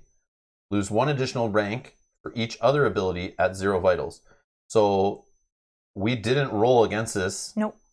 So we have to take one of our 2 ranks in 1 stat of our choice permanently. I don't use my second mastery. I'll lose 2 ranks in that, drop down to 14. I'll go 10 on survival because I don't want to adjust anything else. So it's 10. Yes. Sorry, I do have this one going, so we could have said one less. It's fine. But we forgot about it on that one, and we all rolled, so it's fine. Remember going forward, so one less person gets hit. I think it's more important on this side, but that does hurt. But it was fine because I was able to... What did you lower? By 2? What stat? My survival. Oh, okay. Yeah, because I don't want to adjust those yet. Yeah. Because it will make a difference. That's crazy. So this guy wrecks your stats. So imagine fighting this guy like, sometime in Act 2, your middle Act 2, in the middle of the game, you're like, yeah, I think we could deal with this guy. And then he starts ripping your stats down. You're like, oh man, he's killing us. I wasn't ready. And then if he kills you and you have a way to revive or like you flee, one person dies, he could permanently scar you. It's really cool. Oh, Solar has a good question about my Pridekin. It allows me to alter a result by 1. Does that mean that I could alter to use the odds or even side if we wanted? Man, I don't know how that works. Because it's technically not an ability. I feel like it doesn't work on this guy. But so let's see the wording on it. So once per game turn for 2 energy, I roar. Alter your opponent's action result by 1. Opponent's action result by 1. Yeah. Then reduce all numeric effects by the action. Yeah. Action result. That is their action. But it's not the result. Like, the result is choosing which side. I would say, I would say that's probably how it's intended to work. Yeah. I would think yes. I would assume so. Yeah, you could alter this. We could have made this a 5 instead. Yeah. And then we would have done this side. But now that he's ratcheted my energy to, like, nothing. When do you place remnants without crystal towers? You don't, I think, ever place them without towers that I know of. But when we farm a tower and you get the crystals from it, you're supposed to flip it over and it no longer is there. But we didn't do that. We didn't play. You can play through this game farming crystals, trying to level yourself up, going for one of the other win conditions or trading them in and that kind of thing. But we didn't do that. So all of our remnants had towers on them in this playthrough. But if we were farming those towers, they would have flipped and we would have lost them. But yeah. Okay. That was all, right? So now we're going to hit him. So let me use my 30 to hit this 30. So that's an even, right? Sound good? Yeah, sure. 30. So whatever you say. This one is done. That's gonna strengthen all of his other abilities are gonna beef up. 51 plus 17 plus 7 plus 36 plus piercing of 24. 151. We can fully take out something else. Boom! Even though he'll never use that ability. We take it. Well, no, but then I can just pick something over here like this one that we don't want to worry about losing our stats. True. So we take this one out. Okay, yeah, true. Okay. Okay. And then the one just doesn't spill over anywhere. Nice. That's fine. Okay. So that was a good round. Okay. All right. Don't forget we have rerolls like all over the place. Yeah. I got like a weighted die reroll I can still use. We have 3 rerolls on any die with this. I have 2 stubborn rerolls. So if ever we like really don't want them to get one side or we want something to happen or if not fail a stat test, we got to remember that. Yeah. And I am going to pick this, but that means I have to do. I probably should have buffed this up too. Oh yeah, that's free. But so I am doing 30 damage. Let's forgetting. Let's roll our Kevin Bacon strikes again. Yeah. Get those sandworms or Beetlejuice, right? Beetlejuice with the sandworms. Let's roll our favorite opponent die. 2 only. Favorite opponent. No HEXplore this time. 3. I got a 2 plus 1 is only 3. Womp womp. Okay. I'm going to electrify again for only 2. I'm going to use an item too. I'm going to use 1 energy to do my fervor, and then I'm going to use a iron scale potion thanks to my belt of multiple pouches or whatever it's called. I don't know what I just had there, but whatever. All right. So how much damage are you doing? I am doing 31. 31, plus I'm giving you a buff of 36. Actually, how much plus a buff of 7.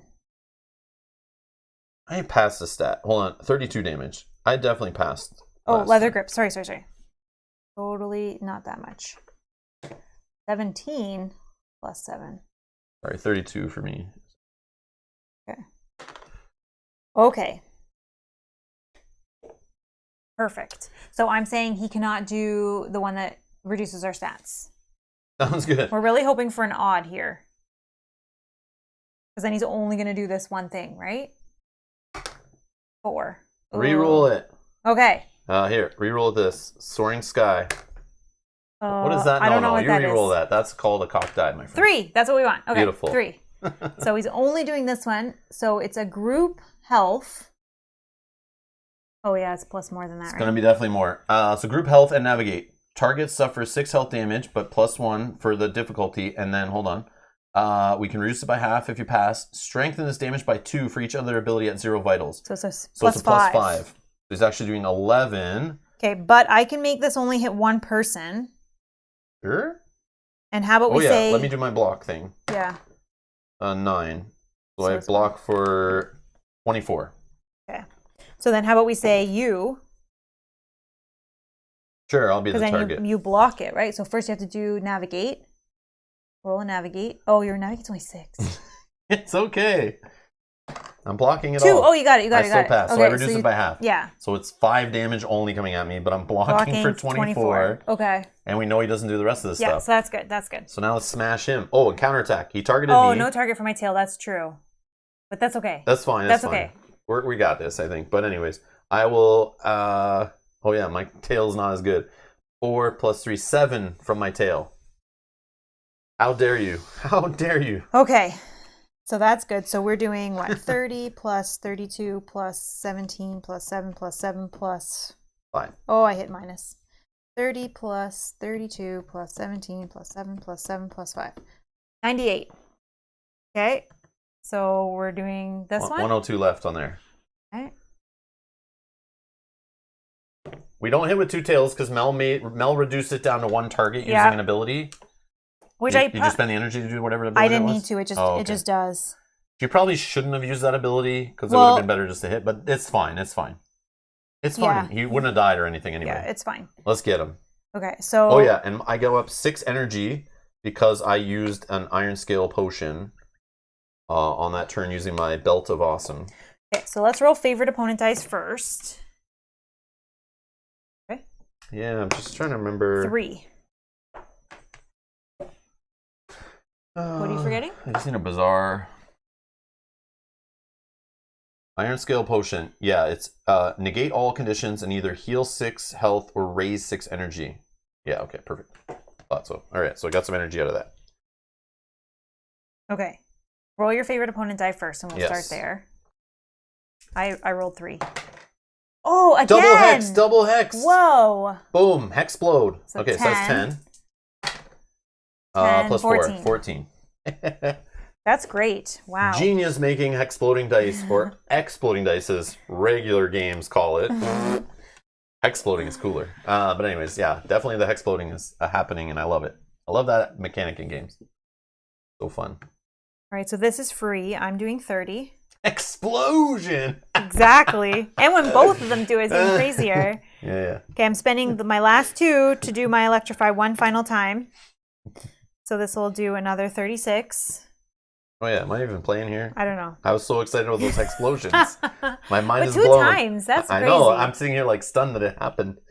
Okay, so Fervor, 32 damage.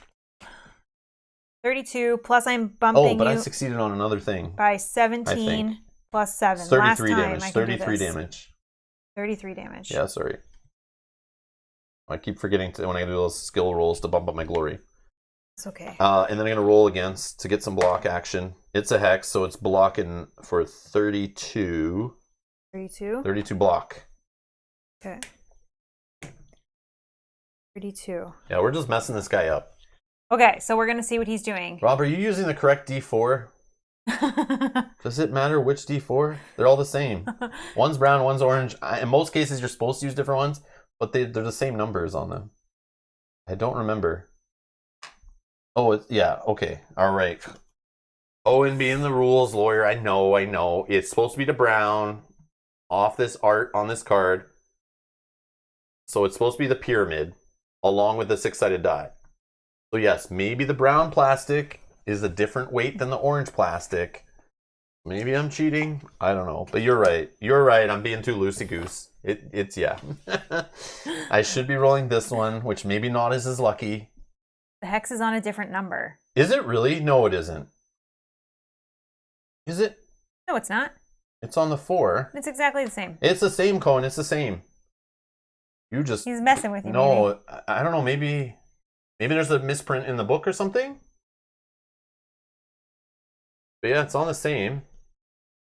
I know you can't really... Yeah, it's definitely on the... On the 4. Yeah, see, it's on the 4. For sure. Yeah, they're the same. They're the same.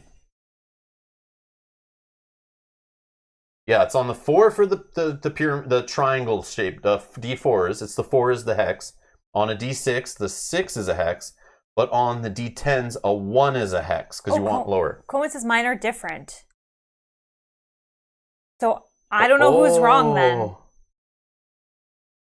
But in the art even, hold on. In the art, it's not a 1 or a 3. So hold on. How can we tell? Maybe there's something in the book? But in the... I don't know if it describes the dice. Oh, maybe it's showing that side then. Okay, because I was like, oh, that's different. Oh, wow. Interesting. Maybe it's just like a... Solar says his are all the same size. Let me check. Okay, yeah. You check, and then if it's different, maybe it's a factory issue. It's supposed to be on the 4. Yeah, Garrett says it's supposed to be on the 4. Yeah, you just made me like get all... Yeah, I was like, I was like, man, we've been rolling the wrong die all or... game then for some things. That would have messed up a lot of things. Yeah, where's the description of the dice? I thought it was like, oh, right here. Yeah, they keep using the same picture. But you know what? You might be right, Cohen. No, I don't think so. Actually, we have it right here. I don't know. It's weird. You know what? I want to show you something.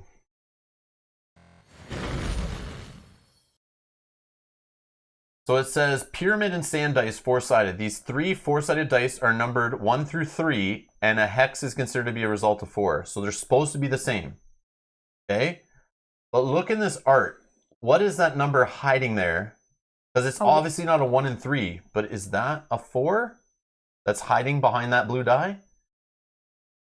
Or is that... What is on that side? Well, it could have been just the art... reversed. Well, I know, but maybe originally for the game, because they said the rule book went to print and they still made some adjustments to the game. So the rule book that came with the game has some things they wish they added, but it already went to print. So I'm wondering if originally they wanted the pyramid die to be different. Oh, it's Cohen's mistake. Didn't take a good look. Okay. Oh, no, that's okay. That's okay. But I was thinking maybe they made a printing of the game where they actually made the wrong dice. It's a 1. Oh, okay. It's just a 1? Yeah, okay. That's what I'm thinking. Yeah. Okay, yeah, I see. That's funny. Trying to do some investigative work here. It didn't work out. We solved it. All right. Okay. But good like thought going, like checking that. Maybe the dice were different, but yeah, it's the same. They're supposed to be the same. I didn't even think of that. Oh, when you had the game out earlier. Okay. All right, we're good. All right. So we're going to go here I don't know what's happening anymore. This is our damage and everything. I spent my energy. Did you spend any energy you needed to spend? Okay. What's odds this for? Again. His dice? This is what I was blocking. So we got odds again. So he's just doing that same thing. So group health and navigate. So I reduce it by 1. So it can be only you. Unless we want it to be only me. We choose. We can have it be both of us. We both counterattack. No, but this is more than enough. Yeah, okay. This is 140 damage already calculated. Sure, I'll take it and I'll block it. Okay. And I'll roll a navigate just in case. And I hex it, so I definitely reduce it by half.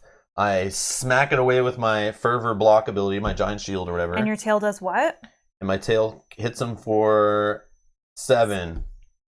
Mine's just a tiny tail. Okay. Mine's like a little fluffy, like puppy's little nub tail, like one of those tails. Yours is like a giant crocodile tail that has scales on it. Spikes on it. Spikes, yeah, it's like huge. But mine's just like a little fluffy, like tiny puppy tail. So it tickles him, doesn't actually hit him. Just kind of tickles his nose a little bit. Oh my gosh. Okay. So that's that. This now does 147 damage. So he is wrong one. He's dead. Yeah, it's a pug tail, exactly. I was picturing that kind of like the little swirl tail. Yeah, it's like a little swirl tail. Oh, we gain glory points. For the fervor, yeah. I do that every time.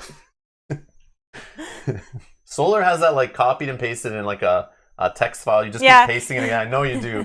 I know you do. It's so good. Rob, you forgot the number again. I know I forgot that when we played our learning playthrough. I'm like, I forgot that number so many times on rolls, and my stubborn I kept forgetting, and like so. But in this kind of game, I feel like you should be punished if you forget certain things. Just move on. Yeah. Because you'll forget things that'll help you, and you'll forget things that'll hurt you. So it's like, in the end, it all works out. Yeah, Melzilla. Brian says it takes a big man to admit that, Rob. Yeah, Your that's tiny right. Tail.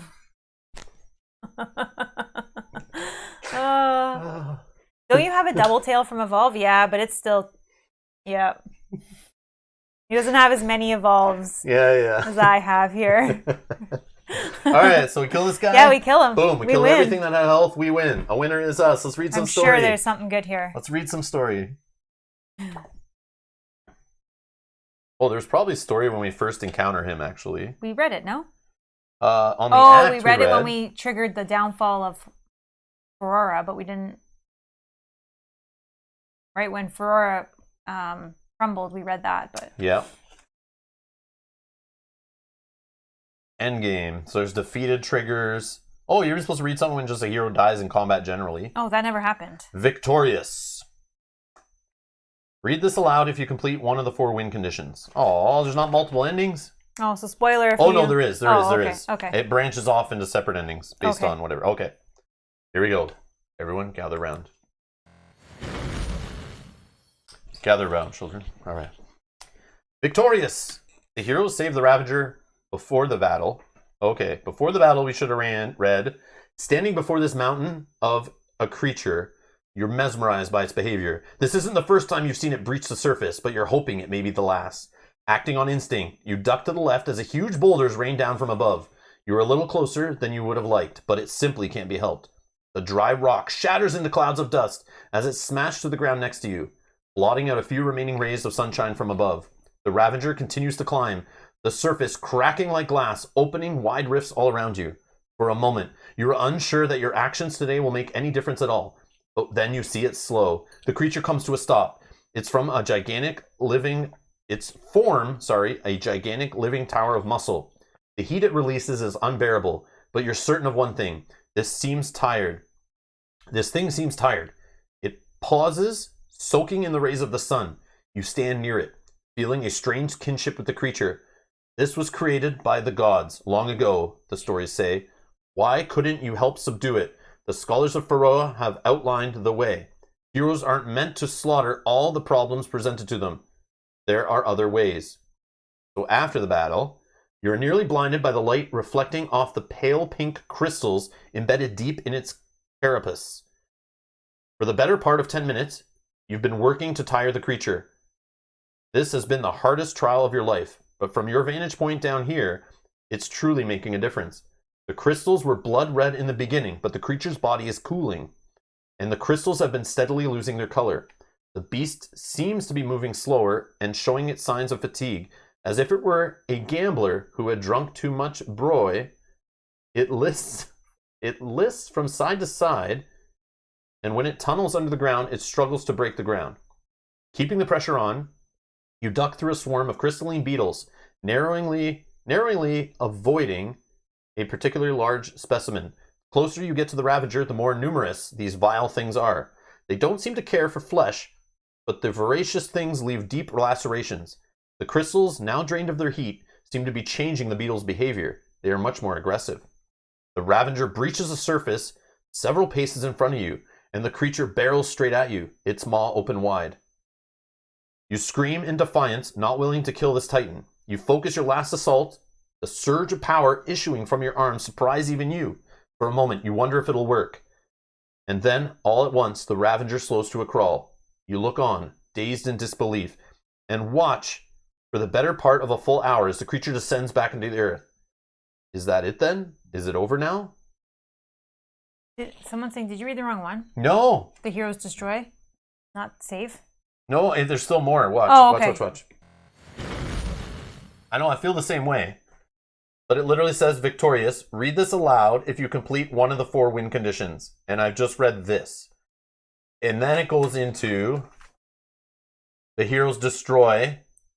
No, I think we were supposed to pick which one we did. Oh. That's okay.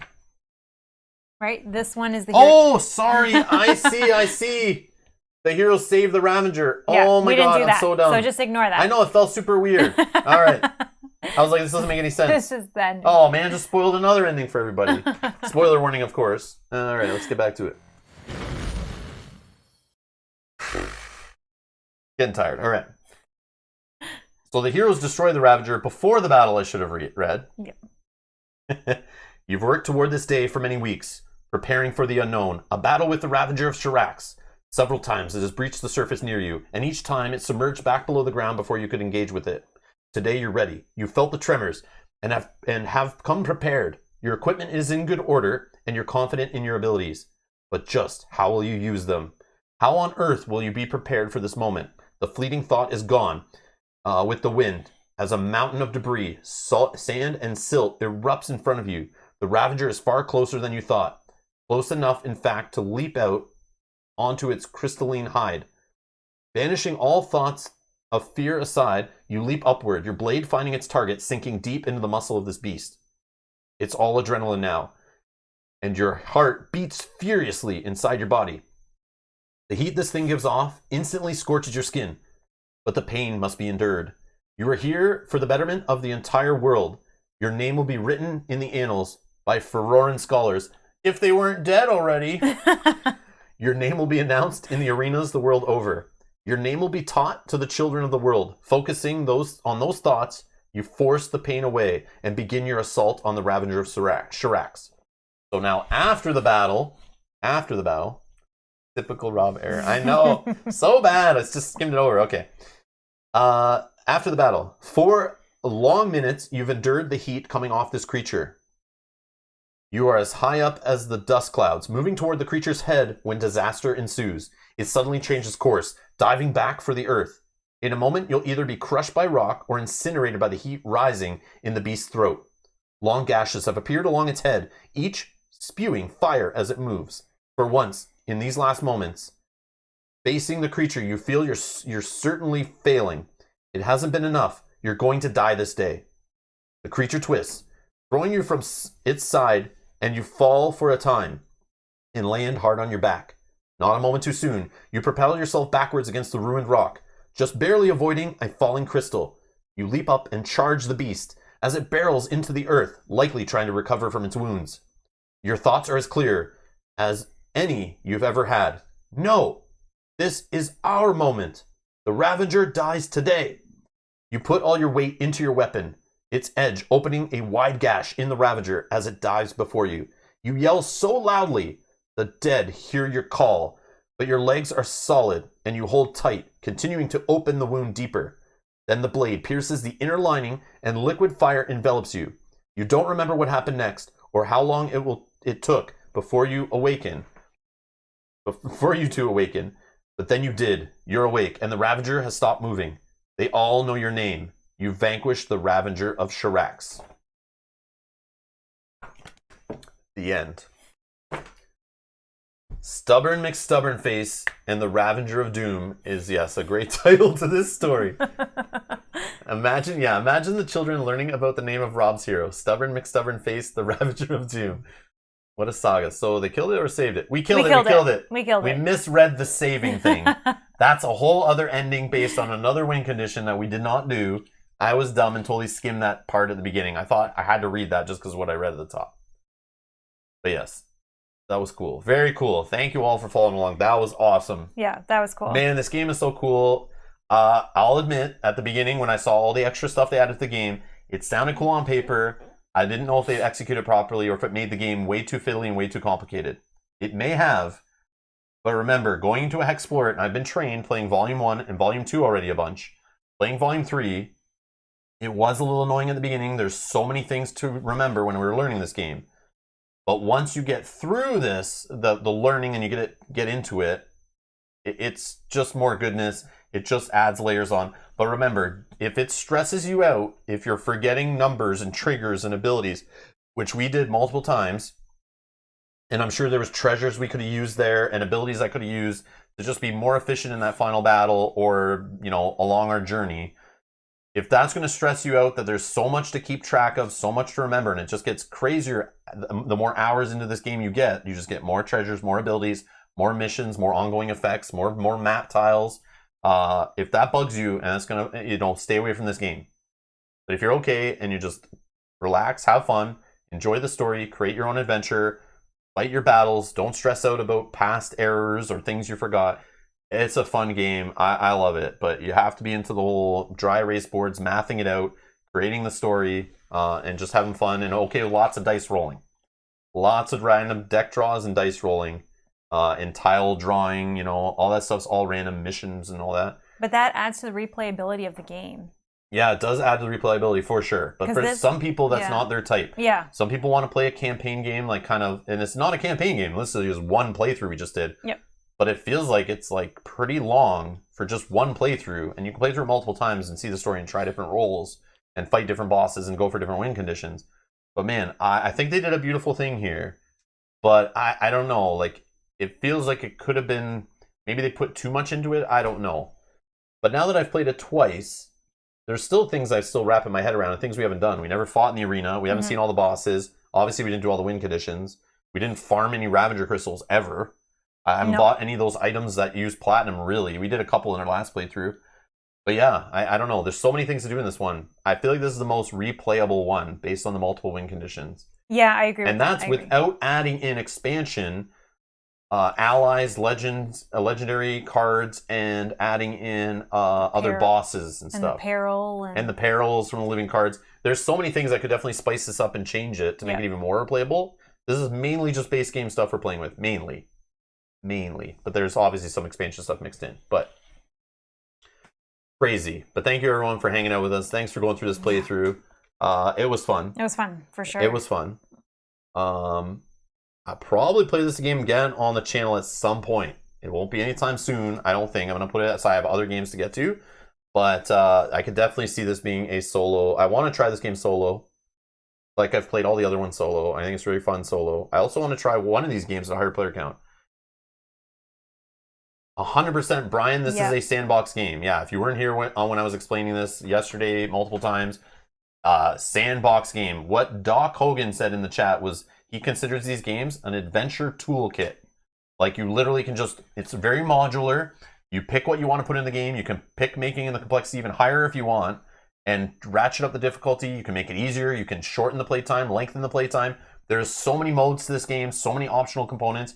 You can take out enemy types if you don't want to play with them. You can remove the mutation mechanic if you want. You can do all these weird kind of things. It doesn't say in the rule book you should do that, but you can do that if you want. You can house rule this game if you want, but you don't have to. It's so modular. There's so many different play styles, alternate starting positions. We could have started this game not in the wastes, and then we would have had to try to get to the waste quickly before the game was over kind of thing. I would think. I didn't read those alternate starts, but they can start you near a city. So I don't know how that all works. I'm sure there's other things that change it.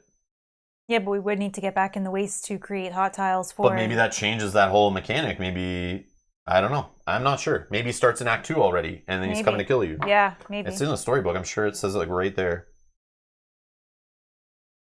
Here's may choose to begin outside one of the 4 city-states. Roll the 4-sided die to determine the city-state you begin outside of, then roam. This is your starting location. Do not gain starting gold or food. Instead, each hero begins play with either 5 gold or 5 food your choice and 2 iron scale potions. Yeah, so you just want to get back to the waste. Yeah, eventually. maybe that's what you want to do. Oh my god, that's crazy. Yeah, but just... But this is like to make it harder, I think. Yeah, exactly. But that's cool. So you get no gold, or you could pick gold. So you'd have to like run into a city, work at the city, earn gold, buy a caravan to take off. Plus get food before you go, because you're not really starting with both food and gold. Yeah, and then you got to survive that caravan journey. Yeah. Unless I'm missing something. Wow. Woo. So what I think, too, the other thing Daniel's mentioning is he's got Volume 1 and 2 and the Return to Expansion, but he's going to play what I can and leave it on the table to play. That's how I recommend to play this game. Idea. That's what we just did it this weekend. Yeah, that's what we did. You set up the game, and that's how we learned it this week. We set it up on the table on like Wednesday, And then we kept coming back to it on like Mel's lunch hour, and in the evening we would sit down and play a couple hours here, an hour there, and we just left it on the table and kept coming back to it and continuing it. We just remembered to end at the start of a new turn. Yep. But you can just leave it in place and play it. It's no problem. And that's how I recommend to play this game. Yeah, and even we played a few hours and we would read some rules and make sure that we were doing things correctly and see if anything stood out to us. Yeah, this is not a game you rush through. Even with the double up rules, I've tried it before, and the quick play rules, it still doesn't make the game that fast. You can play it fast if you don't read any story and you just literally look at all the cards for their numbers and their abilities, and you just go fast. You can play this game in an evening playing on those quick play rules. Mm-hmm. But the game is best realized as a story, adventure, epic, fun time. Like, just take your sweet time with it. And if that's not for you, stay away. So if you had a table that you could cover up, you cover it up and play another. And I have done that for HEXplore before. We have done that, where I set it up for a stream, and then I covered it up and then filmed some other videos or played another game. I can't remember what I did, but I definitely covered this game up before and played another game and then lifted off the tabletop again and kept going. Yeah. So yeah, you definitely can do that with HEXplore It for sure. Yeah, or if you just have a second table that you're not using to eat off of, you can just leave it on. Yep, just craziness. Yeah. Just craziness. Yeah, it's just fun. It's just weird. It's different than every other game we own. I like these little things, and I do, if I stream this again, I probably will, but I think I want to try to do the join thing. I would love to set that up sometime, and we have time, because there's another volume that's going to be kickstarted. It's going to take a year plus to deliver, but before that next Kickstarter comes and delivers any of that kind of stuff, I would love to get Justin and or Kyle and or both, I guess and or kind of satisfies that, Justin and or Kyle at the table. We're playing 3 or 4 players in the epic one where we're joining 2 together. I would love to do that. That's a big, tall thing to do, but I would love to do that. That's like what I wish. That would be so fun. Or maybe I just play solo and join the 2 together if I can't do that. I feel like that's the easiest way you'll get it to the table. Getting someone to come for a weekend. Yeah, because it's going to probably take longer. They have to learn the game. Yeah. Which I could teach them on the fly. That's no problem. Yeah, because as long as you know the game. Yeah, you just have to have one player at the table who knows the game. Yeah, because your party's together and I would love to do that. That'd be so fun. Yeah, that'd be so fun. But anyways, that was awesome. For those who enjoy American football, enjoy the Super Bowl. I'm going to try to watch it too. Mm-hmm. We're not huge football fans, but we try to watch it just for fun. Which I hope you're watching it just for fun. Unless you got a lot of money on the game, then it maybe is not just for fun. You know, depends how serious you are gambling. And maybe your house is on the line. I don't know. But anyways. But yes, everyone enjoy the Super Bowl if you're watching that tonight. If you're watching this in the future, you totally missed the Super Bowl. Too late. Hope you enjoyed it if you watched it. Hope you enjoyed it if you watched it, yes. But there'll be more HEXplore It on the channel for sure. I have 3 volumes now. We have expansions for each one. I have living card decks. There's that play styles booklet. We can get crazy, mix them together. There's stuff in this game I still want to play and do. So you probably, if you're going to see us on the channel again, it will be solo, I think. Is the quickest way I get this to the table, and I'll try another win condition. But let me know in the comments below, if you're watching this later, what you think, what you'd like to see, and what you've played if you've had Sands of Shurax. Let me know your thoughts. And if you've done any of the combo, mixing things up with the different volumes, or what's your favorite volume and why? I would love to hear that. Now that I've played them all, there's other people who've played them all more and maybe have seen things and know things about the games. But I'd love to hear people's thoughts on that. So if you have any thoughts, leave them down in the comments below. And again, if you know any rules, goofs, or answers to questions we had, because it'll be in the future, I'm sure. There might be an FAQ out by then and some rulings on some things. Drop them down in the comments below. Other people will learn from our mistakes. Timestamp it if you can. But everyone else, enjoy the rest of your day. Thank you for watching, and we'll see you later. Bye-bye.